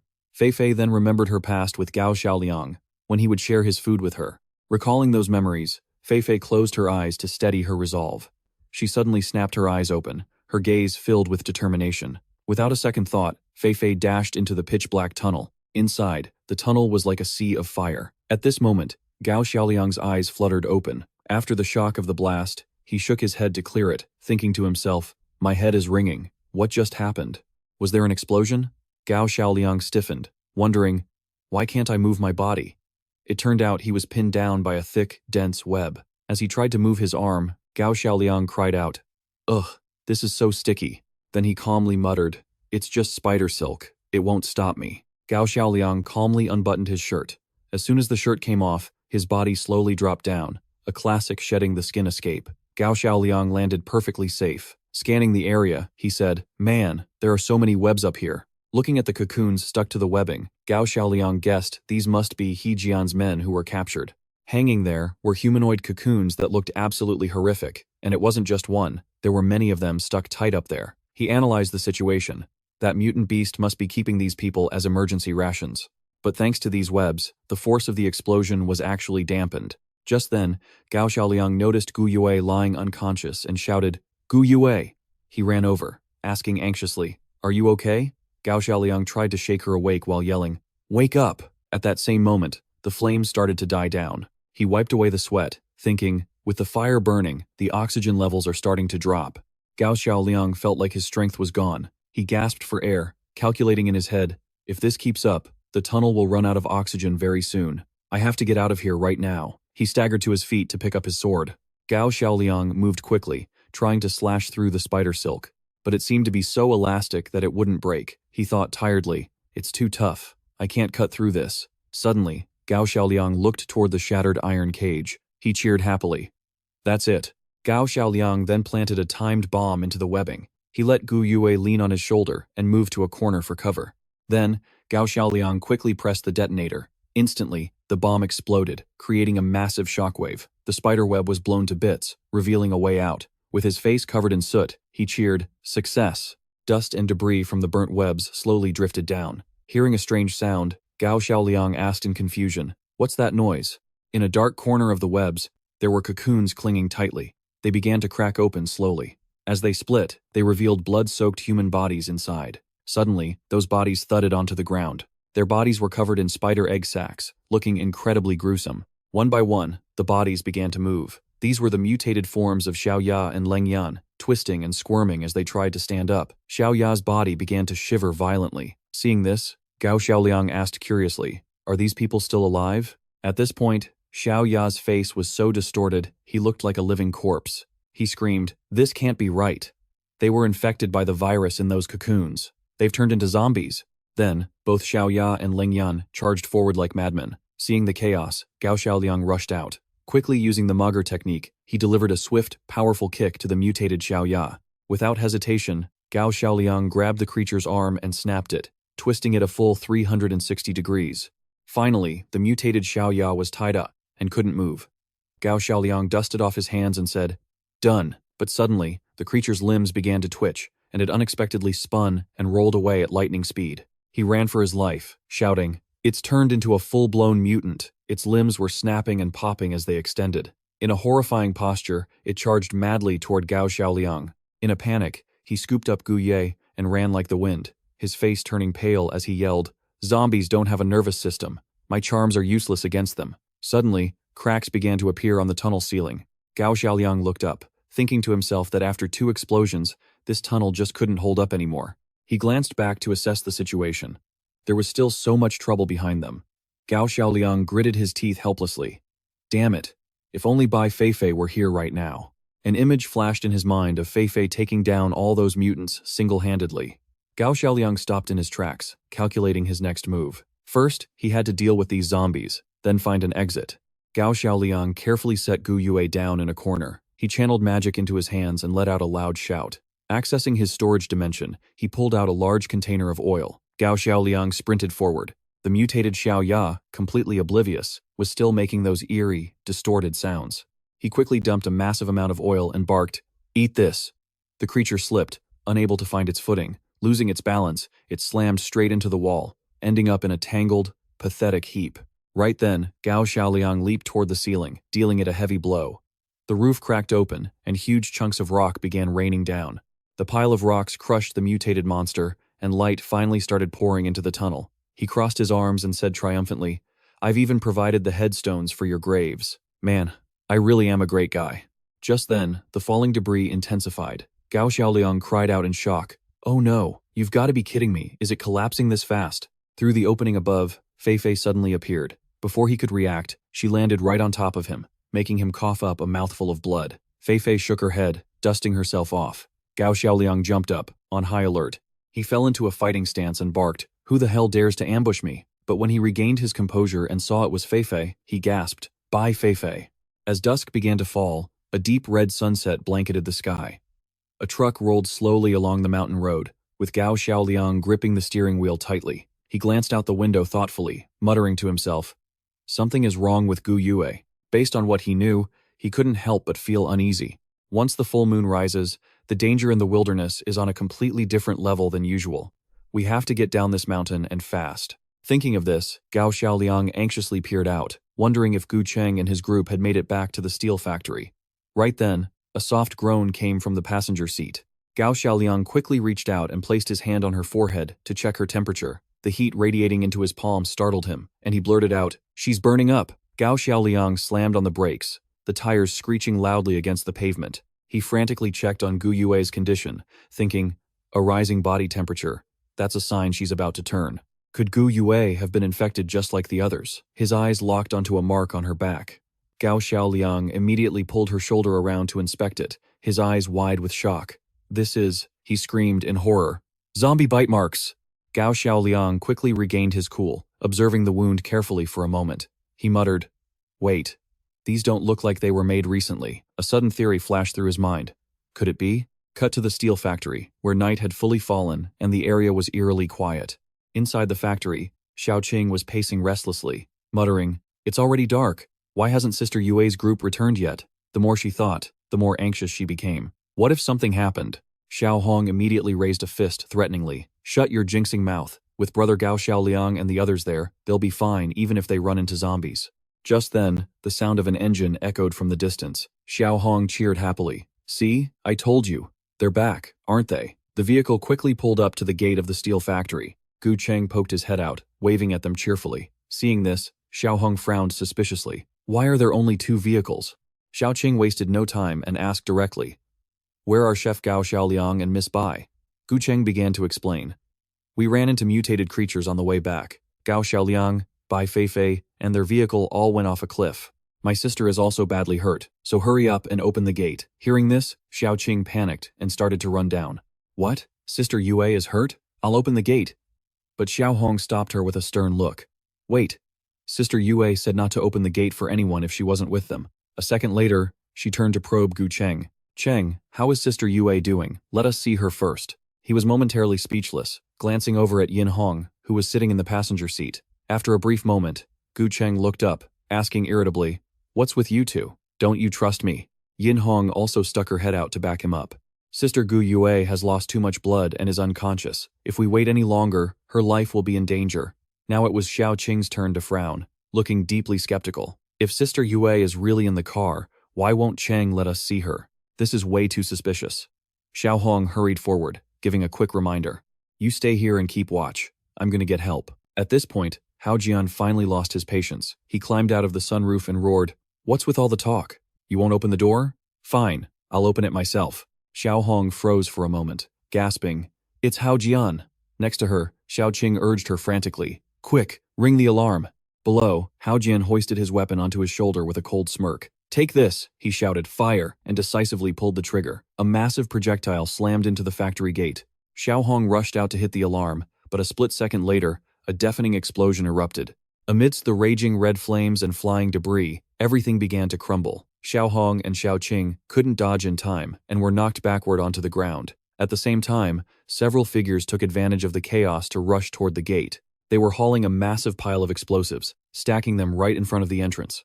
Next, one of them lights the fuse, and in the blink of an eye, another massive explosion rips through the air. Thick smoke and fire billow into the sky. The ringleaders standing outside the factory cheer and hoot at the sight. It blew up. The whole gang starts laughing their heads off. The steel mill is ours. Meanwhile, Xiao Qing and Xiao Hong have completely passed out, lying slumped amidst the rubble. Gu Cheng witnessed the whole thing, a complex mix of emotions flashing in his eyes. Just then, He Jian's mocking laughter rang out. "What are you dazing off for?" He curled his lips into a dark smirk. "You don't seem all that happy, kid." Yin Hong chimed in with a giggle. "Oh, how could he not be? Gu Cheng just didn't expect things to go so smoothly. He's probably just overwhelmed with joy, right?" Gu Cheng quickly suppressed his emotions and nodded in agreement. "Yeah, exactly." He Jian leaned back casually in his seat and jerked his chin toward the factory. "Well then, go ahead and claim your prize." Gu Cheng agreed immediately. "Fine." He shoved the key into the ignition and started the engine. The car roared straight into the steel mill. At the same time, the scene shifts nearby, where a horde of zombies is snarling and growling. They were following one after another, heading straight toward the steel mill that was now engulfed in a fiery red glow. He Jian's group swarmed into the factory. Xiao Wen shouted in a panic, "Who the hell are you people?" Meanwhile, Xiao Li was grabbed roughly by the wrist by one of the thugs. She struggled desperately. "Let go of me." Before long, everyone in the factory had been rounded up in one spot. He Jian raised an eyebrow at his subordinates. "Is that everyone?" The man replied. "According to the list, not a single soul is missing."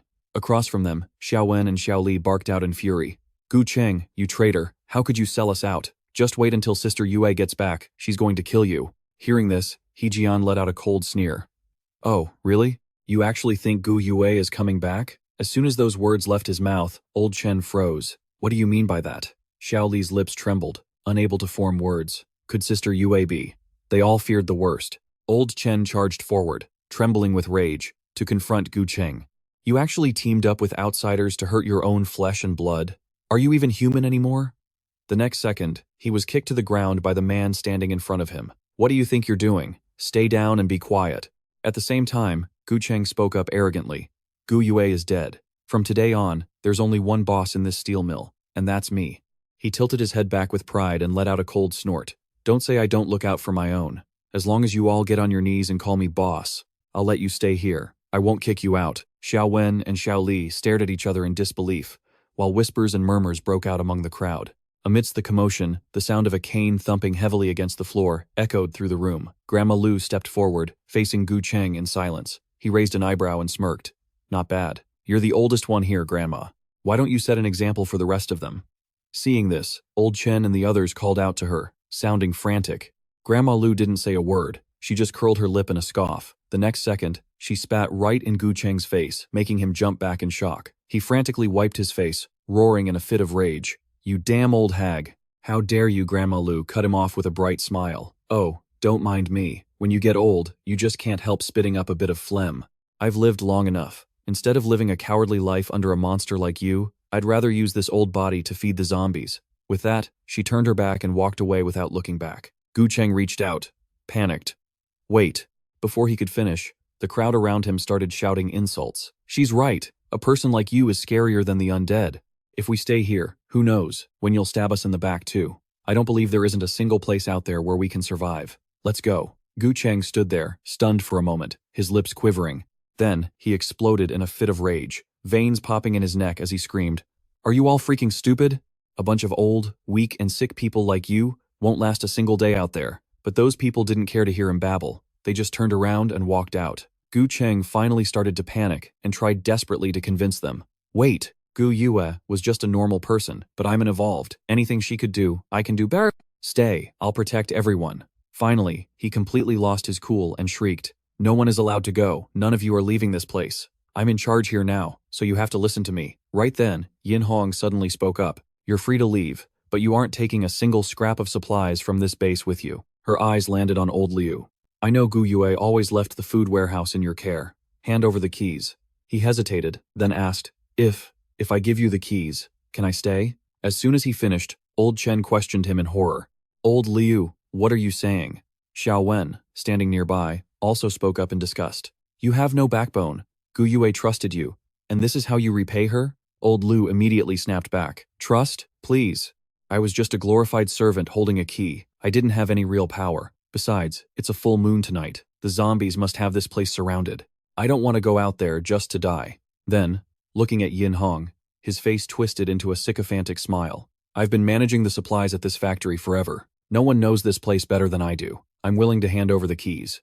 All I ask for is a place to live." As he spoke, he reached into his pocket to search for them. But in the next heartbeat, old Liu's expression shifted drastically, his eyes flashing with a cold, sharp light. Without a moment's hesitation, he lunged at Yin Hong. "You bitch! I knew you were up to no good from the start. I'm going to kill you and avenge Gu Yue." But before he could even get close to her, his entire body was ripped apart by countless streaks of red light. He collapsed as blood sprayed everywhere. Yin Hong looked down at the scene with cold, detached eyes. Old Chen rushed over in a panic, falling to his knees as he called out to old Liu. Xiao Wen also rushed over frantically, shaking him hard. "Uncle Liu!" Old Liu struggled to prop himself up, gritting his teeth as he hissed out every word. "Are you some kind of monster?" Meanwhile, the warehouse keys had been dropped in a corner. Yin Hong quickly reached out with her claws and snatched them up. Holding the keys, she let out a scornful laugh. "You sneaky old man. Did you really think I wouldn't be on my guard?" In the blink of an eye, Yin Hong's sharp claws retracted. She playfully tossed the keys in her hand, her face unable to hide her smug triumph. Gu Cheng stood there in shock, stammering out, "Yin Hong, what was that?" She gave him a playful wink and replied with a giggle, "That? Oh, it's just a weapon." She put on a helpless act, pouting at Gu Cheng.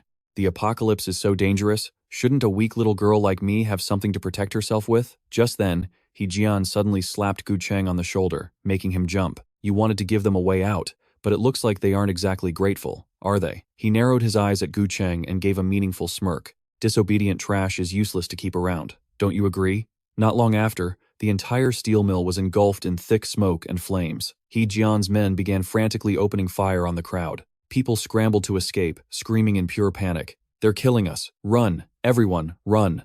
Very quickly, the ground was stained with blood. People collapsed helplessly as puddles of bright red blood spread across the floor, leaving bodies scattered everywhere. Witnessing the massacre firsthand, Gu Cheng finally snapped and screamed in horror. "Stop it! Stop it right now!" He shouted desperately, trying to reason with them. "If you kill them all, there won't be anyone left. If we want to build a powerful base, we can't do it without people." He Jian casually patted his shoulder and spoke in a cold, detached tone.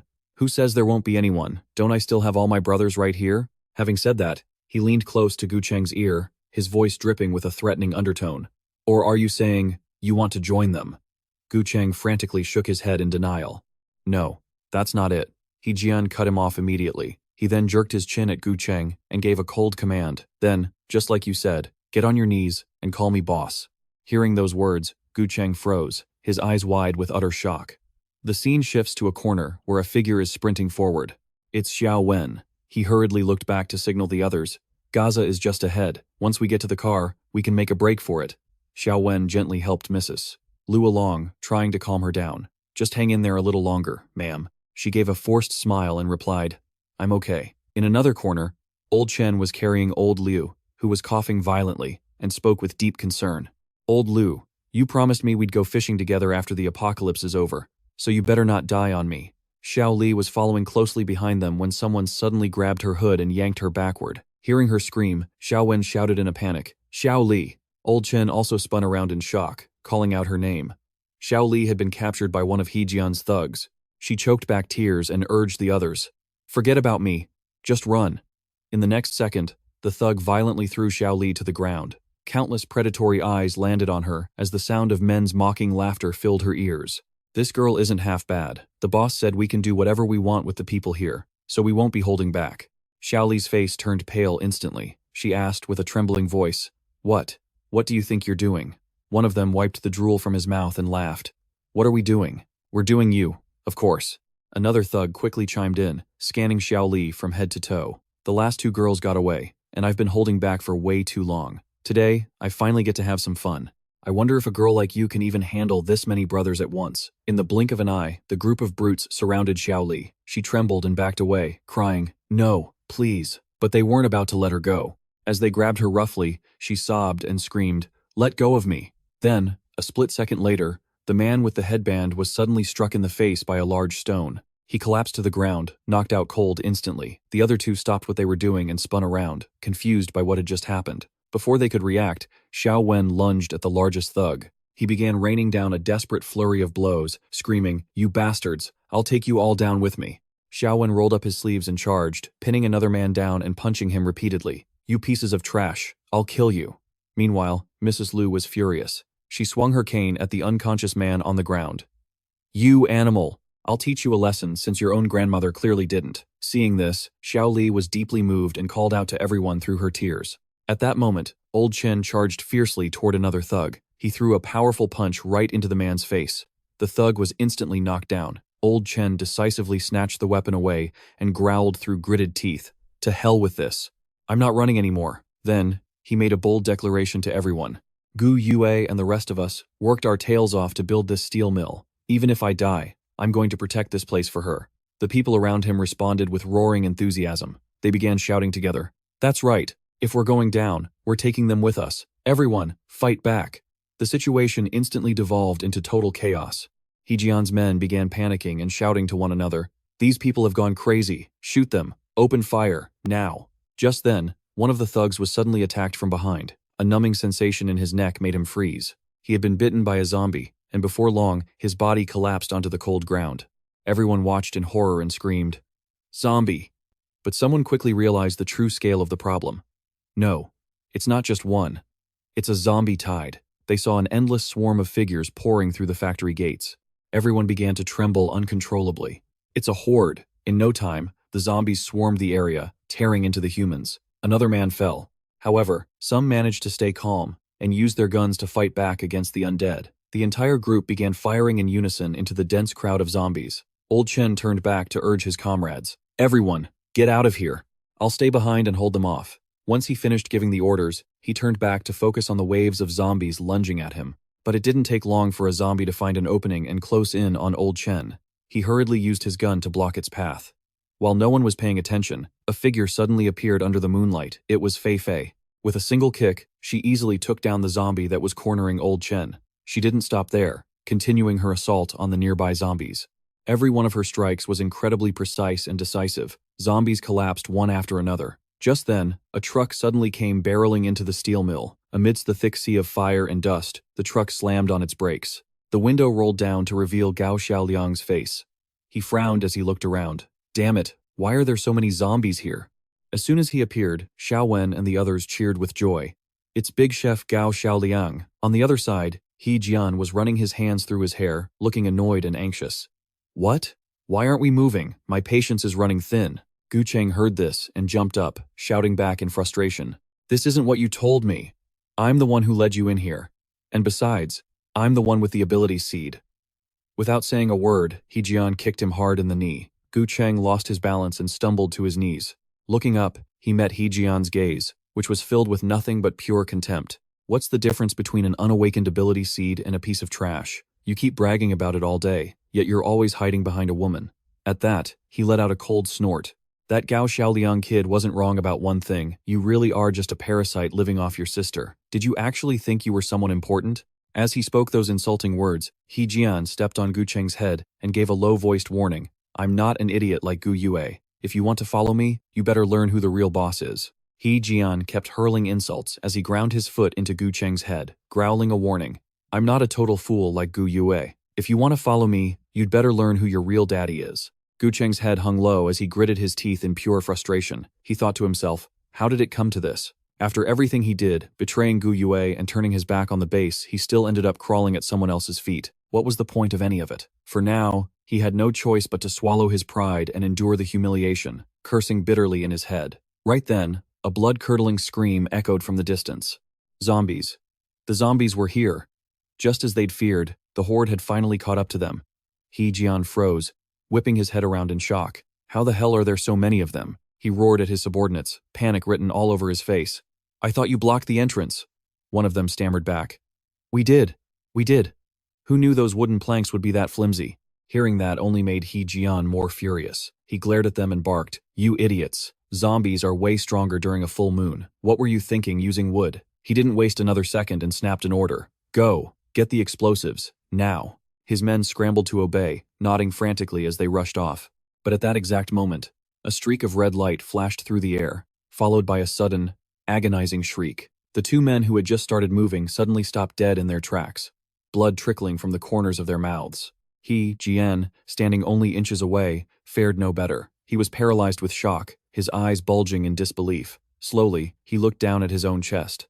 A set of sharp claws had punched clean through his flesh. He Jian's lips trembled, but no words came out. A second later, the claws retracted, and a figure stepped out from the shadows behind him. He Jian collapsed onto the ground, curling up in agony and coughing violently. He spun around to see his attacker. It was her. Her nails were still dripping with his blood. Yin Hong. He Jian wheezed, his voice thick with rage and confusion. He couldn't wrap his head around why she would do this. Why? Why the hell did you do that? Yin Hong just shrugged casually, looking bored.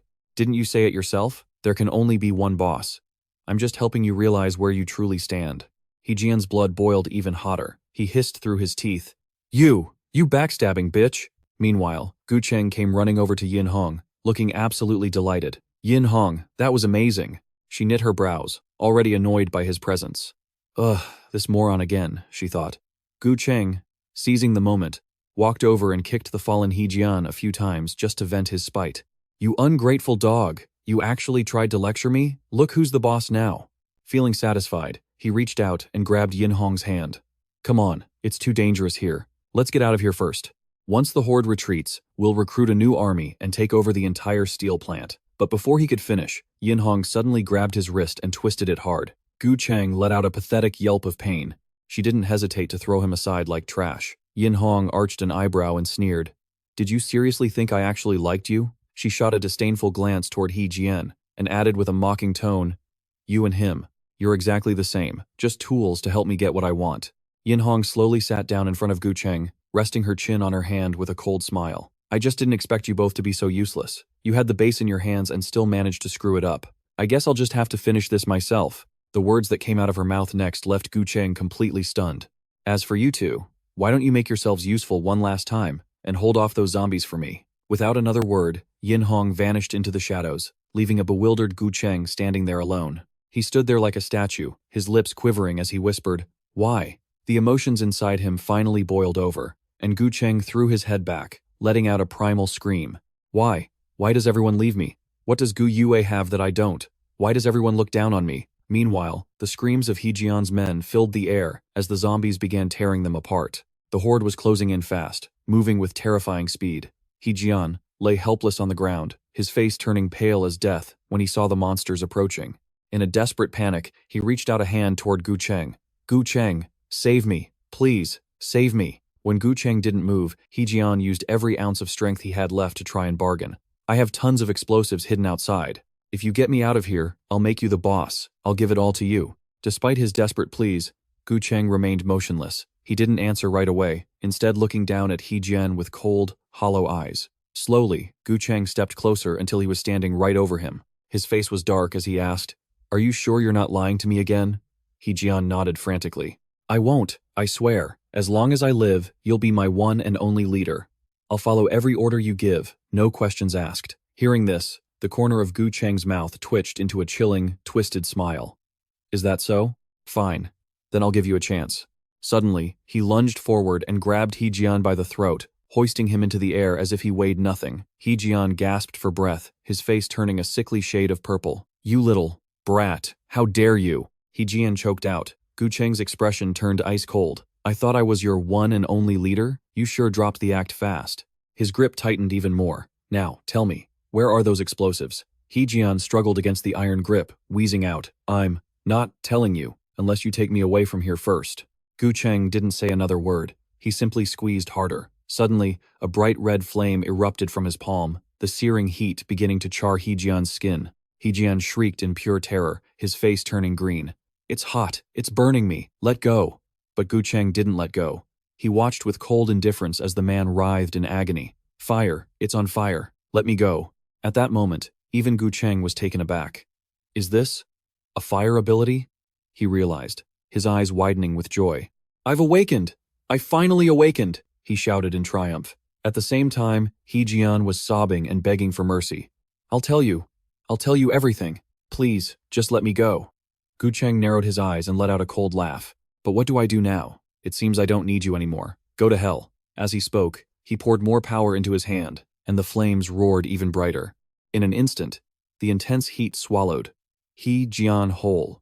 The massive surge of energy trapped him, leaving him no escape, as he let out one final, agonizing scream. Gu Cheng watched the blackened, charred corpse in his hand with a look of utter apathy before callously tossing it onto the dirt. A second later, he slammed his foot against the ground, using the momentum to launch himself high into the air. Gu Cheng soared forward, diving headfirst toward the approaching wall of zombies. The moment he landed, a massive pillar of red fire exploded outward, lighting up the entire night sky. The zombies were instantly consumed by the inferno, their pained growls and hisses filling the air as they withered in the heat. Within seconds, the entire horde was reduced to ash, leaving not a single trace behind. Gu Cheng stood tall and unshaken in the middle of the raging sea of fire. He stared down at his palms, his heart racing with excitement. Is this the true power of an awakened? He couldn't help but let a dark smirk crawl across his face. Then, Gu Cheng threw his head back and laughed like a madman, his face twisted with pure insanity. He Jian is dead. From now on, I am your new boss. Cut to another corner of the steel factory. The atmosphere is quiet, with a few figures silently loading supplies onto a truck. One of them says, with a grin, "I never thought there'd be this many supplies here. We've hit the jackpot this time." The guy opposite takes a crate and hurries him up. "Hurry it up. While the zombies are busy out front, let's clear out all their stuff." They whisper among themselves about how that bastard He Jian keeps all the meat for himself, and doesn't even give us the scraps. Following him, who knows when we'll lose our lives. With these supplies and especially this pile of explosives, it's enough for us to start over from scratch. While they're moving the supplies, a loud bang suddenly echoes out, making the whole group panic. What was that? Right before their eyes is a charred corpse. Once they get a closer look, the pink-haired guy gasps in horror. It's the boss. While they weren't paying attention, Gu Cheng had already appeared on the roof of the building. He stands there and boldly declares, "He Jian is dead. From now on, I'm your new boss. Anyone who dares to disobey, well, this is what happens to them." The subordinates below look up in a panic, their faces turning pale instantly. It's him. Cut to the other side, Gao Xiaoliang has gotten out of the car. He opens the door and urges the people across from him. "Everyone, get in the car, now." The crowd runs for their lives, screaming at the top of their lungs for help. Once they're all in, Gao Xiaoliang immediately shuts the car door. The zombies reach the car just in time. They pounce, trying to attack, but are knocked back by an invisible energy. A few zombies growl in frustration. They stubbornly lunge forward again, only to be pushed back once more.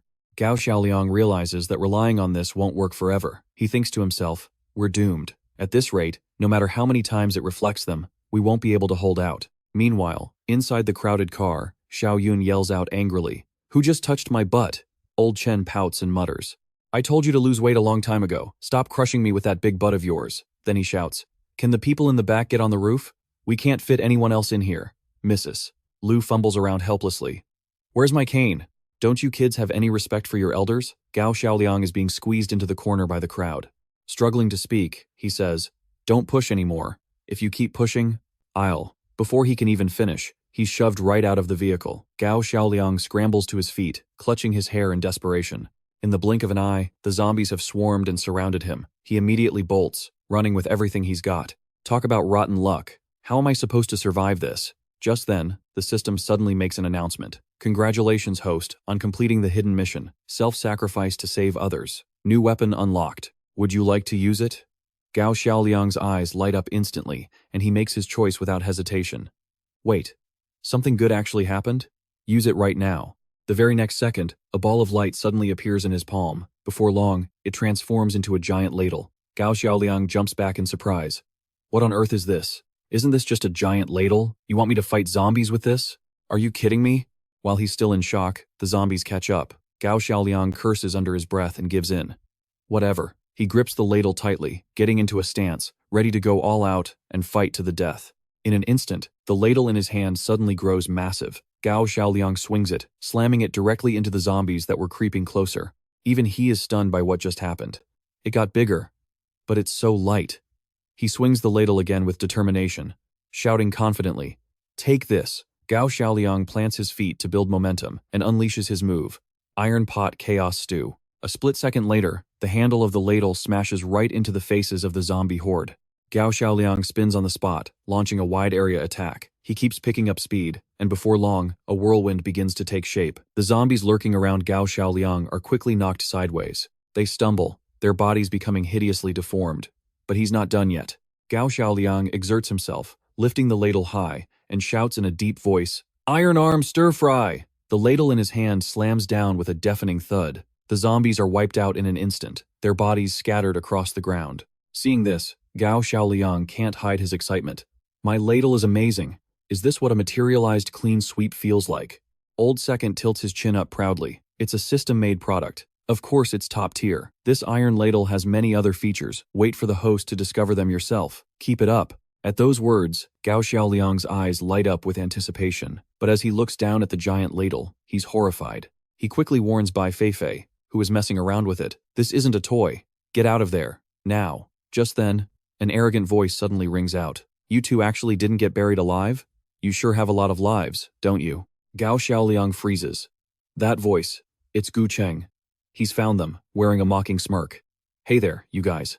You annoying little ants." As soon as he sees him, Gao Xiaoliang's face darkens, and he growls Gu Cheng's name. He quickly notices something's off, and thinks to himself, "What's wrong with this guy? There's a strange aura surrounding him. Could it be?" Across from him, Gu Cheng smirks triumphantly. "How about I give you two a little eye-opener?"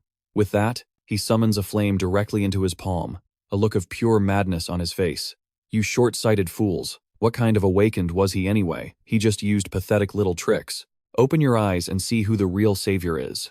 The moment he finishes, Gu Cheng hurls a massive fireball. The attack is aimed straight at Gao Xiaoliang, who quickly pulls out the ladle to defend himself. His opponent's power is overwhelming, and he's momentarily pushed back. Gao Xiaoliang is startled. Fire abilities? The people in the car hear the commotion and curiously poke their heads out to see what's going on. "What's happening?" someone gasps. "He actually awakened." Old Chen looks worried. "Then, isn't Chef Gao Xiaoliang in trouble?" Xiao Yun remains calm. "What's there to be afraid of? Both Chef Gao Xiaoliang and Bai Feifei are awakened. It's 2 against 1. There's no way they'll lose to him." On the other side, Gao Xiaoliang turns back to team up with Bai Feifei. "Bai Feifei, go." She's startled for a second, then nods seriously and repeatedly. The next moment, Gao Xiaoliang and Bai Feifei charge forward together. Gu Cheng doesn't even bother to move. He just raises his hand and fires another fireball. The moment it reaches her, Bai Feifei instinctively opens her mouth wide. Without a second thought, she fiercely devours the fireball. But suddenly, the sparks catch the hem of her dress, and her entire body is swallowed by the bright red flames. Seeing this, Gao Xiaoliang feels completely helpless and screams out in panic, "Bai Feifei!" Gu Cheng just smirks. Now, it's one-on-one. Liang could only rub his forehead and sigh. He'd have to fix her habit of biting things sooner or later, but for now, he was on his own. Before he could even react, Gu Cheng swung his hand to launch an attack. "You there, just die already." A bright red fireball lunged forward in an instant, but Liang didn't move an inch. He frowned slightly and let out a helpless sigh. Right after that, Liang suddenly shifted his stance. He leaned to the side, raising his hand high and tightening his grip on his claw. Just as the fireball was about to hit, Liang swung his claw and smacked it right into the air. Gu Cheng froze in his tracks, completely speechless. The onlookers on the roof of the truck also jumped to their feet in shock. It was a baseball batting stance. Liang pulled his claw back, beckoned with his hand, and chuckled. Back in school, I was the star of the baseball team, you know. If the apocalypse hadn't started, I might have led the team to the Olympics by now. At those words, Gu Cheng narrowed his eyes with suspicion. Baseball? He yelled in a rage. This is a battle between ability users. Who do you think you're mocking? With that, he immediately summoned countless fireballs. Get serious with me, you bastard, he roared. Facing the relentless barrage of attacks, Liang didn't flinch one bit. He skillfully batted away every single fireball aimed at him. From behind him, the sound of the crowd's enthusiastic cheering erupted. Go for it! Go for it! Xiao Wen and Old Chen joined in, shouting together, Go for it! A smirk played on Liang's lips. He gripped the handle of his claw tightly and loudly announced his finishing move. A massive fireball was barreling toward him, and Liang held his claw ready to meet it. He poured all his strength into a powerful swing, sending the entire sphere flying far into the distance. Cheers of praise broke out all around. That was amazing. It's a home run. Liang raised an eyebrow slightly and pointed his claw directly at his opponent. You lose. Just then, a sudden wave of heat surged into his fingertips. Liang quickly yanked his hand back and screamed in a panic. Hot, hot, hot, hot.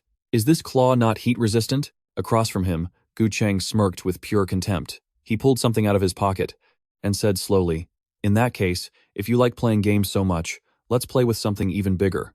As soon as he finished speaking, he pressed a switch in his hand. Through the thick smoke, several figures slowly appeared. They were covered in blood and tied tightly together. Seeing this, everyone present was stunned. Even Liang froze for a few seconds, his eyes filled with disbelief. Who are these people? Looking closer, he gasped. They're He Jian's men. Liang immediately turned to question Gu Cheng. Did you turn them into zombies? Gu Cheng lifted his chin and gave a cold laugh. They're just like the people here, idiots who don't understand the situation. If they're useless while alive, I'll just help them find some value this way. Fiddling with the switch in his hand, Gu Cheng revealed that they were all rigged with time bombs. There were enough explosives to blow this entire steel factory to smithereens. According to him, once those ropes were cut, they would charge out like headless flies, swarming every corner. By then, the entire place would be turned into a pile of rubble. At this point, his tone was dripping with menace. Follow me and live, or oppose me and die. Anyone who dares to stand against me, all of you can just rot in hell. Old Chen was furious upon hearing this. He's lost his mind. Xiao Wen also spoke up in outrage. He wants to destroy the whole factory? He's absolutely insane and heartless. Liang fell into deep thought for a moment. His shield capacity was probably exhausted. How could a normal vehicle withstand an explosion of this scale? What should he do? Meanwhile, Fei Fei was still rolling around on the ground, trying to put out the fire on her clothes. By the time the flames were finally out, she was covered from head to toe in black soot and smoke. Looking a mess, Fei Fei sat there in a daze, subconsciously staring in one direction. Her gaze was locked intensely on the flames in Gu Cheng's hand. Rage suddenly flared up inside her, and veins even popped on her forehead. Without a word, she lunged forward aggressively and delivered a direct kick to Gu Cheng's face.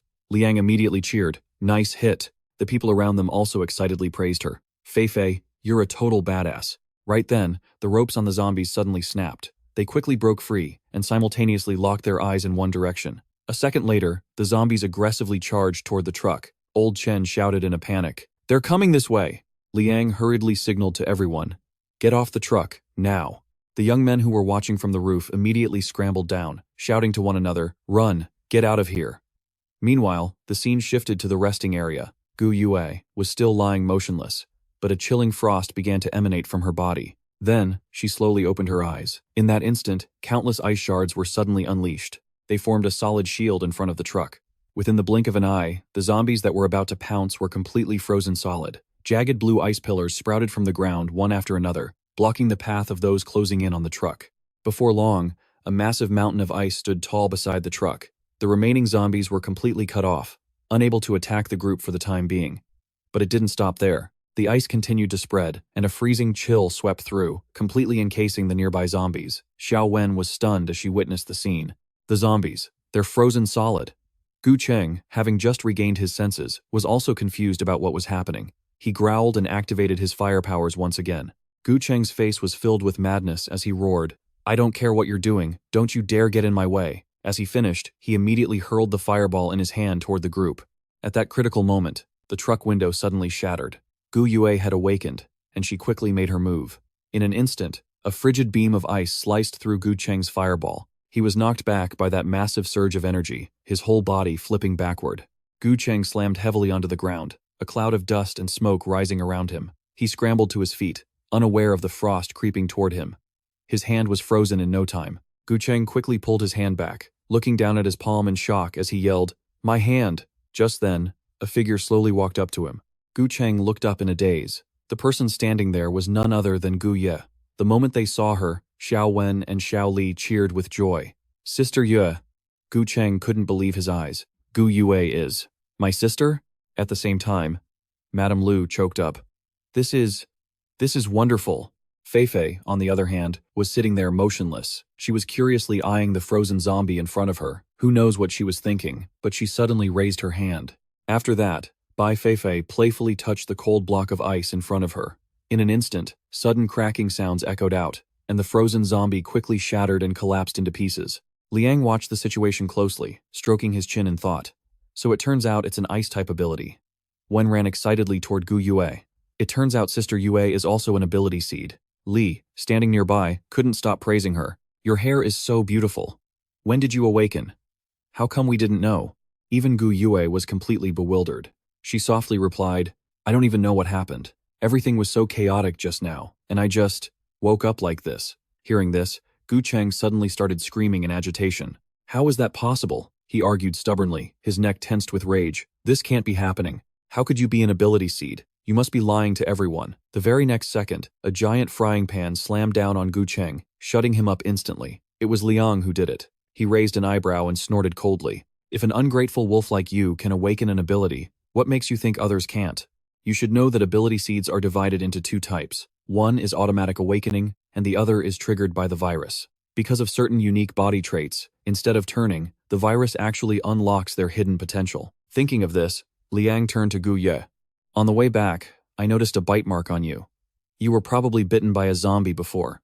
According to his theory, Gu Yue's body had been infected back then. She had the potential all along but just hadn't awakened yet. Being injured by that mutant spider just now was what accelerated the process. Meanwhile, Gu Cheng curled up in a corner, completely broken. "You awakened your ability a long time ago, so why didn't you tell me? Why did you lie to me? Just to let me believe I was the only ability seed? The only hope for the base?" He spat these words out through gritted teeth. The more he thought, the angrier he became. "From the beginning, you've just been playing me for a fool." Faced with his baseless accusations, Gu Yue remained silent. She slowly walked toward Gu Cheng, step by step. Without hesitation, Gu Yue slapped him right across the face. Gu Cheng immediately jumped up. "You bitch, how dare you hit me?" At that moment, a figure suddenly rushed in, driving a knee straight into the side of Gu Cheng's face. He couldn't dodge in time and fell hard onto the cold ground. It was Bai Fei Fei. She angrily stomped on Gu Cheng a few more times. He groaned and yelled, "Damn woman, get off me." It was then that Gu Yue finally opened her mouth. "Do you still remember how you became an ability seed in the first place?" At the mention of this, Gu Cheng suddenly froze, but Li was the first to speak up. "I remember. That was not long after the zombie outbreak started. According to her story, they were looking for shelter when they were ambushed by zombies. Gu Cheng almost got bitten to death just for a piece of bread in a zombie's pocket." As she mentioned this, Li's voice suddenly choked up.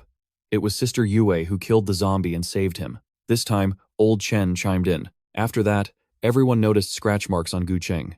Fearing he was infected, it was Gu Yue who insisted on keeping him by her side, isolating herself from everyone to take care of him personally. Even he was surprised by what happened next. Unexpectedly, after a high fever, Gu Cheng recovered completely like a miracle. From then on, everyone confirmed he was an ability seed. Li nodded in agreement. "That's right. I remember when I brought them food, there were times when Sister Yue looked even worse than Gu Cheng." Hearing this, Mrs. Lu finally started to piece it together. She asked hesitantly, "Gu Yue, could it be that back then?" Gu Yue remained silent, giving a slight nod in admission. She slowly recounted. "Back then, although I saved Gu Cheng, I couldn't avoid an attack from another zombie." As she spoke, Gu Yue lowered her head further. "I didn't want to bring danger to everyone, so I isolated both of us. At that time, I was prepared. If Gu Cheng turned into a zombie, I would have killed him and then ended my own life. Fortunately, neither of us turned." She looked down and murmured, "I knew Gu Cheng always wanted to be recognized by everyone, so I only told them about his fever." Liang shook his head in disbelief after hearing the story. Born from the same mother, but how can their character be so worlds apart? His eyes landed on Gu Yue. One is an older sister who is pure and selfless. Then he shifted his gaze to Gu Cheng, his voice turning cold. And the other is a total ungrateful brat. Liang got angrier the more he thought about it, pointing at the guy's face and scolding him. This kind of person can be described in just 4 words. The crowd around them quickly joined in, shouting in unison, "Wolf-hearted and snake-souled." Liang continued to fire up the crowd with more words. Old Chen's group chimed in one after another, shouting things like utterly heartless, disgrace to your family, and worse than a beast. Gu Cheng just hung his head and whispered 2 words. "I'm sorry." Gu Yue was stunned to hear those words from his mouth. In front of her, Gu Cheng crawled over, sobbing. "Sister, I was wrong. I didn't know you did so much for me. I was just too insecure. I wanted to prove myself so badly. Please, give me a chance to make it up to you." As soon as he said that, Li spoke up in outrage. "What's the point of saying this now? You think we're just going to forgive you?" Wen also scolded him angrily. "You weren't saying that when you tried to blow us all up earlier." Even old Chen showed his disgust. "We don't need your apology. We just want you dead." Seeing this, Liang slowly advised Gu Yue. "In this apocalypse, the Holy Mothers are always the first to die. This guy doesn't deserve your forgiveness, but you're his sister, so you should decide. Of course, even if you do forgive him, I'm still going to use this pan to bash his head in." Gu Yue was caught in a difficult spot. She looked at her brother in silence. A moment later, she slowly leaned down and softly called his name, Gu Cheng. He backed away in a panic. "No, don't kill me. Did you forget? You said we're each other's only family. That you'd take care of me for Mom and Dad." Gu Yue gently lifted Gu Cheng's face and said softly, "That's right. Since we were kids, no matter what you did wrong, I always forgave you. Because you're my only brother." Hearing that, his eyes filled with tears as he choked out, "Sister, I knew you wouldn't give up on me." The next second, Gu Cheng lunged forward and hugged Gu Yue tightly. "We promised, right? We'll be together forever and never part." He squeezed her tighter and tighter. The flames in his palms flared up once more. "So, come to hell with me." As soon as he said that, Gu Cheng released a massive blast of fire, completely swallowing Gu Yue's body. But then, in just an instant, a sharp ice shard pierced right through him, making him stagger back. Liang immediately went on the offensive, signaling to the person next to him, "Bai Feifei." As soon as the words left his lips, he charged forward with his claws ready. Feifei also rushed toward Gu Cheng at full speed. The two of them coordinated perfectly, delivering a finishing blow that took him down. Gu Cheng was sent flying, his body hurtling through the air. He fell freely from above, his face slamming hard into the freezing ice. Liang pulled back his hand and frowned in annoyance. What a hopeless idiot. Gu Cheng struggled to sit up, fresh blood trickling from the corner of his mouth. Across from him, Gu Yue pointed a sharp ice spike at him. Gu Cheng was still in shock, his lips trembling as he questioned her.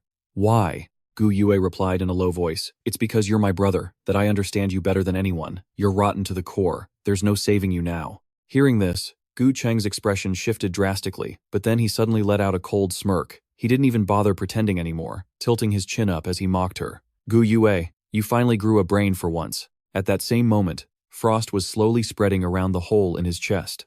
Gu Cheng struggled to force out his final words. "In the next life, let's hope you don't have a brother like me." As soon as he finished, his entire body froze solid. In just a moment, the block of ice shattered into pieces, falling to the ground. In that instant, countless memories of Gu Cheng as a child flashed through Gu Yue's mind. He used to smile innocently and say, "Sister, here, eat this." Then there was the time he grumbled, "You're a girl, can't you be a little more gentle? You're making me look bad." And then, the memory stopped at her brother, boldly declaring, "Next time there's a fight, just tell me. I'm a man. I'll protect you." Remembering those old memories now, Gu Yue couldn't help but let the tears fall. Ringing in her ears were the last words Gu Cheng left behind. "Goodbye, sister." Gu Yue stood there silently for a long time, her shoulders trembling. Seeing her like this, Xiaoli grew worried and called out softly, "Sister Yue?" Liang walked over and patted her shoulder to comfort her. "It's okay, go ahead and cry. I'll lend you my shoulder." She kept her head down and mumbled, "I'm not going to cry for someone like him." Liang just shrugged helplessly. "Fine, suit yourself." But as soon as he turned to leave, Gu Yue ran up and hugged him tightly, sobbing uncontrollably. Liang quickly tried to pull her hands away, struggling to breathe. Just then, the ground suddenly shook violently. Xiao Wen and Mrs. Lu were the first to react. They gasped in panic.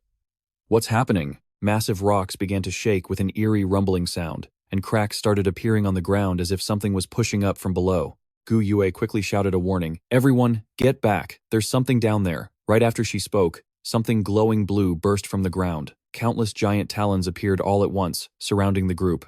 They screamed in terror, What on earth is this? Liang quickly grabbed his claws and charged, yelling, "Watch me!"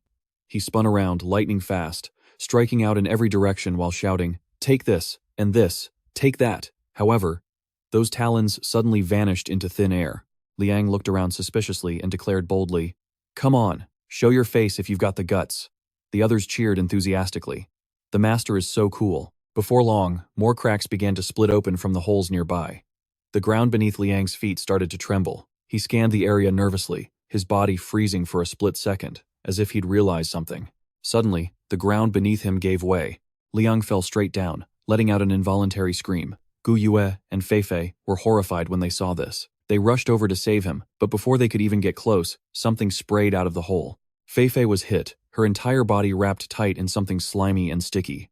Gu Yue grew even more cautious, raising her hand to fire an ice shard. But her attack was blocked instantly, sending ice fragments flying everywhere. Xiao Wen screamed in a panic. "Where's Liang?" Xiao Li covered her mouth in horror. He fell down there." Old Chen looked on in shock, wondering, what the hell is that thing? In front of him, countless white spider webs were tightly sealing the opening of the hole. Gu Yue glanced at Fei Fei's condition and quickly came to a conclusion. These are the webs of a mutant spider. The scene shifts to another location, where footsteps echo against the walls. It's Yin Hong. She stops in front of a massive door. She crossed her arms and murmured, "This is the only place in the whole steel plant I haven't checked. The password briefcase must be in here." With that, Yin Hong searched through her bag and pulled out a small blue item. She carefully placed it against her eye. Countless strings of complex data began reflecting through Yin Hong's pupil. Staying still, she leaned in close to the scanner on the large door. Soon after, the mechanical voice of the system announced, "Retinal scan complete. Identity verified. Please use the key to unlock." Yin Hong immediately straightened up and reached into her pocket. She pulled out the key she had stolen earlier and inserted it into the lock. The steel door quickly swung open. Yin Hong stepped inside, but what met her eyes was a fairly ordinary-looking study. Yin Hong started rummaging through every drawer, frowning in disappointment. "It's not here." She kept searching other spots, shaking her head repeatedly. "Not here either." After searching for a while, she paused and whispered to herself, "That's strange. With so many security systems in place, there's no way this is just an ordinary study. There must be something else I've missed." Then, in the next second, her eyes suddenly landed on something. Yin Hong stared intently at the rug on the floor. Without hesitation, she flipped it over to check, and sure enough, there was a secret trapdoor underneath. Yin Hong let out a smug smirk. "Did you really think I wouldn't find you?" she said excitedly as she opened the trapdoor, revealing a dark staircase leading deep underground. Yin Hong stood there, dazed for a moment, her eyes wide. At the end of the room was an exit, and from there, bright lights flashed like sparks. The electronic door slid open automatically. Yin Hong moved inside, scanning every corner of the room. On the walls, rows of guns were lined up neatly. There were all sorts of different models. Yin Hong quickly realized this was an underground armory. She remembered her master saying that the owner of this steel plant was actually an arms dealer, and the plant was just a front. In reality, they were secretly manufacturing and selling weapons. After the apocalypse, they fled in a hurry, leaving behind a safe containing a transaction list. "Your mission is to bring that safe back." Yin Hong bowed her head to accept the order. "Yes, ma'am." She headed deeper inside, her eyes filled with curiosity. Who knew so many weapons were hidden under this steel factory? A smirk played on Yin Hong's lips. Gu Yue's group had been here for so long and still hadn't noticed. What a bunch of morons. She walked over to a storage cabinet and pulled it open. The safe had to be in here. Suddenly, some kind of liquid dripped onto Yin Hong's hand. She looked up. The ceiling was covered in a thick, tangled mess of webs. There were even these creepy round green heads with bizarre holes clustered together. Yin Hong shrieked in terror. "What on earth is that?" Suddenly, spiders began crawling out of those pods, leaping to the ground at lightning speed. They were coming straight for her. Yin Hong realized this and panicked. She quickly reached out and grabbed a gun nearby. Yin Hong fired blindly, screaming, "Stay back, I freaking hate bugs." The spiders were pelted by the hail of bullets she unleashed. From another pod, a massive spider thudded onto the ground. Xiaoliang now looked like a baby wrapped in a cocoon, being dragged away. The predator in that tunnel was still very much alive. He looked at the eggs on the ceiling in shock. There are so many of them. Xiaoliang's jaw dropped. Wait a second. It captured those people earlier, not to eat them itself, but to feed these eggs? His eyes widened in horror. Then that means I'm... Xiaoliang finally realized the truth and began to struggle, screaming, "You've got to be kidding me. I am not becoming bug food." He burst into tears. "What is this? Why is it getting tighter?" The the spider was trying to drag him into an underground burrow, exiting through a ventilation duct. Yin Hong spotted the mutant spider and raised her gun again to open fire. A bullet tore right through a strand of spider silk. Xiaoliang's cocoon went rolling across the ground like a ball. Ignoring his bloody nose, he looked up in joy. "It's open!" He scrambled out of the cocoon, flashed a peace sign, and grinned. Yin Hong was stunned. "You? How are you not dead from the blast?" He put his hands on his hips and said confidently, "This life of mine is tough. A few tiny bombs can't do jack to me." She gritted her teeth in annoyance and raised her gun once more. "Fine then. I don't mind sending you to your grave myself." But just then, the mutant spider returned. It bared its razor-sharp fangs and lunged straight at Yin Hong with incredible force. She didn't back down and unloaded her gun on the spider, but the bullets were like mosquito bites to it. With a powerful leap, the mutant spider clung tightly to the wall. It lunged its mutated body forward again. Yin Hong's heart skipped a beat as she lowered her hand. She was out of ammo. She shrieked in a panic. "I'm out of bullets!" The spider dove straight toward her. Yin Hong scrambled out of the way just in time. But the spider wouldn't let up and turned back to attack her again. Suddenly, Yin Hong's fingernails grew into sharp, jagged claws. Those nails kept extending like thin steel wires, aiming straight for the spider. However, the creature managed to deflect the incoming claws with sheer force. She was shocked. "It blocked me? This thing actually has a brain." Yin Hong leaped onto its head, flipped midair, and delivered a powerful downward kick. Xiaoliang smirked at the sight. "I knew this woman wasn't as simple as she looked. Turns out, she's no innocent flower at all. She's more like a man-eating plant." He turned his gaze toward the weapon cabinet, rubbing his chin in thought. So many weapons hidden underground. Purr. This steel factory is full of secrets. He began to tiptoe away quietly. "Forget all this. While they're busy tearing each other apart, I'm out of here." But Yin Hong noticed him. She whipped out some sharp spikes and barked. "You think you're going somewhere? It's not that simple." The spikes flew from her hands like mini missiles. Instantly, Xiaoliang's hand was pinned to the wall by one of them. Out of nowhere, metal shackles snapped around his wrist, and more cuffs sprouted from the wall to pin his ankles. Xiaoliang wailed. "Was that really necessary? You're being way too cruel. Are you really going to drag me down with you even if you die?" Yin Hong raised her hand, but she had no idea the mutant spider had already appeared behind her. It launched a brutal attack at her, but Yin Hong reacted quickly and dodged. She leaped up onto a metal beam overhead. Yin Hong warned him, "Wait until I finish this thing off, then I'll settle the score with you." Hearing that, he could only shut his mouth and cry internally. Yin Hong crouched low, then lunged down at the spider. She pressed her hands together and lashed out with wires that moved like whips. The wires tightly bound the mutant spider's legs. All of its limbs were now under Yin Hong's control. She began dragging the spider along like a giant sack. Xiaoliang watched with excitement. "Second, bro, what the heck is that stuff?" "Second." Bro began to analyze. "Information incoming. Found it.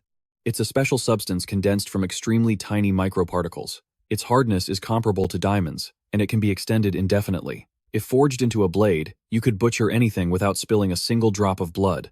Liang winked. "That's some good stuff. Can you hook me up with some of that high-tech gear?" Second bro winked back at him. "As long as you have enough points, it's no problem. Keep at it, master." Xiaoliang felt helpless. "Stop with the empty promises. You're feeding me so many imaginary cakes I'm about to burst." Yin Hong was straining to drag the spider, her entire body shaking violently. "You rotten spider. Just you wait. I'm gonna cut you into a million pieces." She kept backing up to pull it along. Suddenly, the spider thrashed violently, snapping the wires. Yin Hong was sent flying backward. It immediately spat out a web that spread like a net. In an instant, her arms were pinned together, and her legs were folded and bound tight. Yin Hong was left hanging completely upside down. She screamed at the top of her lungs, "Let me go, you filthy monster." Xiaoliang's nose started bleeding at the sight. "I didn't even pay for a ticket. Is it okay for me to see this?" Yin Hong yelled back in embarrassment. "What are you looking at? Keep staring and I'll gouge your eyes out." Suddenly, the spider's mandibles yanked on the web. She whipped her head around in shock. The spider was slowly pulling her in, its eyes glowing as it stared at her like a delicious meal. Yin Hong was pulled right up to it. Suddenly, the spider flipped its belly upward. Xiaoliang was baffled. What kind of position is that supposed to be? Lumps were bulging out of the bottom of its abdomen, making his face turn pale. He thought the thing was making a move on her. This spider wasn't just a mutant, it was a total sick freak. Suddenly, Old Second chimed in. "Host, your imagination is way too wild. It's not trying to do that. It's about to lay eggs." Gao Xiaoliang was confused. Laying eggs? The system analyzed that this species was the eye for an eye type. Since that woman had killed its young, it wanted to use her body as a living greenhouse to hatch its larvae. Gao Xiaoliang was horrified. Man, that is one twisted way to get revenge. Good thing I didn't kill its spiderlings earlier. Old Second warned him, "Don't get too happy yet, host. That woman cannot die." He asked why. The system pointed at the iPad screen. "Did you forget? She gave you a 1-star rating. If you don't get her to change it, it'll be a permanent stain on your record. It won't just ruin this mission, it'll tank your rewards and any points you earn later." Gao Xiaoliang's jaw hit the floor in shock. Meanwhile, the spider's pincer was reaching right between Yin Hong's legs. Her legs were forced wide apart. Yin Hong screamed at the top of her lungs, "You filthy insect! What do you think you're doing?" Thick, disgusting slime started dripping from the spider's belly. She recoiled, shrieking, "Stay away from me!" Suddenly, a massive wall of fire erupted. The spiderwebs caught flame instantly. The spider let out a pained roar as the intense heat scorched it. The webbing burned through and snapped, sending Yin Hong crashing hard onto the ground. Gao Xiaoliang stood there holding a rope with a smirk. "Good thing I made it just in time." She looked back, totally stunned. "Is that you?" Yin Hong looked up, unable to hide her disbelief. The heavenly silk was incredibly tough. There was no way to just pull your hands out. "How did you manage that?" He just gave a light chuckle. "Are you kidding? You think a few puny wires could hold someone like me back?" Rewinding to a few minutes ago, Gao Xiaoliang had been struggling and yelling, "Culinary massage, shrink." His hands shriveled up, allowing him to slide them right out of the iron cuffs. He did the same with his feet, though the process made him yelp in pain. Back in the present, seeing Yin Hong stand up made him a bit annoyed. "Hey, hold on. I just saved your life. What's with that attitude?" Yin Hong kept her nose in the air, refusing to back down. "I didn't ask for your help," she snapped. Gao Xiaoliang barked back, "You are so ungrateful. I should have just let you be that spider's surrogate mother." That really ticked her off. But suddenly, the mutant spider lunged out again. Yin Hong jumped back, shouting, "Get away." However, her legs were instantly snared by silk once more. Panic set in. Damn it. The spider yanked her toward it, completely in control. She was tossed through the air like a rag doll. It slammed Yin Hong into the dirt and charged. Gao Xiaoliang wound up a punch, activating a show-off skill card to boost his stats. He leaped into the air. Raw power crushes all. Gao Xiaoliang unleashed a devastating blow straight at the mutant spider. He grabbed its pincer, yelling, "Bone-shattering grip, go!" Using all his strength, he slammed the spider into the ground. Gao Xiaoliang roared, "Culinary massage!" Instantly, its pincer snapped clean in two. Its legs buckled and folded like a stack of bricks. The entire spider was now crumpled into a square block. Gao Xiaoliang stood over the restrained monster, giving a satisfied thumbs up. Sometimes, having legs that long isn't such a good thing. Suddenly, the creature's pincers began to twist and contort. A razor-sharp leg stabbed deep into the ground, and the spider forced itself back up, launching a ferocious counterattack. Gao Xiaoliang was stunned. This guy actually untied himself? Its heavy footsteps sent tremors through the entire area, rumbling like an earthquake. A notification popped up. System alert. The duration for the show-off skill card has reached its limit. Attribute buff deactivated. He gasped in terror. Already? That was fast. The screen flickered and died. Now, Gao Xiaoliang was staring right into the spider's murderous eyes. He let out a panicked yelp and jumped onto its back. It scrambled up onto the ceiling and bolted. Yin Hong finally came to her senses, looking around in a daze. Where did he go? Her eyes went wide. Wait, did it eat him? High above, Gao Xiaoliang was clinging to the spider with all fours, breathing a sigh of relief. Phew, thank God for fast reflexes. I found its blind spot. The spider started shaking its body, trying to dislodge him. He smirked to himself. You think you can shake me? Not a chance. I love that you hate me, but can't do a thing about it. Suddenly, its tail began to twitch and pulse rhythmically, before whipping around to strike at him. His eyes nearly popped out. Gao Xiaoliang quickly let go, plummeting toward the floor. He managed to stick the landing perfectly. Gao Xiaoliang flipped at the middle finger and yelled, "You're a total freak! Men, women, you don't care who it is, do you? You almost wrecked my backside." But the spider wasn't giving up. It unhinged its massive jaw and leaped down. He flinched slightly. Geez, with a mouth that big, you must be starving. Gao Xiaoliang stood his ground, grabbed 2 gas canisters from behind him, and hurled them straight at the monster. Eat this. The canisters flew right into the spider's open maw. A split second later, a massive explosion rocked the entire cavern. However, as the smoke cleared, it emerged as if nothing had happened. It opened its mouth wide to attack again. He lunged for a gun mounted on the wall and ducked behind a boulder to track its movement. He raised the weapon, looking at the distant spider with a cold grin. A drink wasn't enough for you? Let me add some fire to the mix. With that, Gao Xiaoliang fired a powerful shot, hitting the last remaining gas canister. A massive fireball erupted instantly, engulfing the spider's entire body in flames. It let out a series of ear-piercing shrieks of agony. The blast was so strong that fire sprayed everywhere, but luckily, Gao Xiaoliang was shielded by the rock. Through the flames, Yin Hong could be seen being blown back by the shockwave. After a while, the fire died down, leaving nothing but thick, swirling smoke. The spider's charred legs lay scattered on the ground. Gao Xiaoliang turned around and muttered, "If that didn't blow you to bits, nothing will."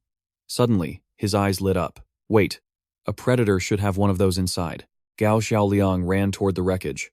"Don't tell me it got vaporized in the blast?" He started digging frantically through the rubble until his hand closed around a glowing core. Found it. Gao Xiaoliang noted the color it was. A variant core. Information popped up.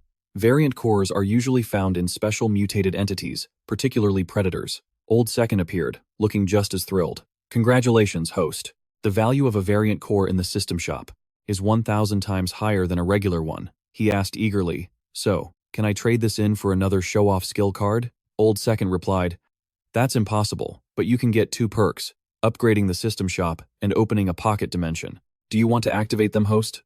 Liang gave a faint smile and said, "Fair enough, open it." The notification popped up. The pocket dimension was now active. On the other side, Yuan Hong pushed a boulder aside and slowly crawled out. He whipped around in surprise and saw Yuan Hong covered in wounds, leaning against a rock with a look of regret. He'd almost forgotten about her. Lucky for her, she wasn't dead yet. Yuan Hong's leg was a bloody mess. Her waist was slashed open and soaked in red, and her arm didn't look much better. Liang rubbed his temples, feeling the headache. "She's really banged up.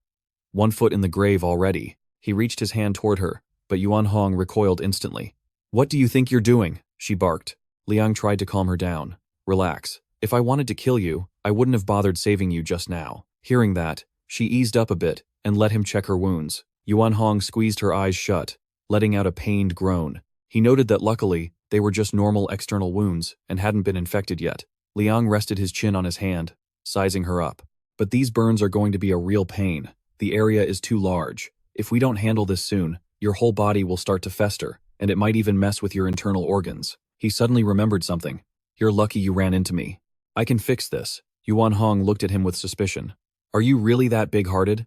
Liang poked her wound hard. "Didn't your parents ever teach you not to interrupt when someone's talking?" Yuan Hong was on the verge of tears from the pain. "Ow, that hurts." Liang laid out his terms. "I can heal your wounds, but in exchange, you have to do something for me," she asked cautiously. "Like what?" He gave a devious little smirk. Yuan Hong's lip curled into a sneer as she thought to herself, "This guy wasn't affected by my mental powers earlier, so I thought he was different from other men. Turns out he's just the same, trying to take advantage of the situation." With that thought, sharp claws sprouted from her fingers. Yuan Hong lunged forward, swinging her injured arm at him. "I'll kill him first, then figure out how to get out of here myself." But right then, Liang held up a piece of paper. "Hey babe, do me a favor and delete that bad review, okay?" She froze midair, completely stunned. A bad review? The paper was a customer feedback form, showing ratings and 2 faces of Liang, one beaming and one moping. He let out a long sigh. "I'm truly sorry that we didn't provide a satisfying dining experience for you. Please give our little shop a chance to improve. I promise I'll make you happy next time." Hearing this, Yuan Hong wondered, is this guy out of his mind? Her eyes drifted down, and for some reason, she couldn't stop looking at that overly flattering face on the paper. This rating must be really important to him. Yuan Hong started to grin. In other words, she was the one calling the shots now. She snapped her head away and challenged him.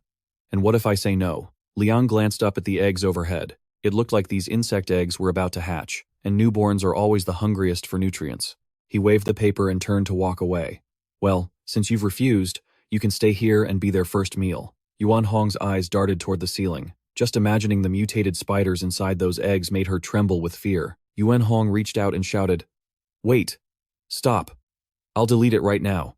A moment later, a pen marked a big X over Liang's moping face and a check mark on the cheerful one. He gleefully held the paper high. "Thanks, babe." Then, without another word, Liang turned to leave. Yuan Hong jumped and barked, "Hey, where do you think you're going? I deleted the bad review. You're not backing out on me, are you?" He stopped in the middle of the clearing and reached his hand upward, as if he were pulling something down from above. Suddenly, Liang's hand clenched tight, and a powerful force slammed down from another dimension. She was dumbstruck. A whole kitchen counter had just materialized out of thin air. Yuan Hong's eyes went wide. Is he a spatial ability user? Meanwhile, Liang leaned against the counter, thinking to himself, Man, this pocket dimension is so freaking convenient. With this, I can earn points even when I'm away from the food truck. He pulled up the system interface. Let's see what ingredients I've got to work with. Liang was pleasantly surprised the shop's clearance level had been upgraded, and there was a lot of cool stuff. Old Second appeared to remind him, "Host, don't forget you still have that quest to develop a new snack. Unlocking new ingredients means even bigger rewards." Hearing that, he remembered. That's right, last time he made clay pot rice, he gained a new skill. Liang glanced around, but the place was empty. Where the heck am I going to find fresh ingredients around here? His brain was tied in knots trying to figure it out. Suddenly, Liang spotted something. He turned his gaze toward the back, looking straight at the sharp, pointy leg of the dead spider. Liang grabbed his own wrist, feeling hyped. "I've got a pretty bold idea." He walked over, hoisted the spider leg up, and slammed it down onto the kitchen counter with a loud thud. Liang pried the leg open, revealing the bright red meat inside. He lifted the slab of meat, overjoyed. Lucky the shell was tough enough that the meat inside is still perfectly intact. Yuan Hong asked, puzzled, "What are you doing with that thing?" Then her face turned to pure horror. "Don't tell me you're planning to." Liang gave a little chuckle. "Have some confidence in me. That's exactly what I'm doing." He turned back to the slab of meat. "You might not know this, but the leg meat of a mutated spider is incredibly tender and smooth. It's not just edible, it's considered top-tier gourmet meat. The sweetness rivals the best seafood." Suddenly, a light bulb went off in his head. "I know exactly what to do."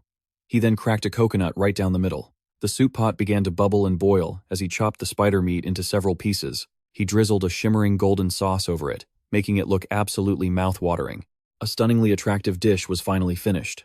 Emperor Spider cooked in coconut water. Liang gave a playful wink. "I even used the spider shell as a garnish." "So? Looks pretty good, right?" Yuan Hong was beyond confused. "Is this treatment you mentioned? Just making me eat this thing?" Liang gave her a thumbs up. "Bingo, you nailed it." He pointed to the plate. "Consider yourself lucky. Coconut water isn't cheap around here. If I weren't so short on ingredients, I wouldn't have even bothered using it." Liang thought to himself. One bottle costs 30 points. It's a total wallet killer in the shop. But Yuan Hong was disgusted and slapped the plate away, screaming, "You jerk! You're messing with me." "I wouldn't eat spider meat even if it killed me." Liang reached out in despair. "My 30 points!" He gritted his teeth, looking absolutely salty about the waste. He barked back, "Fine, I already got my 5-star rating anyway. It's your life, eat it or don't, I don't care." Liang turned around to leave. "I'm out of here. Stay here and hang out with the insect eggs then." Yuan Hong panicked. "Wait!" She scrambled to pick up the plate with what was left on it and lifted a spoonful of meat to her lips. Seeing her hesitation, Liang snapped, "Stop stalling." In an instant, she shoved the whole thing into her mouth, looking completely forced. Yin Hong chewed slowly, mumbling to herself. This taste, this sensation, a surge of pure bliss was rising. It was so sweet. She imagined herself sinking into pure indulgence, her body feeling cool as the burning sensation and pain completely vanished. She fantasized about lying on a float, drifting aimlessly on the sea, just floating away. The blue sky, the white clouds. She felt like she was sinking beneath the waves, watching schools of fish swim below. Yin Hong was ecstatic. It had been so long since she felt this satisfied. But just as she was soaking it in, Gao Xiaoliang's voice hit her like a rock, dragging her out of her euphoria. "Satisfied my foot. Get up." He turned to leave. "The parasite eggs are about to hatch. Since you're fine, let's get out of here." Yin Hong was so embarrassed she could cry. He'd seen her making a fool of herself again. Damn it. She looked down at the wound on her arm. It had actually healed. She clutched the wound at her waist. Was it the spider meat? Or did he put something in it? Her eyes narrowed as she fell deep into thought. Physical stats far beyond a normal human, a pocket dimension, and now healing powers. Just how many abilities does this guy have? Meanwhile, Gao Xiaoliang was having a blast exploring the area. So many weapons. I hit the jackpot this time. Taking it all. Suddenly, he spotted some gasoline drums ahead. He grinned. Gasoline. Just what I need. With that, he began splashing the gas all over the floor. Yin Hong was puzzled. "Wait, isn't that gasoline?" she asked, confused. "What are you planning to do?" Gao Xiaoliang replied nonchalantly, "Burn these nests to the ground. Obviously. If they hatch, it won't just be this steel mill. The whole area for 100 miles will turn into a living hell." The system chimed, "Congratulations, host, on unlocking a new ingredient. Reward, 1 mysterious gift pack." He cheered internally. "Here we go. Let's see what kind of treasure I got." Gao Xiaoliang tapped the gift box on the system screen. A hat appeared, along with a pair of gloves and an apron. He felt a bit let down. He'd waited all that time for this. Lao Air popped up. It might look simple, but it's incredibly useful. It explained that the gear wasn't just waterproof oil-proof, and stain-resistant. Lao Er put the hat on. It even keeps your hairstyle intact. No grease will ruin your look. It's the ultimate cooking assistant and beauty protector. Gao Xiaoliang thought to himself. First time I've heard someone link an apron to beauty. Old too. With a silver tongue like that, you're wasting your talent not being a streamer. It bowed in thanks. Thank you for the praise, host. I shall work even harder. Suddenly, a puff of black smoke drifted past his nose. Gao Xiaoliang sniffed the air. Where's that smoke coming from? Then, he jumped in shock as he saw the roaring flames. He panicked. I haven't even lit the fire yet. How is it already burning? Just then, a lighter was tossed out, clattering near his feet. Yinhong was hanging high above, waving her hand. Bye-bye. Gao Xiaoliang cursed in rage. He pointed up and shouted, You've got 0 honor. She smirked. Honor? What's that? Never heard of it. Yinhong's voice turned cold and venomous. You've been looking after me quite a bit lately. If I let you walk out of here alive, how could I ever swallow my pride? The flames roared, reaching the larval eggs. They burned and dropped one by one, looking like falling atomic bombs. The fire closed in, making Gao Xiaoliang howl. It's too hot. High above, Yinhong used her skills to swing away from the scorching heat. She wore a sinister smile. Nasty men, disgusting bugs, burn into ash together. But suddenly, her smile vanished, replaced by shock. What is that? Within the raging inferno, a silhouette appeared. His body seemed to ripple like water, defying the searing heat. Gao Xiaoliang had suited up in his new gear and was sprinting out. Yinhong was stunned. No way, he grinned ear to ear. The fire's touching me, but I don't feel a thing. This suit's heat resistance is top tier. Gao Xiaoliang successfully leaped upward, escaping the intense flames. He looked at Lao Er. Why didn't you tell me it could do this sooner? I thought I was about to be roasted like a pig. Fireproofing and insulation are just basic features. The hat and apron are mainly for aesthetics. You really have no taste, host. Gao Xiaoliang pressed further. What about the gloves? Any more surprises I should know about? It looked at the gloves on his hands. See that little red dot on the palm? Press it to unlock the feature. Both of Gao Xiaoliang's palms now had red dots. He clenched his fists and pressed the buttons. Instantly, a cable shot out from his palm, sticking firmly to the ceiling like a web. Gao Xiaoliang was pulled upward, soaring like Spider-Man. Yinhong was speechless. The heavenly silk? When did he steal that? Her eyes widened. No, wait, that's not it. What on earth is that thing? He shouted in excitement. Now this, I'm used to, Spider-Man style. Gao Xiaoliang swung joyfully from side to side, laughing. Look at me go. He swung over the flames as if it were a playground he'd built himself. He tucked his body in, released the cable, and landed safely. He was now completely out of the danger zone. Yinhong swung over. Think you're long. He jammed the shovel under a large rock nearby, shoving it toward Yinhong's cable. In an instant, she lost her grip and went plummeting down. As she fell, Yinhong let out a piercing, screeching curse. You wait! If I don't die, I'm going to make you pay for this. Gao Xiaoliang replied flatly. Death is staring you in the face, and you're still talking trash? What can I say? Good luck with that. Yinhong squeezed her eyes shut and screamed, Gao Xiaoliang, I hate you. With a final cry, she splashed right into the heart of the roaring inferno. Elsewhere, the search party was still moving deeper into the cave. The girl leading the way shone her light around. Xiaowen noted it was a dead end. Old Chen was worried. There are too many tunnels in this bunker. If we keep this up, when will we ever find Chef Gao Xiaoliang? Suddenly, Xiao Li started acting strange. She lost her balance and collapsed onto the ground. He spun around. Xiao Li, he was worried too. What's wrong? Are you okay? Xiao Li sat up, clutching her head. I'm fine. Just felt a bit dizzy. Gu Yue observed, it's probably oxygen deprivation. Xiao Wen agreed. The deeper they went, the thinner the oxygen became. If they didn't know the exact way, she was afraid no one would last much longer. Xiao Yun looked skeptical. Wait, is Chef Gao Xiaoliang in even more danger then? Xiao Li braced herself and struggled to stand up. I'm fine. Saving them is more important. Don't waste time on me. Gu Yue placed a hand on Xiao Li's shoulder. Saving lives matters, but we can't just sacrifice ourselves for nothing. She turned to her deputy. Everyone, take Xiao Li up first to rest and get some oxygen. I'll stay here and keep searching. Old Chen hesitated. How can we do that? Xiao Wen chimed in. We can't just leave you here alone. Gu Yue explained. You guys are just normal people. Even if you stay, you won't be able to help with anything. She reminded them, if I'm not back in 1 hour, take everyone and get out of here. One man called out anxiously, Sister Yue. Old Chen was also worried. Gu Yue. Suddenly, Bai Feifei noticed something and started looking all around. She leaned down close, sniffing the ground. It seemed like she'd caught a scent because a bright smile spread across her face. Bai Feifei knelt on a patch of ground that was slightly darker than the rest. She started digging frantically, sending dust flying everywhere. In a flash, Bai Feifei's whole body tumbled down into a deep hole.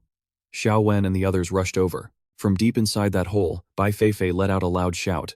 But down there, Bai Feifei was actually sitting right on Gao Xiaoliang's back. He screamed in agony, "Bai Feifei, get your butt off me right now." Old Chen and Xiao Wen were overjoyed. It's Chef Gao Xiaoliang. Cut to the factory, where everyone had gathered. The rescue team was busy treating the wounded.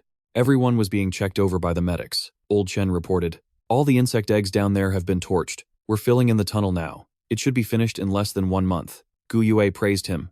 "Well done." She turned to ask, "Has the base count been finalized? How many casualties do we have?" Xiao Yun replied, "The base itself is okay. The most seriously injured are the ones who were on the night shift." Xiao Li added, "Xiao Qing and Xiao Hong. They're hurt really badly." She suddenly burst into tears.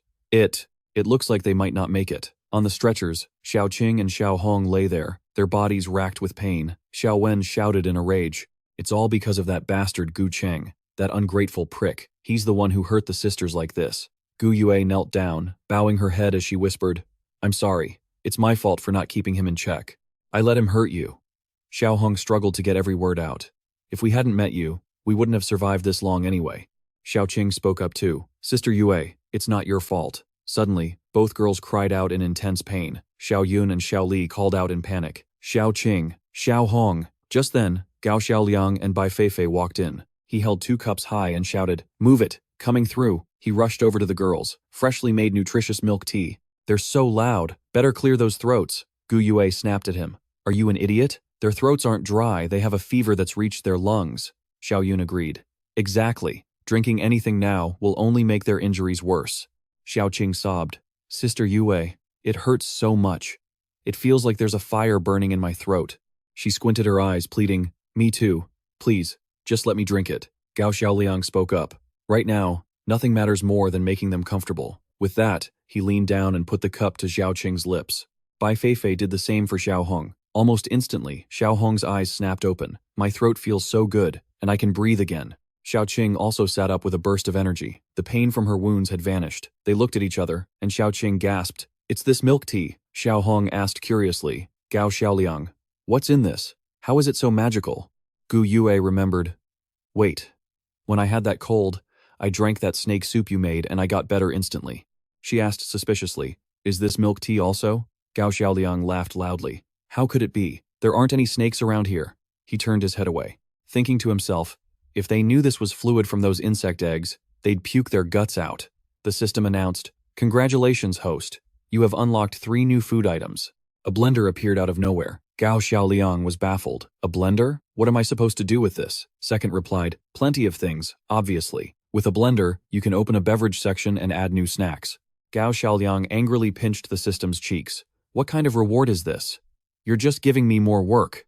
Second giggled. "Host, your customers are already on their way." A notification popped up. New mission: use the blender to earn 1,000 positive reviews. He cursed under his breath. "I think you're the real blender here. You never give me a moment's peace. You're trying to squeeze me dry, aren't you?" The system acted shy. "Host, don't say that. You're making me blush." Suddenly, a man ran in panting and shouted, "Sister Yue, something's wrong. There are several vehicles heading straight for us." Gu Yue asked, "Who are they?" He replied, "I don't know, but they don't look friendly." Old Chen wondered, could he Jian have accomplices? Gu Yue started giving orders. "The wounded, the elderly, and the children stay here to recover. Everyone else, grab your weapons and follow me." Xiao Wen and the men shouted back, "Yes, ma'am." Hearing that, Gao Xiaoliang couldn't help but get excited, his eyes sparkling. "New customers? They're already here?" He waved his hand. "Bai Feifei, let's go." At another exit of the base, a line of cars was approaching. Gu Yue raised her gun and yelled, "Vehicles ahead, stop immediately, or we will open fire." The drivers obeyed, and the cars screeched to a halt, kicking up clouds of dust. 3 cars stopped at the entrance, and a boot stepped out onto the dusty ground. The man was Huo Da, followed by Guo Ming and Gu Zhen. Gu Yue looked at them warily. "Who are you?" Huo Da introduced himself. "We're from the military. We're here on a mission. We mean no harm," he asked. "May I ask who's in charge here?" Xiao Wen whispered a warning. "Sister Yue, don't go over there. For all we know, they're scammers." She raised her gun again and gave orders. Seeing how prepared these guys were, She knew they wouldn't leave easily. Gu Yue turned and whispered, "I'll go check it out. If anything seems off, fire immediately." She stepped forward. "My name is Gu Yue. I'm the one in charge." Huo Da introduced himself further. "Nice to meet you. I'm Huo Da, captain of the 3rd Military Squad." Gu Yue cut to the chase. "What do you want?" He pulled out a piece of paper with a girl's picture on it. "Have any of you seen this person?" The girl in the photo was Yin Hong. Gu Yue recognized her instantly. She rubbed her chin, hesitating. "This is Yin Hong," Huo Da asked curiously. "You've met her?" In an instant, Gu Yue aimed her gun at him. "Are you guys in league with her?" He quickly replied. "Wait, don't misunderstand. This girl is a wanted criminal. We're here to arrest her." Huo Da held up the paper. "This is a warrant issued by the military." She was stunned. 30,000 spirit cores? What kind of crime did she commit to have such a huge bounty? He asked softly. "She belongs to an organization called Shadow Tide. The people in that group are all exiles with incredible skills, but they have zero morals or limits. In this post-apocalyptic world, they'll do any dirty job as long as you pay them. Up until now, countless people have suffered because of them, and she's one of the 3 top aces of Shadow Tide." Huo Da asked impatiently. "Yin Hong, the name you mentioned is probably her alias. Now, can you tell me where she is?" Gu Yue didn't hide anything and replied immediately. "You guys are too late," he asked again. "Is she already dead? Are you sure?" She turned around and pointed behind her. "I didn't see it myself, but he did." Everyone's eyes turned toward Gao Xiaoliang. Huo Da exclaimed in delight, "It's you!" Whispers began to break out among the crowd. "Am I seeing things? Isn't that the Rooster Rider? He's still alive." Gao Xiaoliang stood there looking like a deer in headlights, completely confused. "Wait, do you guys actually know me?" He walked over and spoke up. "Did you forget? A while back, you were riding a headless mutated chicken while being chased by a giant python. We were in a car not far from you at the time." Hearing Huo Da say that, Gao Xiaoliang finally remembered that day. "Oh, I remember now. There was a car back then." Gao Xiaoliang scratched his face, looking puzzled, but seriously. "What kind of ridiculous name is Rooster Rider?" Gu Zhen scratched his head and said, "We didn't know your name, so we just came up with a nickname." Old Sun explained, "We like to joke around, so don't take it personally, okay?" Guo Ming stepped forward, looking grateful. "It's thanks to you distracting that giant python that we were able to escape. Please, accept my thanks." The 3 of them quickly lined up and gave him a salute. Gu Yue was curious. "I didn't expect you to be a hero to the soldiers. What is this headless chicken they're talking about?" Gao Xiaoliang's face darkened instantly. "Don't even bring it up. It's a total nightmare." Huo Da spoke in a serious tone. "Let's get back to business. You said Yin Hong is dead, so where's her body?" Gao Xiaoliang rubbed the back of his neck and stammered, "Well, about that. You probably can't carry it back here. You should go see it for yourselves." The scene shifts to the inside of a cellar filled with ruins and debris. Old Sun and Gu Zhen were rummaging through the rubble, searching for Yin Hong's remains. Guo Ming wiped a charred mark on the wall and noted, "The walls have been completely burnt to ash. If a human fell down here, they'd definitely be pulverized. But without evidence, how can we prove it was Yin Hong?" Gao Xiaoliang spoke up. "The evidence is right there." He leaned over and reached behind him to rummage for something. "Even though she's been burnt to cinders, this thing would definitely have survived." Gao Xiaoliang pulled out a 5-star evaluation sheet. This paper had Yin Hong's scent on it, so he held it out for Fifi to smell. Gao Xiaoliang gave the order, "Bai Feifei, use your skills. Our 30,000 crystal cores depend entirely on you." He pointed his finger and shouted, "Go." Immediately, she leaped away as fast as a squirrel, sniffing every corner of the room. As Feifei kept sniffing around, Guo Ming asked curiously, "What is she doing?" Gu Yue explained, "Bai Feifei's nose is incredibly sharp. She used to be able to catch a scent from across a tunnel. Even if there's only a single bone left of Yin Hong, she'll find it." Right then, Feifei suddenly spun around and lunged toward a specific spot without hesitation. She stopped at the end of the path and pointed at the ground. He asked, "Did you find something?" Guo Ming walked over and looked at the pile of stacked stones, but there was nothing. Gao Xiaoliang walked over and sat down. Right then, Yin Hong's wire appeared. Huo Da confirmed. "The celestial silk. It really is Yin Hong's weapon." Gao Xiaoliang turned and said, "See, I told you. The material of the celestial silk is special. Normal fire can't burn it." Gao Xiaoliang excitedly grabbed Feifei's hands and started jumping up and down. "We're gonna be rich!" He rubbed his hands together and asked eagerly, "So, can we collect the bounty now?" Huo Da started to stammer. "Well, although this confirms Yin Hong's identity, the requirement on the wanted poster was to capture her alive.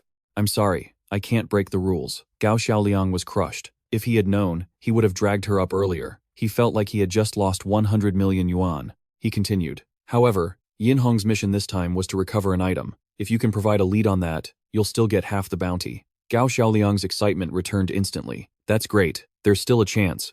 Gao Xiaoliang was determined. Even if I have to dig 3 feet into the ground, I'll find it. Fei Fei nodded her head vigorously in agreement. Gu Yue spoke up. Yin Hong mentioned she was looking for a safe. Could the thing you're talking about be inside that? Huo Da turned sharply and asked, Do you know where that safe is? She replied nonchalantly. I threw it away. He jumped and screamed, You threw it where? When? She replied, It's gone. Gu Yue explained. We just got here and found the box. But the lock was rigged with explosives. I was worried about the danger, so I threw it down the mountain. Gu Zhen rested his chin on his hand, calculating. There's a river at the foot of the mountain. After all this time, it's probably been washed away by the current. Huo Da furrowed his brows tightly. There is a terrifying power inside that thing. If someone else opens it, it'll be like a second apocalypse. Gu Yue wondered, Is it really that serious? Guoming replied, Of course, inside is. But just then, Huo Da gave him a sharp, cold glare. This made Guoming shut his mouth instantly. Seeing this, Gu Yue grew even more curious. What is it? Speak clearly so we can help. He refused. I'm sorry. This involves a secret that cannot be revealed. Gao Xiaoliang's eyes widened in shock. Great power. A second apocalypse. Old memories flashed through his mind. He remembered that in several of his previous lives, a nuclear explosion had occurred. Not only were there countless casualties, but the resulting radiation lasted for decades, causing the infected to continue mutating. Gao Xiaoliang pointed and asked, Could the thing inside be a nuclear weapon? Huo Da was a bit startled by his words, and Gu Yue spun around in shock. A nuclear weapon? Guoming asked, How did you know? He chuckled softly. I was just guessing. Old Sun nudged Guoming hard, thinking he really didn't know how to keep his mouth shut. Huo Da spoke up. It's not a nuclear weapon, but something even more powerful. He turned his head and looked around. This steel plant is just a cover. In reality, the people here are a group of arms smugglers, and there's a weapons expert among them. Before the apocalypse, this person was a member of a terrorist organization in a certain country, secretly conducting research. Word is, he wanted to create something with more power than a nuclear weapon. He was blacklisted as a dangerous individual by many countries and denied entry. Somehow, he managed to sneak into our country. He explained that they possessed a list of many arms smugglers, along with the blueprints for that weapon. We suspect Yin Hong's goal was to get her hands on those items. Gao Xiaoliang turned to look at Gu Yue, thinking to himself, No wonder I had no memory of Gu Yue, or this base in my previous lives. Maybe the base was wiped out before she even awakened. His gaze turned cold. It looks like my rebirth has truly changed the fate of some people. Huo Da suggested that to avoid unnecessary panic and the prying eyes of bad actors, everyone should keep this matter a secret. He reassured them. Don't worry, I'm not a gossip. She stood firm. Even with the people at the base, I won't say a word. Just then, Old Bai walked over. Captain, here's a topographical map of the surrounding area. Huo Da looked at the monitor. There are 3 waterways leading down from this river. He began coordinating. We'll split into 3 teams and head in these directions to search. Huo Da shouted to the group. Listen up, gather your gear, we move out now. Everyone acknowledged the order. Gao Xiaoliang looked at the screen, puzzled. Green plantation? He turned and asked, Is there a problem? He shook his head. Oh, no. If I remember correctly, my roommate's house is right there. Gao Xiaoliang thought to himself, that kid said he had family business and took a long leave right before the apocalypse broke out. After that, I lost contact with him completely. Then an explosion happened, and the plantation area was turned to rubble. He gave a small smile. Now that the threat is gone, I guess you could say. I just saved his life. A notification popped up. System detected a large amount of fruit in the plantation. Master is advised to collect ingredients for juice immediately to complete the mission. Gao Xiaoliang looked over and happened to see the guy. I'm going to make sure that kid thanks me properly. Outside the base, the 3 vehicles had gathered. Old Chen looked a bit worried. Chef Gao Xiaoliang, do you really have to go? Xiao Hong asked. Isn't it better to just stay here? Xiao Thon said softly. We really don't want to see you go. Gao Xiaoliang reassured them. Hey, don't be so gloomy. I'll come back and visit you all when I can. He promised. My roommate's family runs a plantation. Maybe when I come back, everyone will get to enjoy some fresh, delicious juice. Hearing that, they all got excited. Really? You better not break that promise. Huo Da spoke up from the side. Miss Gu, won't you really reconsider my offer? He tried to persuade her. Right now, the military is in desperate need of gifted individuals like you. If you agree to join us, I'll do my best to make sure you get the best treatment possible. Old Sun added, The benefits the military provides for gifted ones are very generous. Not only will you be fully supplied, but there are also bonuses after completing missions. Guo Ming chimed in as well. Plus, the military is heavily guarded. Aside from going on missions, you'd never have to worry about zombies. Old Bai added. For most people, this is a dream they can only hope for. Gu Yue indirectly declined. I know, but compared to those things, I have something much more important to protect. Huoda hesitated. But, I heard your only brother passed away. She tucked a strand of hair behind her ear and said softly, to me, blood relations aren't the only thing that matters. Gu Yue looked at everyone behind her. They are my family. She looked up at the base. And then there's this base. We worked so hard to build it. Gu Yue continued. Even if it gets destroyed, I believe as long as we stand together, we can definitely rebuild it. He gave a small smile. Huo Da agreed. All right then, I won't push you anymore. Gao Xiaoliang spoke up gratefully. Being part of your family really is a blessing. Gu Yue toyed with a lock of her hair, shyly replying, well, if you wanted to, you could be too. He was caught off guard. Wait, what? She laughed out loud. Nothing. I just meant I hope you find your friend safely. Huo Da suggested. Gao Xiaoliang, we're heading toward the orchard anyway. Why don't we travel together? That way we can look out for each other. Gao Xiaoliang agreed without hesitation. Sure. Inside the car, Bai Feifei was already seated when a bee suddenly flew in. She screamed at the top of her lungs. Bai Feifei started thrashing around like a fish out of water, swinging her arms to chase the bee away. In her panic, her foot slammed right onto the gas pedal. The car sped off, leaving Gao Xiaoliang chasing after it. Bach Bai Feifei, wait for me. The convoy began to move out. Gu Yue waved and shouted, Gao Xiaoliang, take care of yourself. Old Chen called out as well. Don't forget, you have to come back and visit us. On another part of a deep, dark mountain, Yin Hongxiang, who was thought to be dead, appeared standing on a high branch watching the convoy. She hissed with pure hatred. You, Gao Xiaoliang, just you wait. Sooner or later, I will kill you with my own hands. The scene shifted to a frozen mountain range where Huoda's convoy was still moving. Sheets of ice fell from the sky like rain. The wheels kept turning, struggling against the ice blocks. Guoming complained. It's freezing out here. Old Sun spoke up. I didn't expect to run into this extreme cold. He looked around. There's nothing we can do. Ever since the world ended, extreme weather events have been popping up one after another. Luckily, we have heaters in the car. If we hit a storm or extreme heat, we'd be in real trouble. He glanced outside. The snow is too thick now. Pushing forward is way too dangerous. We have to wait for it to stop, clear a path, and then keep going. Huoda wondered, I wonder how Chef Gao Xiaoliang and Miss Bai Feifei are doing. There's only 2 of them in their car. It must be even colder for them. On the other side, a pot of spicy hot pot was bubbling away. Contrary to Huoda's worries, Gao Xiaoliang was actually having a great time. Man, nothing beats hot pot when it's snowing outside. He turned and asked, but can we turn the heat down a bit? It's so hot in here, there's no winter atmosphere at all. Second bro replied. The car's temperature is stabilized at 26 degrees, the ideal level for the human body. If master feels too warm, you can exchange points for a cold beer. Gao Xiaoliang asked for one. It agreed immediately, and a can of beer popped into existence. He popped the top, feeling great. The water's boiling. Let's get the ingredients in.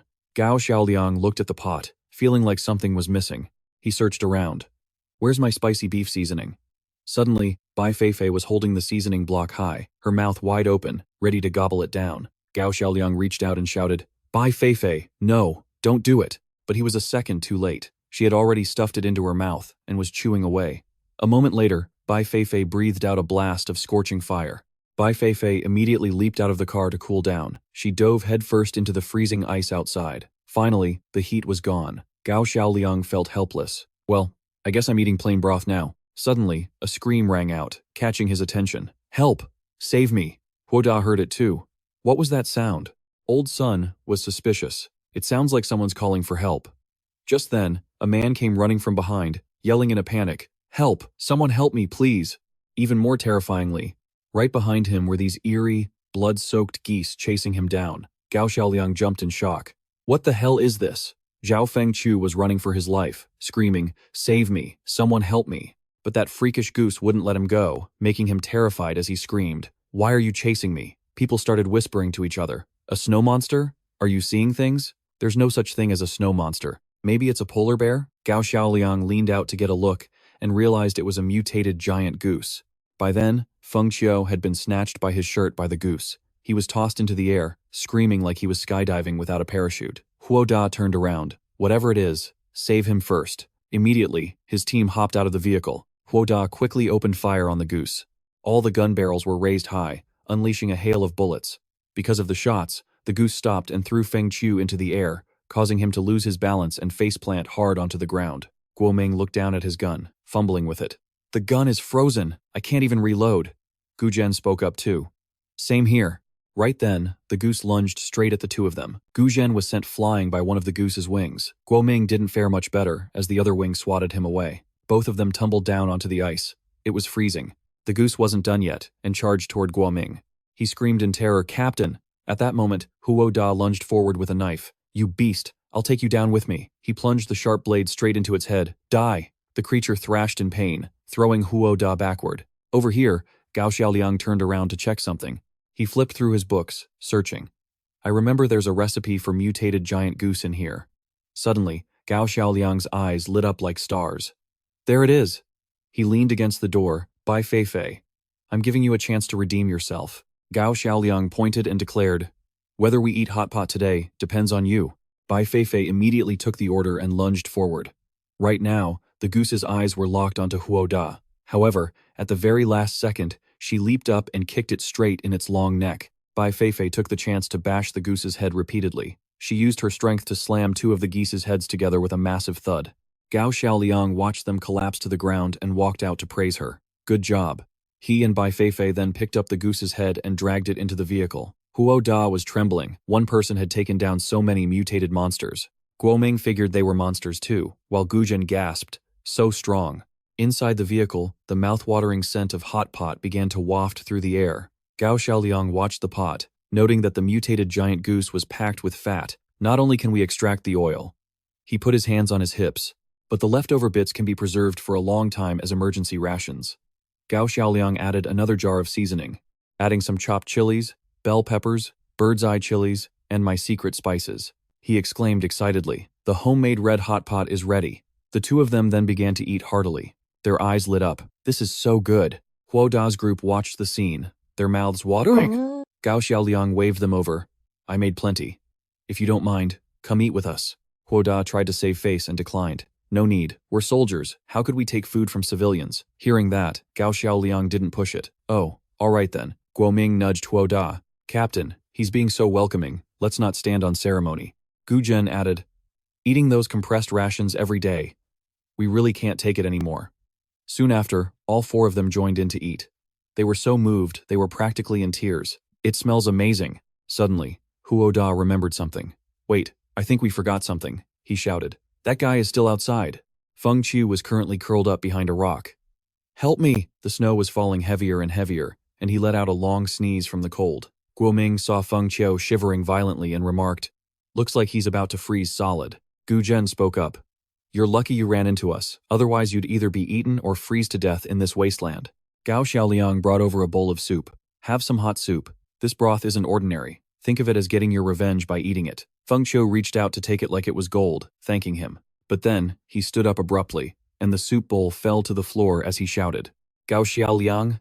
Gao Xiaoliang was stunned. "You know me?" He took off his glasses. "It's me, Feng Qiu. Zhao Feng Qiu." Gao Xiaoliang walked over and threw his arm around Feng Qiu's shoulder. "You little brat, it really is you. I thought I'd never see you again. It's so good to see you're still alive." A moment later, everyone stood around, watching him eat ravenously. Guo Ming watched Feng Qiu, drool nearly escaping his mouth. "How can one guy eat so much? He's like a starving ghost reborn." Old Sun lamented. "If I'd known, I would have grabbed a few more bites earlier." Gu Zhen whispered, "It's completely empty now." Huo Da walked up and asked, "Is this the roommate you were telling me about?" Gao Xiaoliang replied, "Yeah." Feng Qiu then lifted the entire pot and drained the last of it. He slammed it down on the table, the pot so clean it didn't even need washing. Feng Qiu's belly was bulging as he sighed with relief. "Finally, I feel alive again." Suddenly he remembered something, and his eyes widened. Feng Qiu stood up and gave a respectful bow. "I am Zhao Feng Qiu. Thank you all for saving me." He reached into his pockets to search. "I don't have much to give as thanks. I only had this on me when I came out. I hope you don't mind." Feng Qiu pulled out a peach, making everyone's eyes pop. A peach! Every one of them ate it with pure joy. It had been so long since they'd had fresh fruit. It's so sweet. One bite and the juice just gushes out. Gao Xiaoliang pointed behind him. "Feng Qiu is an expert at growing peaches. Every time he went home, he'd bring some to the dorm for us." They're way better than anything from a supermarket. Then he turned. Curious. But the peach orchard is dozens of miles away. How did you end up here? Feng Chu's expression darkened. It's a long story. He began his tale. His father had thrown out his back right during harvest season, so he had to go home to help. Who would have thought the apocalypse would hit? Within 3 days, the temperature in the orchard skyrocketed to 50 degrees, while the surrounding areas fell into extreme cold. At first, everyone tried to hold out and survive, but the high temperatures persisted. The water evaporated, and the trees began to wither. To keep from starving or dying of thirst, our only choice was to cross the heat zone and come here to get snow. Gao Xiaoliang was startled. Wait, if the trees are withered, what happened to the fruit? He muttered irritably. Stupid system. What kind of intel is this? How am I supposed to finish my mission now? Feng Chu corrected him. Not exactly. He explained that, where he came from, the one thing they had plenty of was fruit. Gao Xiaoliang breathed a sigh of relief. You scared me. Old Sun noted. If even the water sources are dried up, it's unlikely the security crate drifted in that direction. Guo Ming suggested, maybe we should head back? We might still catch up with the other team. Feng Chu recalled something. A security crate? I think I picked one up. Huo Da was stunned. Seriously? Gu Zhen asked. Where did you find it? He told them that 6 months ago, while digging a drainage ditch, he spotted it. Huo Da was curious. Where is that crate now? You haven't opened it yet, right? Feng Chu replied. I brought it back home but found the lock wouldn't open, so I just set it aside. Huo Da clenched his fists tightly. This is great. I never expected to find it so quickly. After that, the convoy started moving again. The vehicles rolled through every corner of the desert. The sun beat down, making the temperature soar higher and higher, a world away from those snowy mountains. Liang thought to himself, is this what a high-temperature apocalypse looks like? The sunlight streaming through the windows made him miserable. Even with the air conditioning on full blast, he could still feel the scorching heat outside.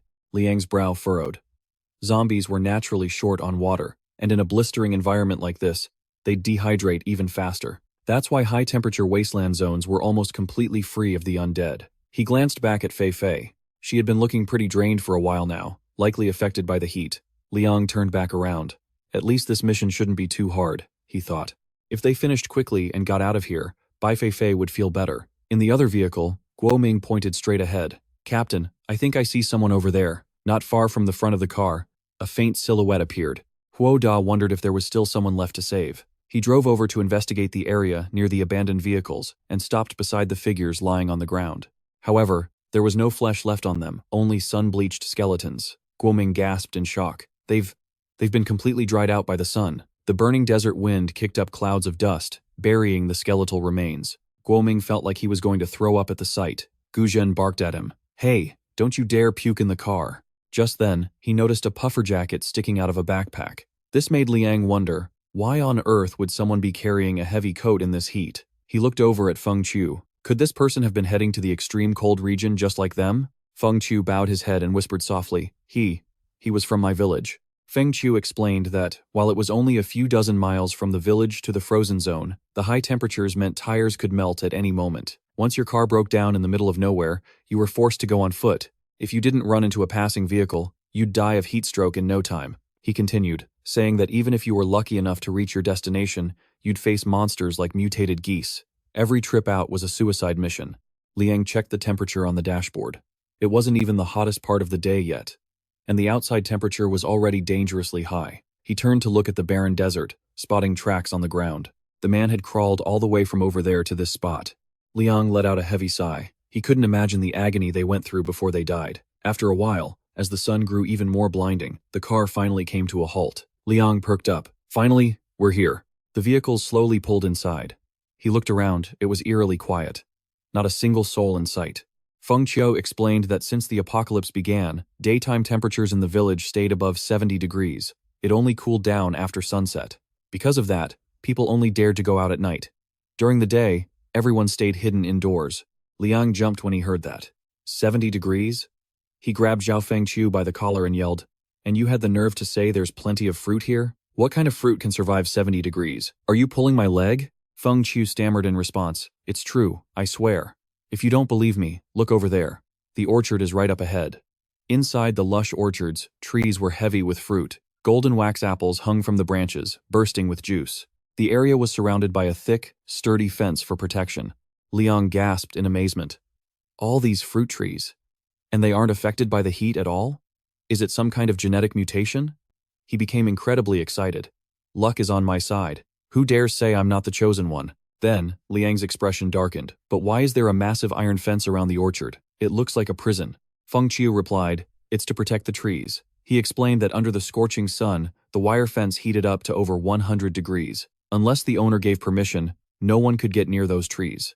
Suddenly, out of nowhere, sharp bamboo pipes came raining down on them. Both Huoda and Liang were caught off guard. Feng Qiu screamed at the top of his lungs, "Watch out!" A gust of wind kicked up, sending dust swirling and creating a thick, hazy screen. The bamboo pipes slammed into the ground like deadly arrows. Huoda shouted, "Defensive maneuvers!"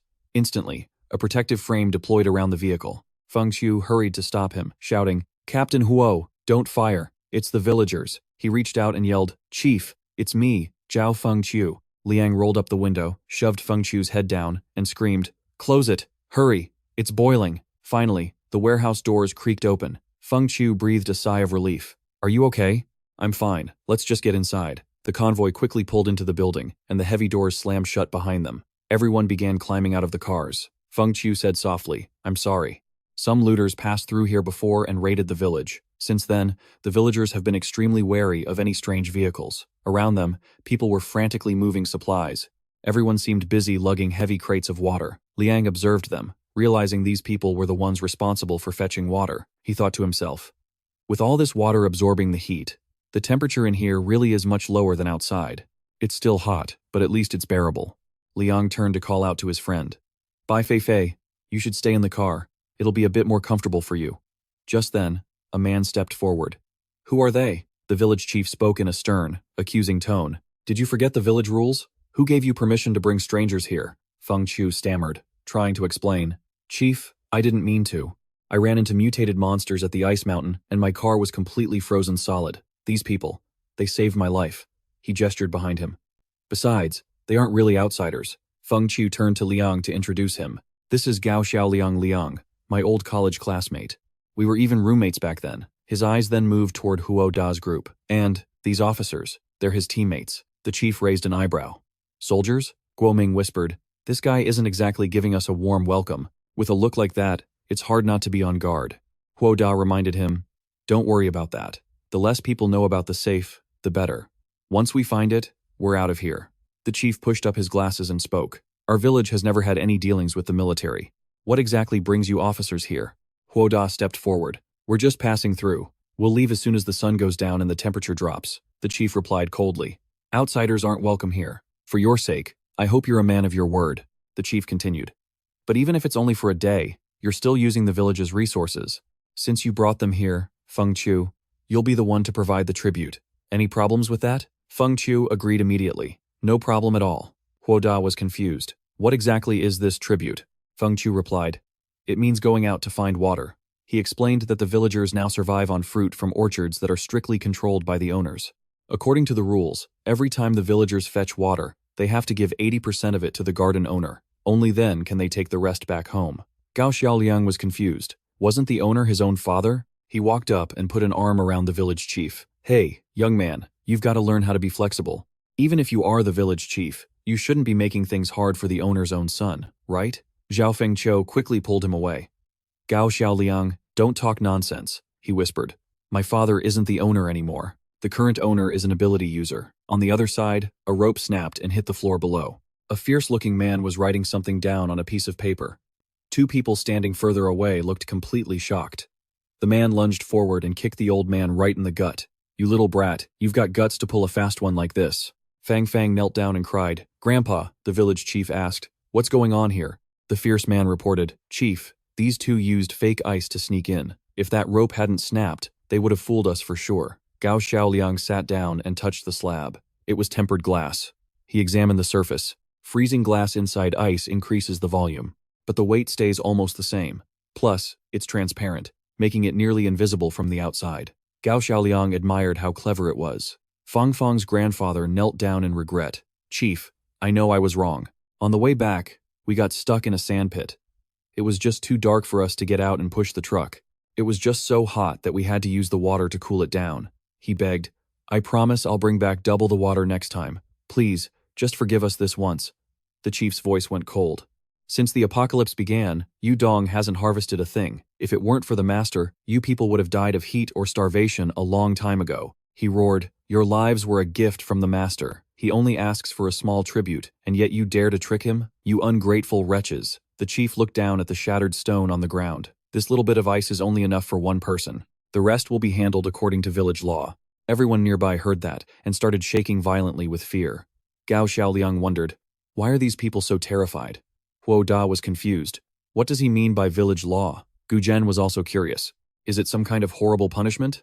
Zhao Fengqiu replied, trembling. It's not a punishment. He clenched his fists tight. According to the village rules, anyone who doesn't pay their tribute is kicked out of the village. This shocked everyone. What? Gao Xiaoliang was worried. The temperature outside is nearly 100 degrees Celsius right now. If someone goes out there, they're dead for sure, right? Fang Fang began to sob loudly. The fake ice was my idea. It had nothing to do with Grandpa. If you're going to punish anyone, punish me. The old man spoke softly. Fang Fang, I'm old and sick anyway. I wasn't going to last much longer. He knelt down and grabbed the chief's leg. I'll take the punishment. Please, just spare the child. But the chief didn't care at all and waved the fierce man over. The boy watched as they dragged Grandpa Ming away, but he couldn't do anything except reach out for him. Huo Da shouted, stop right there. He spoke up bravely. It's boiling out there. Kicking someone out is basically murder. You're just a village chief. What right do you have to treat human lives like trash? The chief gave a faint smirk. Human lives? He mocked. Officer, are you confused? In the apocalypse, a human life is the cheapest thing there is. The chief adjusted his glasses. Don't think just because you're soldiers that you can butt into our village business, he declared. Unless you're their accomplices too. 3 men with grim looks moved toward the group. Yang raised his gun. What do you think you're doing? Old Sun growled, daring to touch a soldier. Does he really think he's an emperor? Gu Zhen barked. Let the old man go, or I'm opening fire. Suddenly, the chief's arm turned into a sand-spewing pipe, and he aimed it straight at them. Gu Zhen was instantly blown backward. Huo Da yelled, he's an ability user. The sand hit them like a high-pressure hose, washing everyone away. It turned into a swirling vortex of sand, slamming into the ground and trapping them all. Gao Xiaoliang was startled. Number 2. What kind of power is this? Number 2 replied, it's a sandstorm ability. The user turns their body into sand and controls it. Ability users like this usually only appear in places with extreme weather conditions. Gao Xiaoliang noted, no wonder I've never seen anything like it before. The chief mocked, you can't even hold a gun steady, yet you dare act like a big shot in front of me. Withdraw. The 2 men quickly lowered their weapons. He gave a sinister smile. You weren't wrong. Around here, the village rules are the law. The chief gathered a swirling mass of sand in his hand. If you love sticking your noses into other people's business so much, then you might as well die. Gao Xiaoliang reached out to stop him. Wait a second, he agreed. The chief is right. Every country has its laws, and every village has its rules. We're outsiders. We shouldn't be interfering in local matters. Gu Zhen popped his head out of the sand pile and yelled, what the hell are you doing? Why are you taking their side? Gao Xiaoliang said sternly. I wasn't finished yet. Gao Xiaoliang pulled out a pouch and grinned. But hey, the law shouldn't be heartless. I wonder if these core crystals are enough to make up for their tribute? Inside the bag, a pile of core crystals was revealed.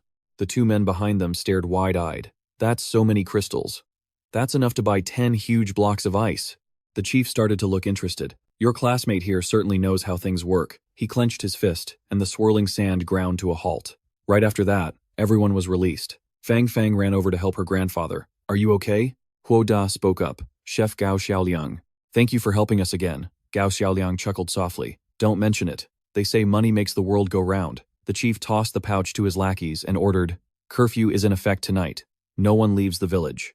Consider these crystals your staying fee. Everyone was stunned by this. What? Just then, the door opened, letting in a wave of blinding light and scorching heat. Those 2 thugs ruthlessly threw Fang Fang's grandfather outside. He was tossed with such force that he landed right in the blistering heat. The heat instantly burned through his glove, exposing charred flesh. He clutched his hand in agony and screamed, it's too hot!